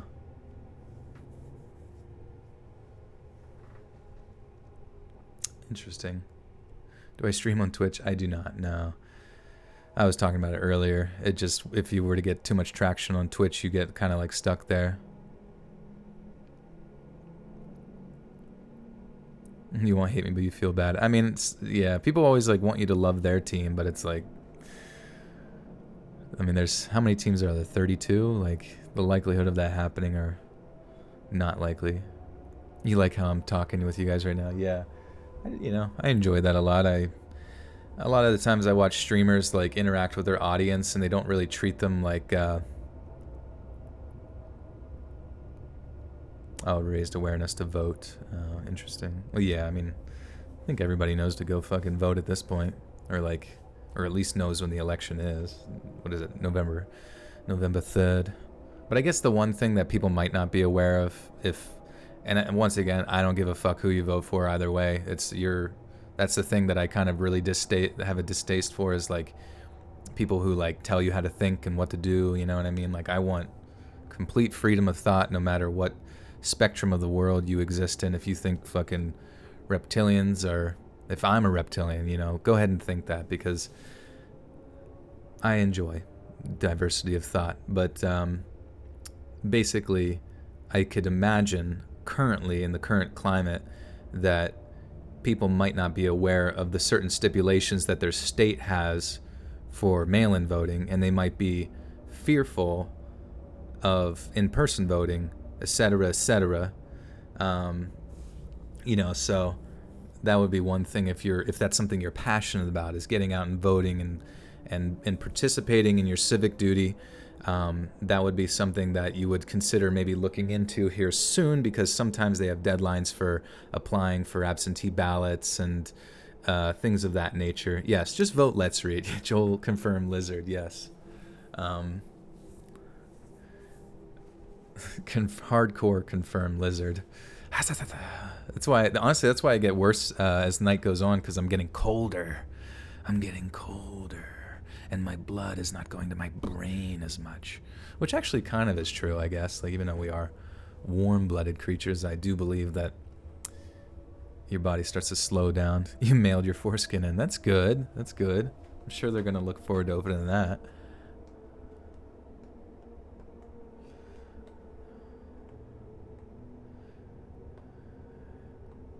Getting another Caesar salad.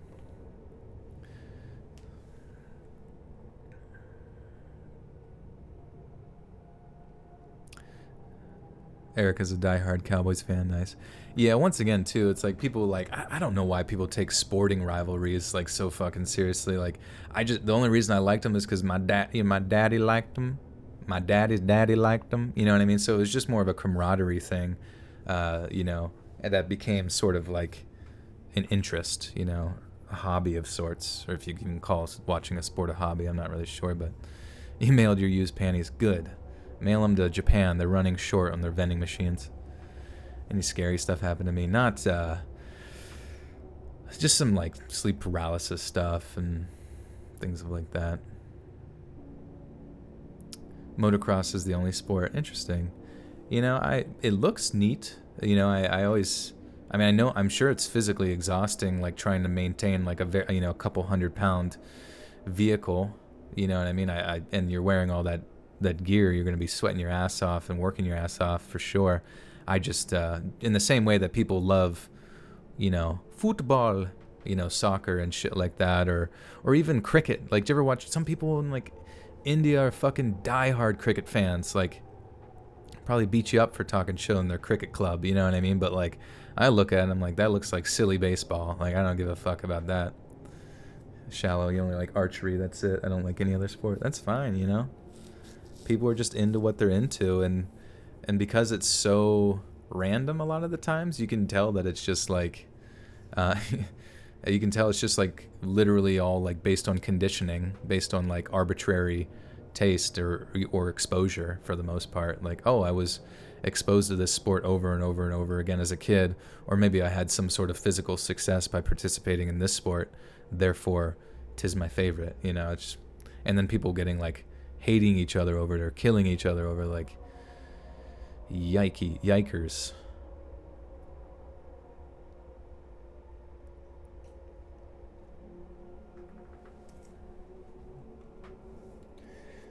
Okay, shall we finish this fourth tantalizing tale?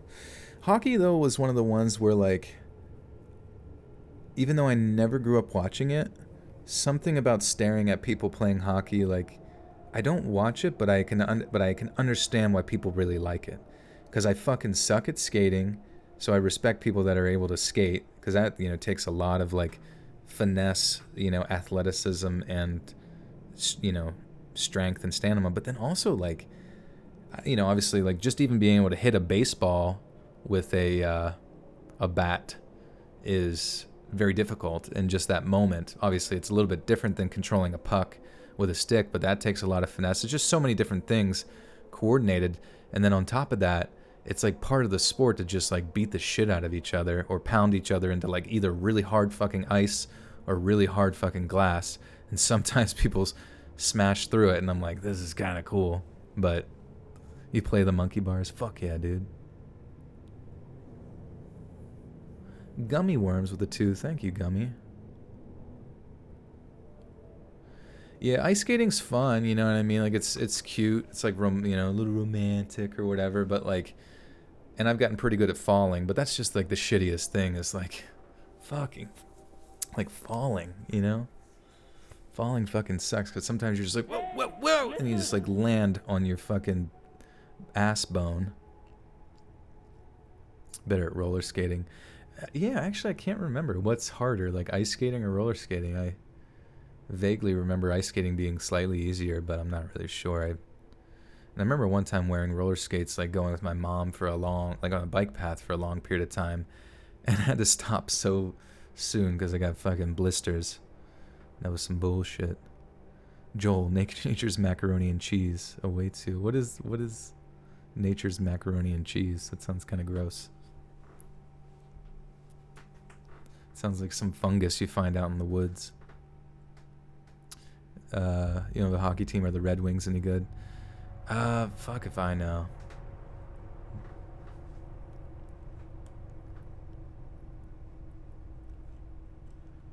yeah, how do you say this place? So this is about McCamey Manor. It's, I guess, like a really fucked up haunted house, like, attraction. But it contains graphic images. I just like to entertain folks. I'm just Russ. Get those hands up. Why are you crying? Why are you crying? It's all over for you, okay? Ew. Come here, Brindley. Come here, old man. Russ is just. They put scorpions on your face? You know, I'm not what you think. Get him up. Have I told you numerous times that you don't want to take this tour? I'm done with the laughing. Right? Do you understand that? Oh, I was hoping that they would. I'm sorry, guys. I'm just. Hold on a second. So McCamey Manor. Okay, McCamey Manor. I just need to hear someone fucking say it so I didn't say it wrong. Full experience horror house. Are we talking about McCamey Manor? Yeah, I guess that's the fourth story. I don't know if there been any like actual criminal activity there. Otherwise, we shall see.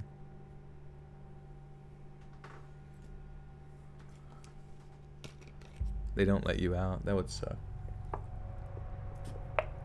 8 hours. People pay to be basically tortured. Yeah, I remember like hearing like the one was like you get like 25,000 or something. You sign a contract. I don't know if it was this one, but like it looks so disgusting because at one point the guys were like throwing up in the person's like face, and I'm like, that seems. I don't know if they're maintaining social distancing. You know, so it's like, it was just gross. Torture with consent. My favorite subgenre. Macaroni in a pot. Are you making me macaroni? What are you doing with that macaroni? What are you doing with that macaroni?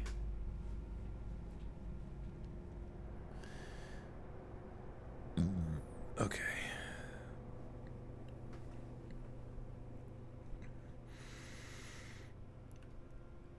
McCamey Manor is arguably the most terrifying and controversial haunted attraction in the United States today. Yet what makes McCamey Manor so different from the others is that there are no zombies, ghosts, or werewolves to frighten visitors. Instead, members of staff are permitted to bind, gag, and push visitors to their physical and emotional limits. Obviously, it's not something the average horror fan is going to enjoy, and there are several entry requirements. Visitors must be at least 21 years of age and must pass a physical exam, a drug test, and a background check. McCamey Manor operates all year round, although interest tends to peak during the Halloween season and actually offers.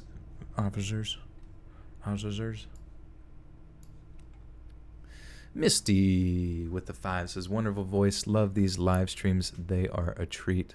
Thank you, Misty. Thank you for the 5. I appreciate that. Garcias.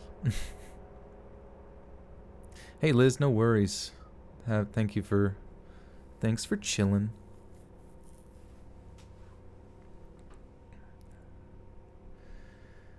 McCamey Manor operates all year round, although interest tends to peak during the Halloween season and actually offers. I think as I'm trying to combine it with the next word, which is visitors. Visitors. Favorite chocolate bar? Fuck, that's a good question. That's a good question. They just go until you can't continue. There should be a movie related to, or like sort of like related, you know, based off the McCamey Manor, but then, I don't know, the person that goes there sort of like reverses it. What is do it. Yoda, how do you do Yoda? I must find the young Skywalker. I must. Sorry. Someone told me to do it in chat and I just immediately did it. Fast Break is very good. But yeah, there should be like some, you know, remember that movie VHS with a bunch of anthology of like short things? They should have one where it's like similar to the McCamey Manor, but then the person that comes in to do that is just like a fucking demon or something, dude. Oh, think about that. That'd be spooky. Yes, Dylan, we are still going. I gotta go. I gotta speed this up. It's 3 a.m. I mean, I guess it's not a big deal, but, you know, I'm just... You guys are my therapy at this point. I sound like Yoda. How the fuck does Yoda... My ADHD is showing. Yeah, I mean... I don't...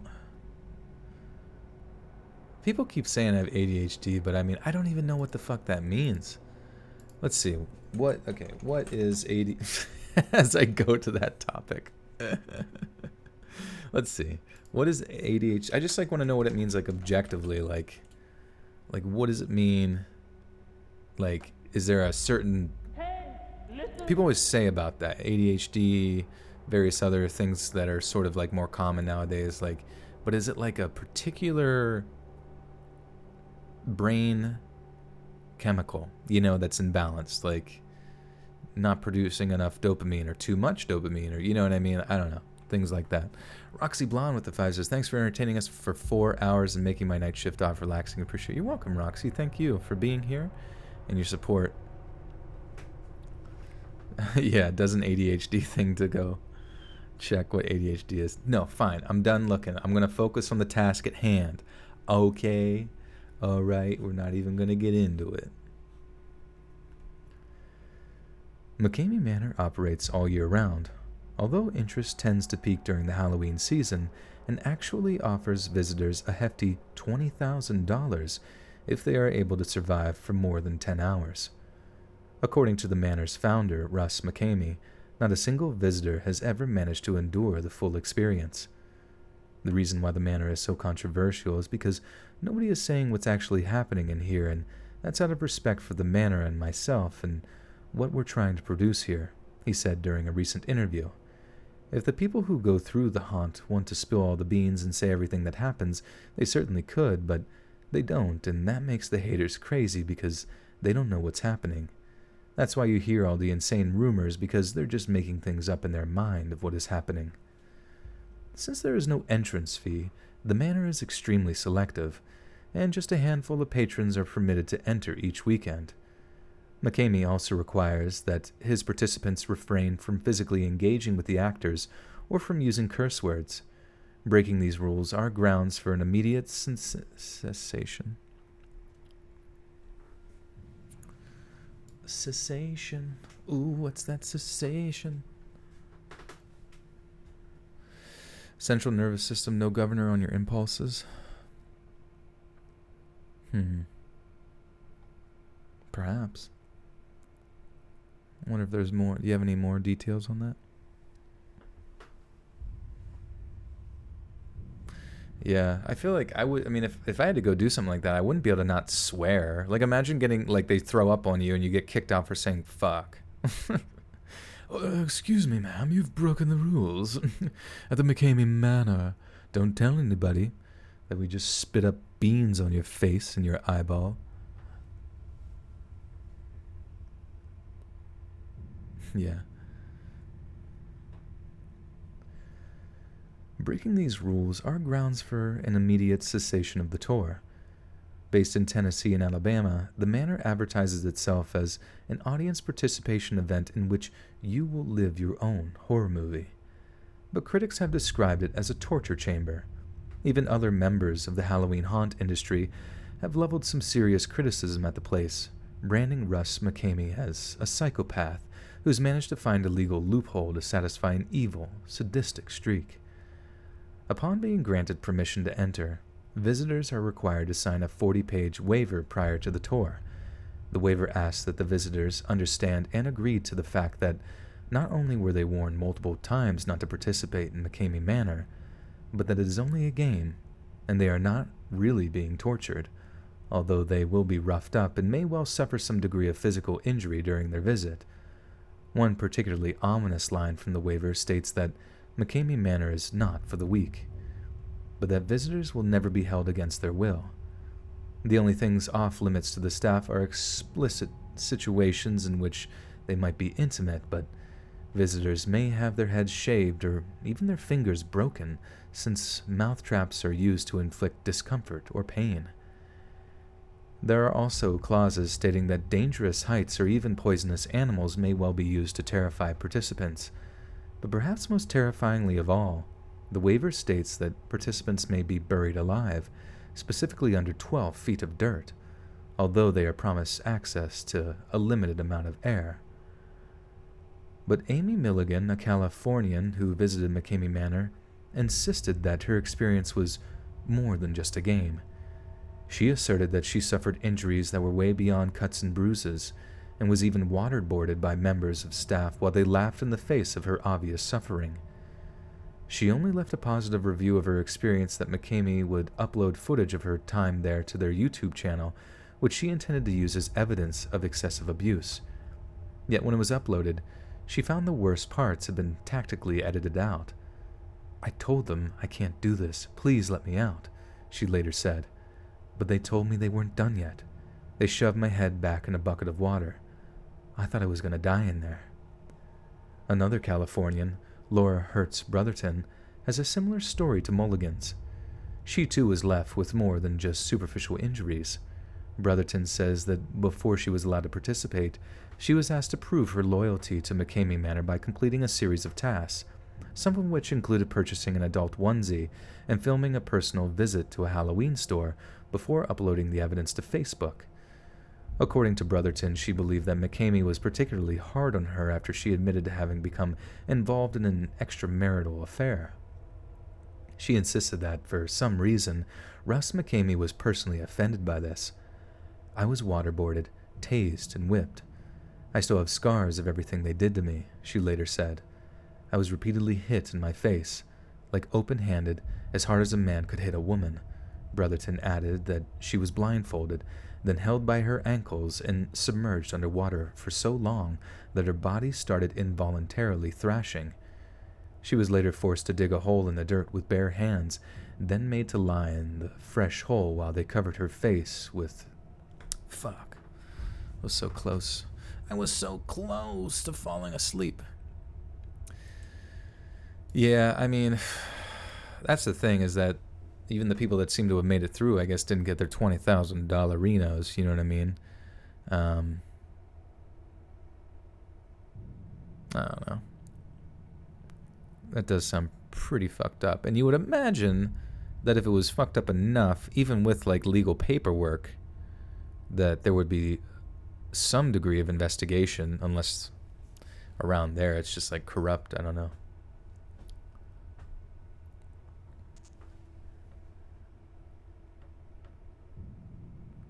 It was deemed illegal recently, I believe, regardless of any contractual participants signed, hence why it was shut down. Don't know if they found a way back. I saw they have a YouTube channel, but I didn't actually check how recently they've uploaded. I assume it probably wouldn't even be in the past year because of 2020 being 2020, but... I mean, the fact, like, dude, imagine, you know, they're doing all the fucked up shit to you.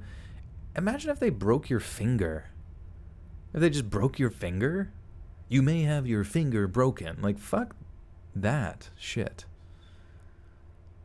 Like, why, like, your pinky finger, like, because sometimes you break your finger and it doesn't ever set right, you know what I mean? Like, you can get it reset, but, like, sometimes they're like, you know, your fingers are crooked afterwards. Like, I feel like a bone would be kind of crossing the line a little bit, like breaking a bone.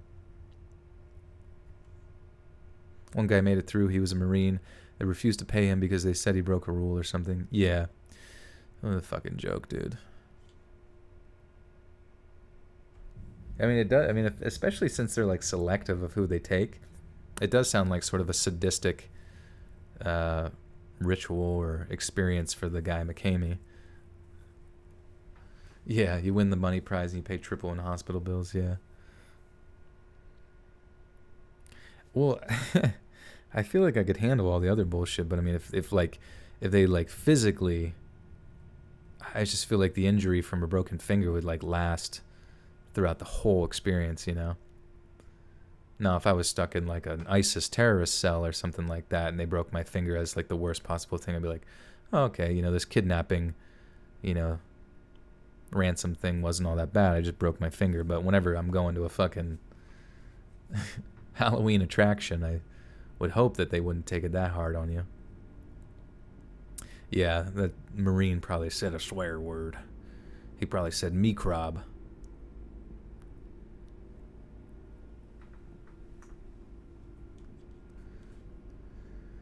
She was later forced to dig a hole in the dirt with her bare hands, then made to lie in the fresh hole while they covered her and her face with dirt, giving her only a straw to breathe through. It was then that she repeated her safe word several times, only being freed from her live burial after having screamed it at the top of her lungs. When it was all over, Brotherton. Yeah, being waterboarded, yikes is Christ.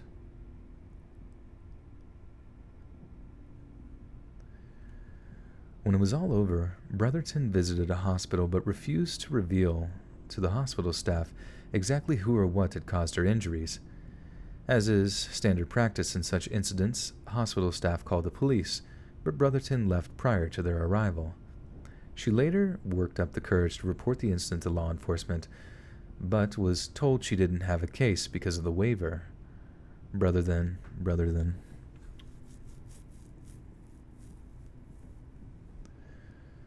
Brotherton then took photographs of her injuries. In one photo, she is wearing a neck brace and hospital gown, with her face showing signs of swelling. She also had scratches on her cheeks and small cuts at the corners of her mouth from fish hooking, where a person takes their fingers and puts them inside your mouth before stretching your mouth open. Another photograph shows a large open wound on one of her knees, apparently from where McCamey's staff forced her to crawl on rough ground. According to an article written about her experiences, Russ McCamey confirmed Brotherton's story, though he did shed doubt on the severity of her injuries. Yet the article also goes on to state that some of McCamey's claims are pure fantasy, that there's no alligator, there's no quicksand, and most of all, there's no 20 grand prize for those that last longer than 10 hours. McCamey himself then posted on Facebook regarding the article, saying it was based on pure speculation and exaggerated stories. He had apparently reached out to the publication in question to offer them access to other visitors who would contradict Brotherton's assertions, but was ignored. He also claimed that he had been in touch with other extreme attractions and discovered that Brotherton had been banned by them for other salacious claims. According to McCamey, the article was an opinion piece, masquerading as a piece of investigative journalism. It was then he laid out a Hey, listen, Diary of a Lesbian Gamer, the 2 says ADHD result of deficiency of a neurotransmitter. Yeah, I wonder which one. Or could it be anyone? That's what I'm curious about, like, because, you know what I mean, like, with diabetes, it's like, pertaining to your insulin, and I'm just, when it comes to ADHD, I'm just curious, like, if there's been science to kind of determine the hyper-specific metachlorians, you know what I mean, like, and their out-of-whackness.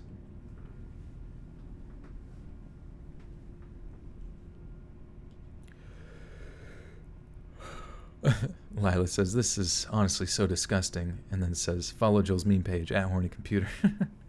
That's really funny. Well, neurotransmitters are, there's a myriad of neurotransmitters. Oops.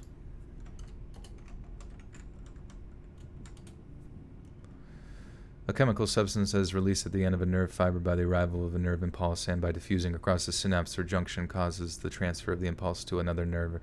I mean, yeah, so there's 7 major ones that I can tell you guys about.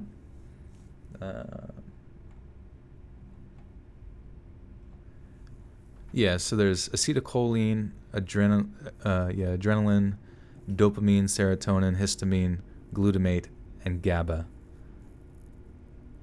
So that's where I wanted to just know the specifics, like if anybody was more familiar with them, because, an underrepresentation or an under presentation, I guess, of dopamine probably would present differently than an under presentation of GABA or that kind of thing. etc., etc. Kingdom Cali needs to pee. Well, yeah, I mean, I'm just referencing to the donation, and then it's in DMT. Yeah, don't forget DMT. Maybe that's what it is. I just have too much DMT flowing through my brain hole. Mercel Sequid with the 2. Thank you, Mercel. You got here 10 minutes ago and saw it started 5 hours ago. Yeah, I don't fucking know how YouTube works, man. Sometimes they just fucking don't tell. I don't know. They just like slowly trickle people through. Omega Law, good night. Sleep tight. Don't let the bed bugs bite. Hey, listen.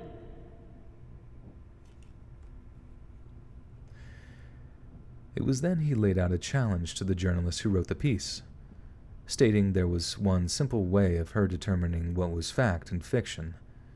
Take the tour. What do you have to lose? He wrote. Do you have what it takes? But we know you'll never do that. Instead, you'll sit behind your desk in the comfort of your safe space, writing about second-hand information instead of actually seeking the truth from your own experience. Russ McCamey, a self-proclaimed cinemaphile, uploaded videos of the tours to the McCamey Manor YouTube channel, but he has since ceased to do so because of negative public reactions. Yet McCamey hasn't stopped uploading footage of the tours entirely. According to Facebook users who are members of the McCamey Manor private Facebook group, McCamey still shares video, even occasionally live streaming some of the tours. These videos boast professional editing, lighting, and props, raising questions as to whether or not some of the tours are actually staged. One video shows a group of visitors reading the infamous waiver aloud before the camera documents them signing it. The people attempting to read the waiver aloud then have their hair pulled, get smacked in the face, and are choked with rope while trying to read. Footage later shows the individuals having their hair shaved off before being forced to eat it, and being forced to eat raw, dead animals. These acts lead some people to actually speculate that the video... Whoops.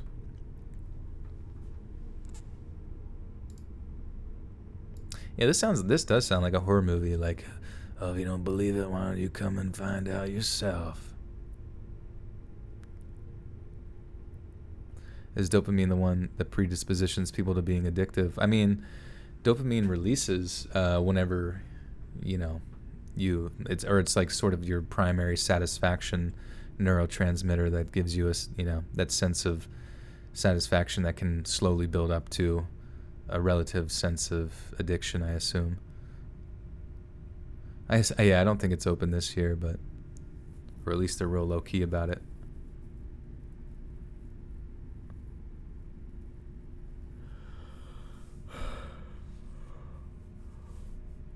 Turns out I was into it. I love eating hair.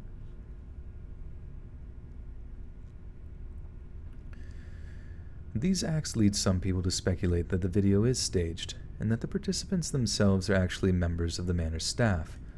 According to McCamey's Facebook post, the chance to win $20,000 is absolutely real. However, it is very suspicious that not a single visitor has ever been able to claim the prize. McCamey has stated that although the prize exists, it's impossible to attain, which is arguably the strongest evidence that it doesn't exist. Perhaps the most interesting question is how McCamey is able to fund the Manor. Russ McCamey is a Navy veteran and does not profit off the Manor, but was somehow able to invest $500,000 of his own money into the establishment of the Manor in San Diego. According to McCamey himself, he spends almost $300 a night for an on-site EMT and around $20,000 a year on insurance. He also estimates that it costs around $500 per visitor. So just how is the Manor funded? According to rumor, McCamey sells footage of the tours on the deep web, as well as taking a cut from a betting syndicate who watch the live streams from a top-secret location, somewhere in the U.S. But these contradict McCamey's...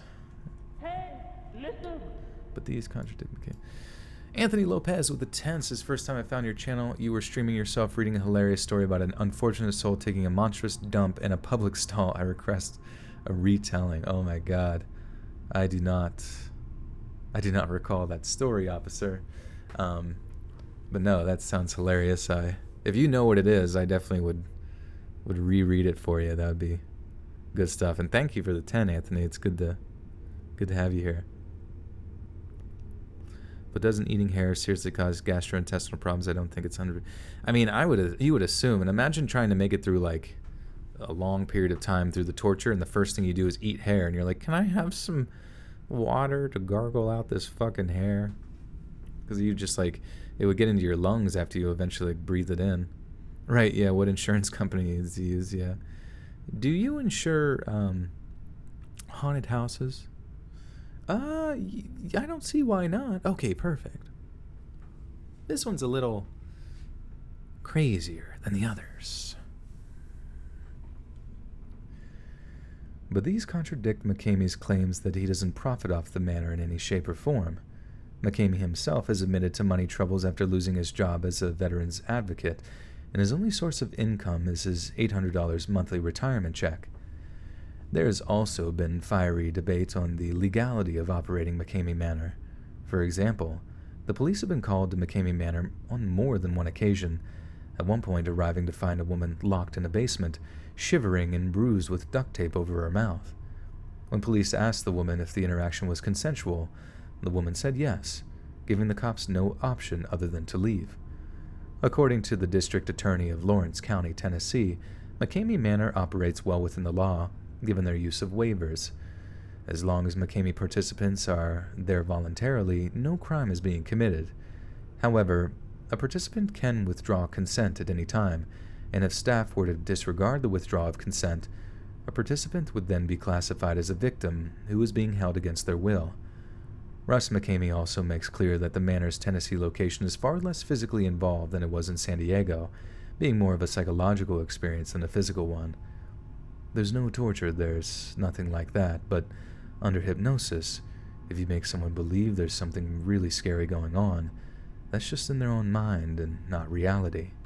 He stated in another Facebook post, "If you are good enough and you're able to get inside somebody's noggin, like the way that I can make folks believe whatever I want them to believe. I'm like the most straight-laced guy you could think of, but here I run this crazy haunted house, and people twist it around in their little minds. It really is a magic act, what I do.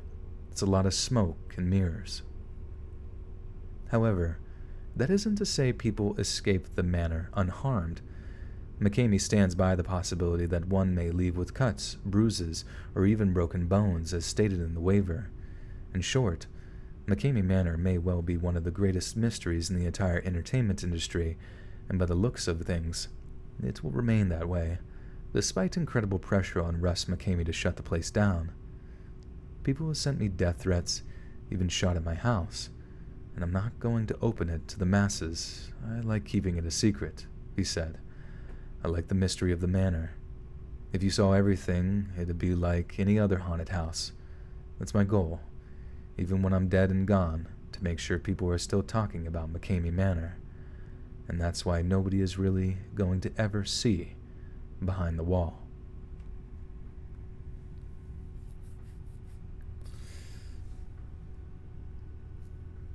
Although you didn't like this story, I feel like it was kind of interesting, but yeah, it's definitely not the same as the true crime stuff, but I'll probably end on that for the actual video, just so that it's like, if someone doesn't like the deviation in content too much during it, they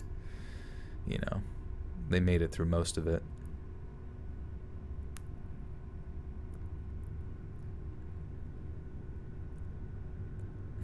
Grayson, you eat spiders when you sleep? I don't. I just make out with them. Yeah, Guantanamo Simulator, lol.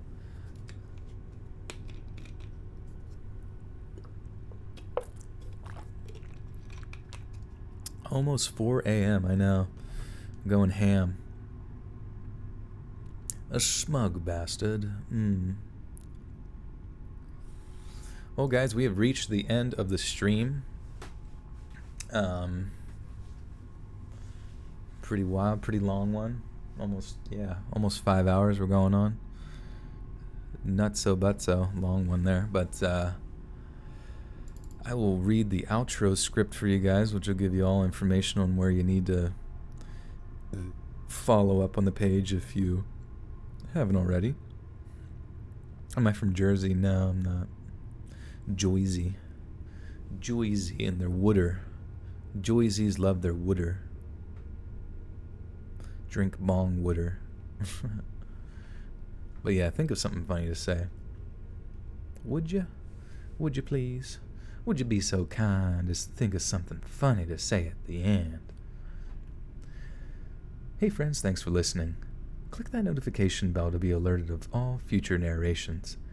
If you got a story, be sure to submit them to my subreddit r/Let'sReadOfficial and give and receive feedback from the community, and maybe even hear your story featured on the next video. And join my Discord to interact with me and other listeners directly. And if you want to support me even more, grab early access to all future narrations for just $1 a month on Patreon, and maybe even pick up some Let's Read merch on Spreadshirt. And check out the Let's Read podcast, where you can hear all these stories in long compilation form and save huge on data, located anywhere you listen to podcasts. Links in the bio. Thanks so much, friends. And remember, it's Amarillo, not Armadillo.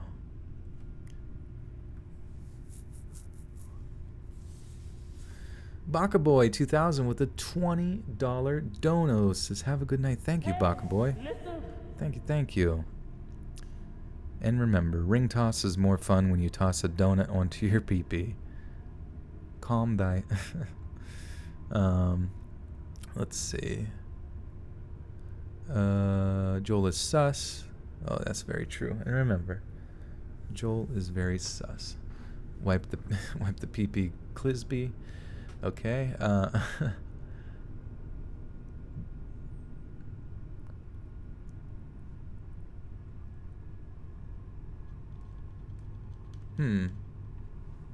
Should we just end on the Amarillo means? Oh, Amarillo means yellow. Oh. Would you pronounce that double L as like R's? Amarillo, or how do they say it? Aren't like double L's in Spanish R's or something? That's just called a Boston cream pie. What are we talking about? Boston bakery goods?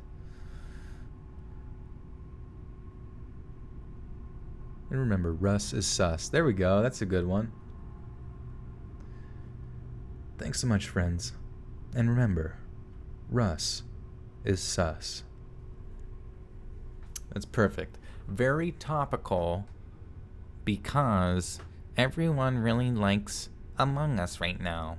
So that's perfect. And it's going to tickle their Among Us needs. Tanzania.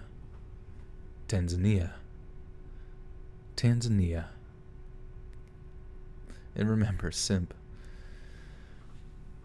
Oh, school night, go to sleep, it's sleep time. Jesus Christ. Well, guys, thank you again for sticking around. Love ya, appreciate ya.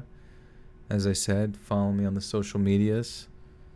Click that notification bellio to be like all up on that shit, because YouTube is not great at letting people know sometimes. Join the Discord. That's also a good place to kind of maintain this like ongoing chat, but like with those people and myself as well in there. And yeah, I'll be, I don't know if I'm going to be getting to editing this tonight, but as soon as it's done edited, the audio will go up first on Patreon, which is just $1 a month for early access.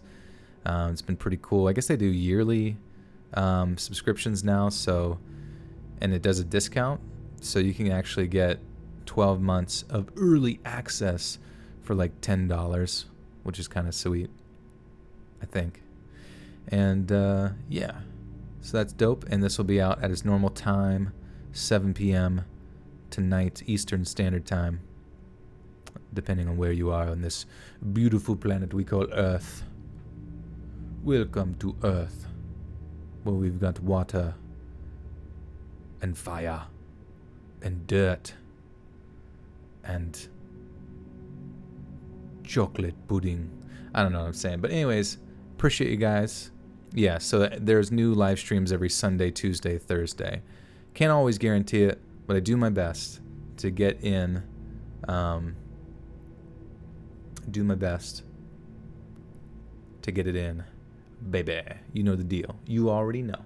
Okay. And Aaliyah with the 5 says, love the homie Joel and his sweet, sweet voice. Good night, broski. Thank you, Aaliyah. Love you as well. Smoochy smooches. All right, guys.